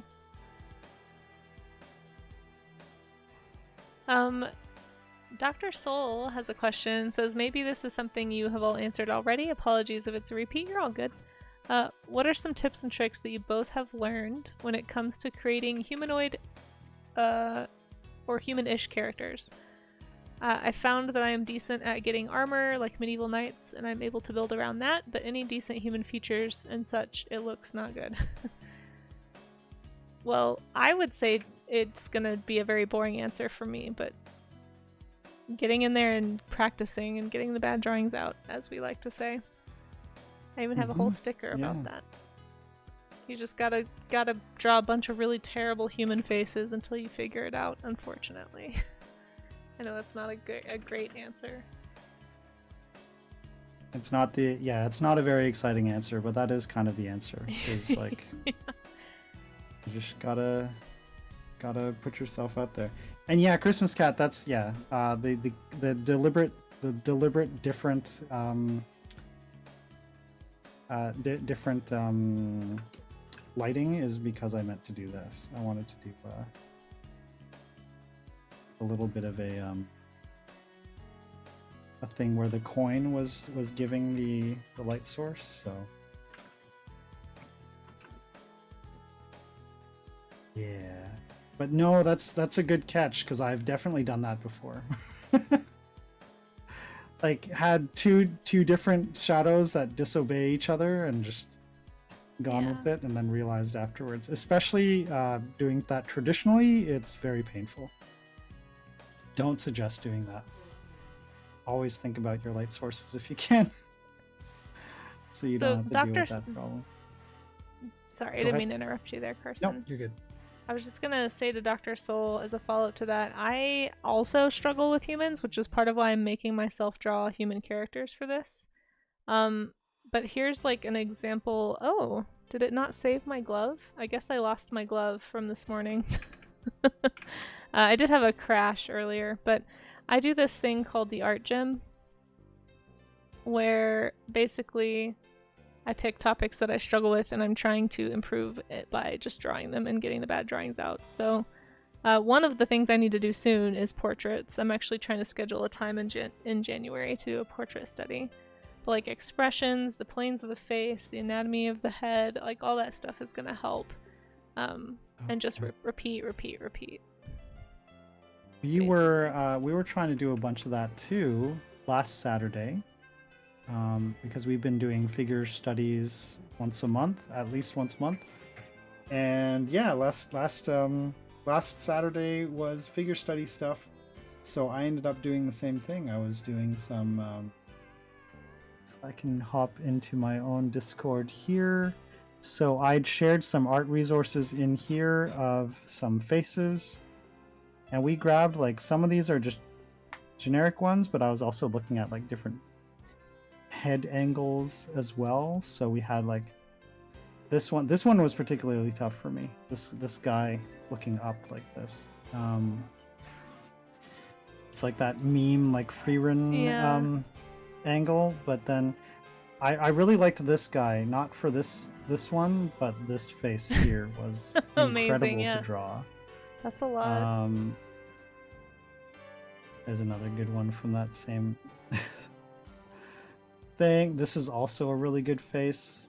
I like this face a lot. But so anyhow, I grabbed these and we didn't end up getting around to all of them. But what I did end up doing was, where is it? In ArtShare. Is it really that long? There it is. Here. So I had ended up doing a bunch of these. So. Oh, I love it. And like analyzing really like what I got wrong about them, because there's something wrong about each one of these. With this one, I think it was the eye positioning. I think it said this eye is wrong, and then with this one, this jaw and ear are completely wrong. With her, it's the eye again. With Jackie Chan, I didn't really. He's Jackie Chan, and then I don't think I did a good job, but I also deliberately picked like a weird face that he was making. Yeah. And then, I mean, Willem Dafoe is just fun to draw. Like this was like relaxation time. Was like, just draw Willem Dafoe. He's got such like distinct and angular features. It's so rewarding to draw his face. And then this was a sort of K-pop star. I don't remember their name, but just trying to find like different sort of face shapes. And then this lovely man. And then for him, I just didn't make his head big enough. Like the skull cap part of this is not big enough. But yeah. These were really fun. But all of those drawings that I used for reference are in the in my thing. So like whenever people are interested in like going back and doing any of these, they can. Like this was the Jackie Chan face that I was trying to duplicate. And it's like legitimately a weird face. So it's tough because it's like it's not conveying a very specific emotion. Like you can look at it and really like get an emotion from it, but it's like, is it just fear or is it straining? Is it all of those things? What is so but yeah, and then I also had like we did figure studies with people from different these are actually all mostly from one stock photo things. We did a bunch of those. Like these are nice ones. I wanted to do like a portrait study of this one too, because you get like a good lighting information that helps you figure out the shape of the head and the shape of the face. So this was like a really, really nice one that I didn't get the chance to do, but.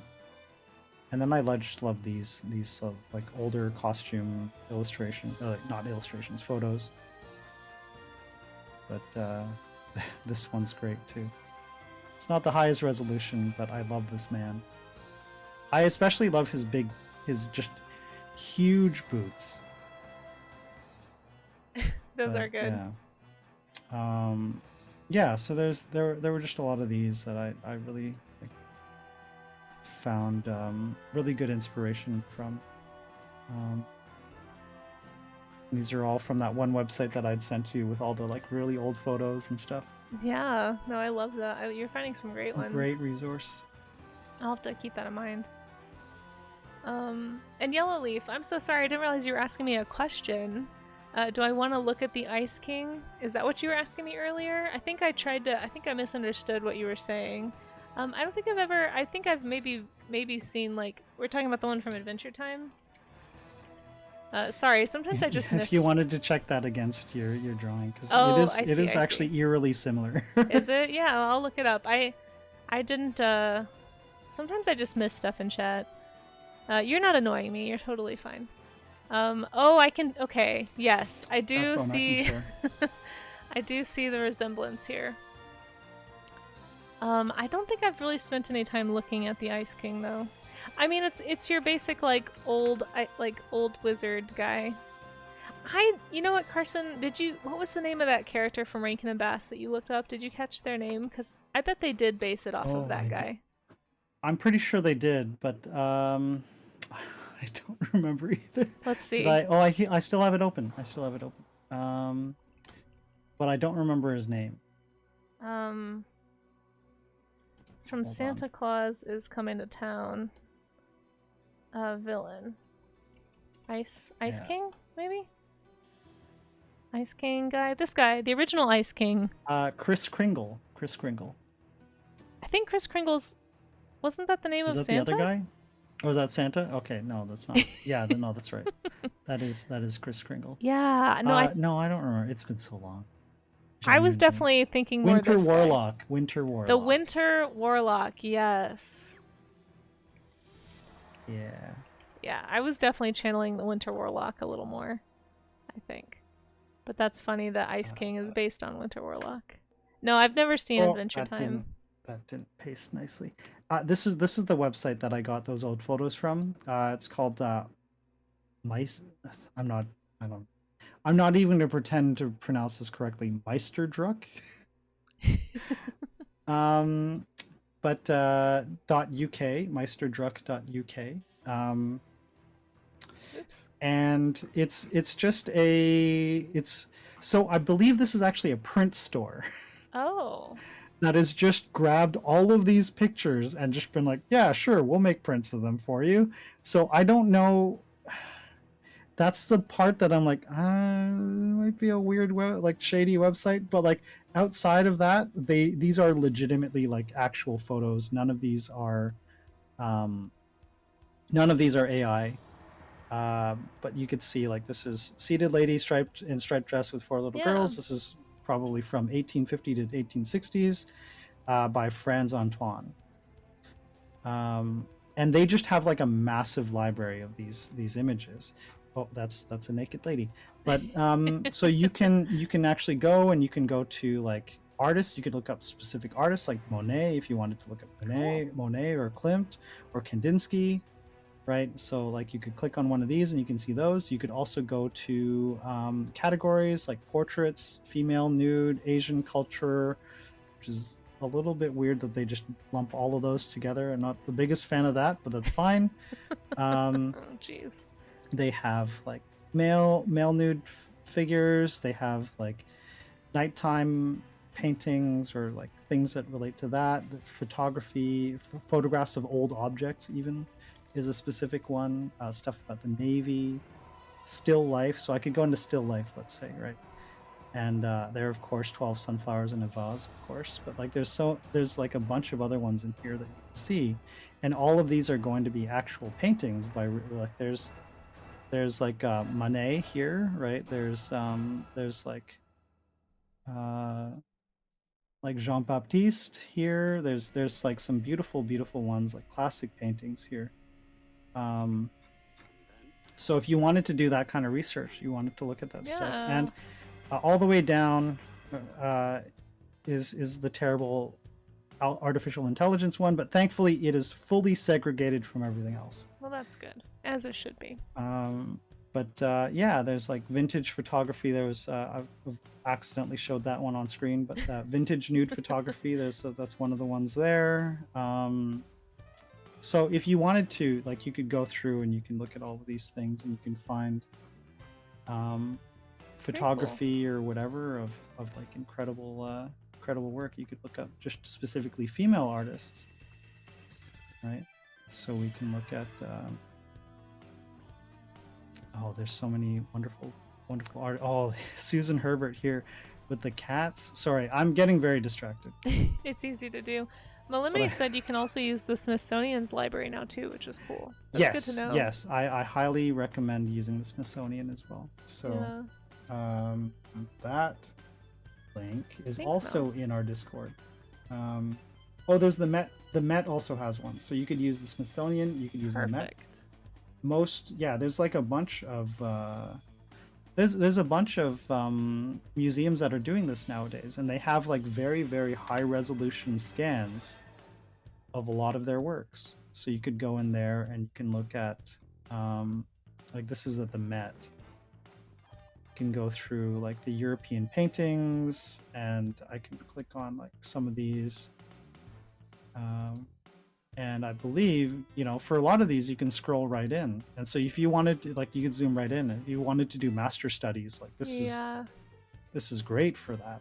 And don't let anyone make you feel weird about doing master studies. This is legitimately the way that artists learned back in the day. I feel weird about doing master studies of my contemporaries. This is a terrifying face. Oh no. But yeah. Very nearly this face from a different angle. I think they had one model. Must have, yeah. Because it is also actually very nearly. It's the same nose. They all have the same nose. They're all related. Even this guy has the same nose. So there you go. But yeah, that's from the Met. Also a good one. Oh my gosh, Carson, your piece looks so stinking good. I love it so much. Well, thank you. I don't know. It's just the lighting is so I'm fun. just having fun with it. All right, I think I'm approaching 12 hours, so that's probably it for me. Yeah, I was gonna say we're up a little late for me too, so I think I might also need to wrap it up. Okay. Yeah, it's not fully finished, but I'm just gonna pretend it's finished. But yeah, Malimini, it's hard. It's hard for some artists to take compliments. I wouldn't know anything about that.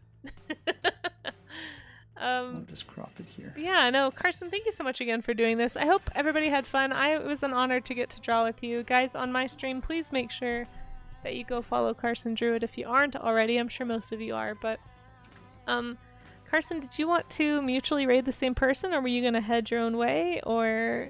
Yeah, we could do that. Do you have I have no a idea. suggestion? Let me see who's on. Oh, Carson's on. Well, I was gonna raid Casey. Oh, I mean, we can also do it that way I too. don't know if you're familiar, but yeah, I don't think I know her. She sounds weird. Says she's been live for like 4 hours though. Crack 3D Fox Studio is live. We have Doomfruit also. Got. Do you know Faraz by chance? Yes. Yeah. Incredible toned paper Faraz artist. I'm Painting Badly is on. A lot of good options. Yeah, it's always so hard to pick when you start meeting lots of folks on Twitch. And we also don't have to raid the same person if you don't want to. I just wasn't sure if you had a plan. I'm just opening streams. It's Nessa up too. Oh, good. I have all of these muted. I was like, oh, we're gonna have everybody's streams audio. That looks like fun. That looks beautiful. Faraz, of course, yeah, amazing artist. Julie's on. And then this, like, Crack was in here earlier, right? Oh yeah, Crack was in here. Cason's on. Oh, hold on. My browser is not happy that I've opened like multiple streams. Yeah, my browser has trouble too when I have Stream Together open. I think it's... Yeah. So my picks would be Crack, 3D Fox Studio, because they've only been live for 45 minutes and only have 6 people watching them right now. Yeah, they're newer to Twitch too. Crazy. Despite like the masterful work that they're doing right now. Yeah. So that, or Faraz, because Faraz has raided me multiple times and I tend not to be able to raid him due to just how my schedule works out, and I feel bad. But I also have no idea how much longer Faraz is going for, because he's already been live for 5 hours, and I can't expect other people to stream for as long as I have. That's true. I wouldn't expect me to stream for as long as I have, so. That's it. Okay, so those are both really good options. Let's see.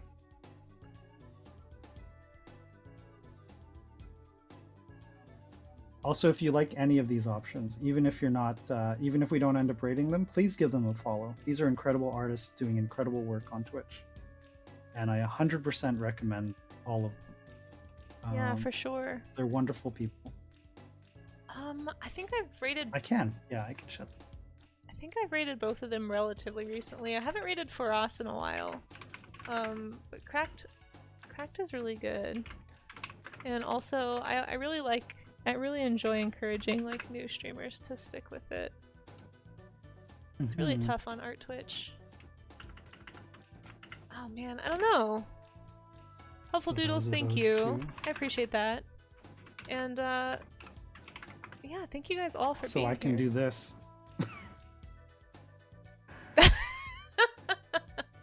Oh my gosh. Oh yeah, well I can do this too. Oh no.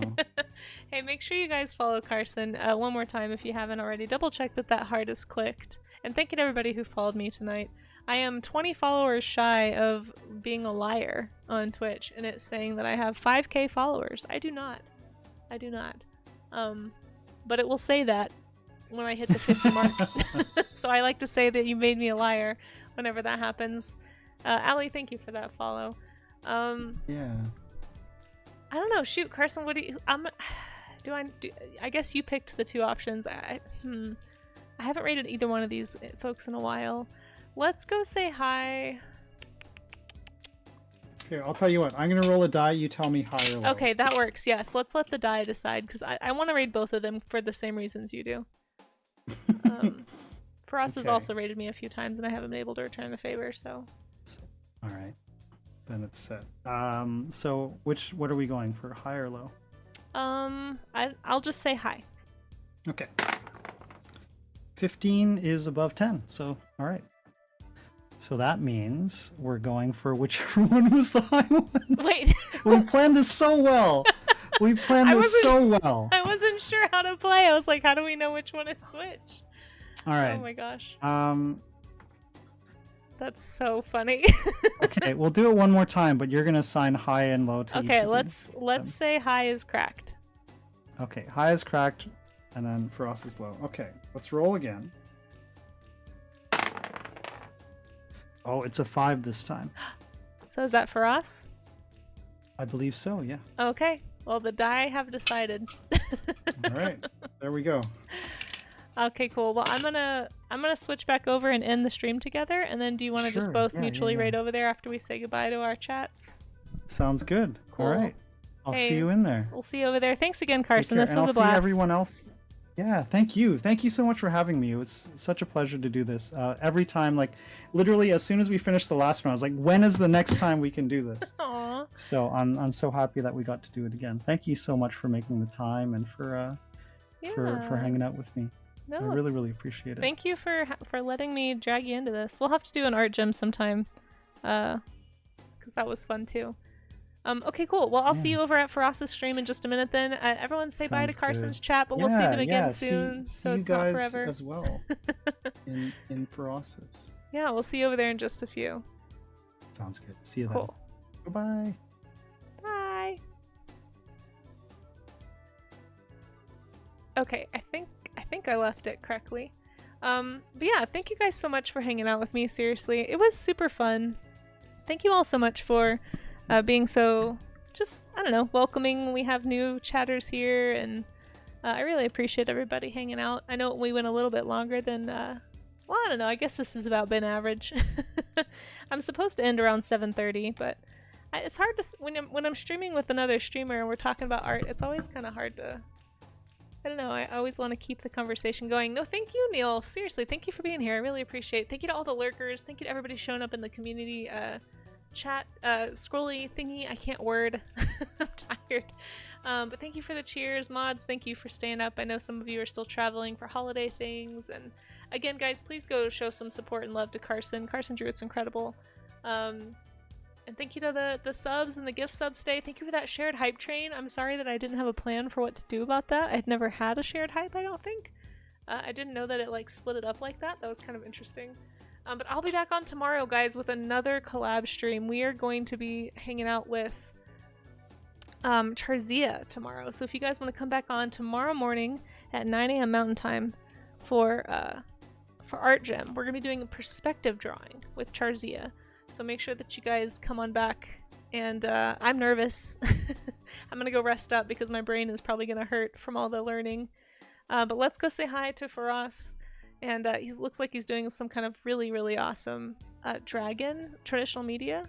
I think you guys are going to have a really good time over there. If you haven't been to Faraz's stream before, don't go anywhere just yet. You're going to really enjoy Faraz. And yeah, and I'll see you over there, guys. Thanks for sticking it out with me for a longer stream. And I'll see you tomorrow, hopefully. And if not... oh, and don't forget, guys, we have the community art showcase. The deadline to enter that is Wednesday. And Wednesday afternoon is also the New Year's Eve stream. So keep that on your calendar. Here's my Discord if you need it. Here's my socials if you need those. And that's it for tonight. Sending hugs, and I'll see you over at Faraz's stream, alright? Catch you there, guys. Bye!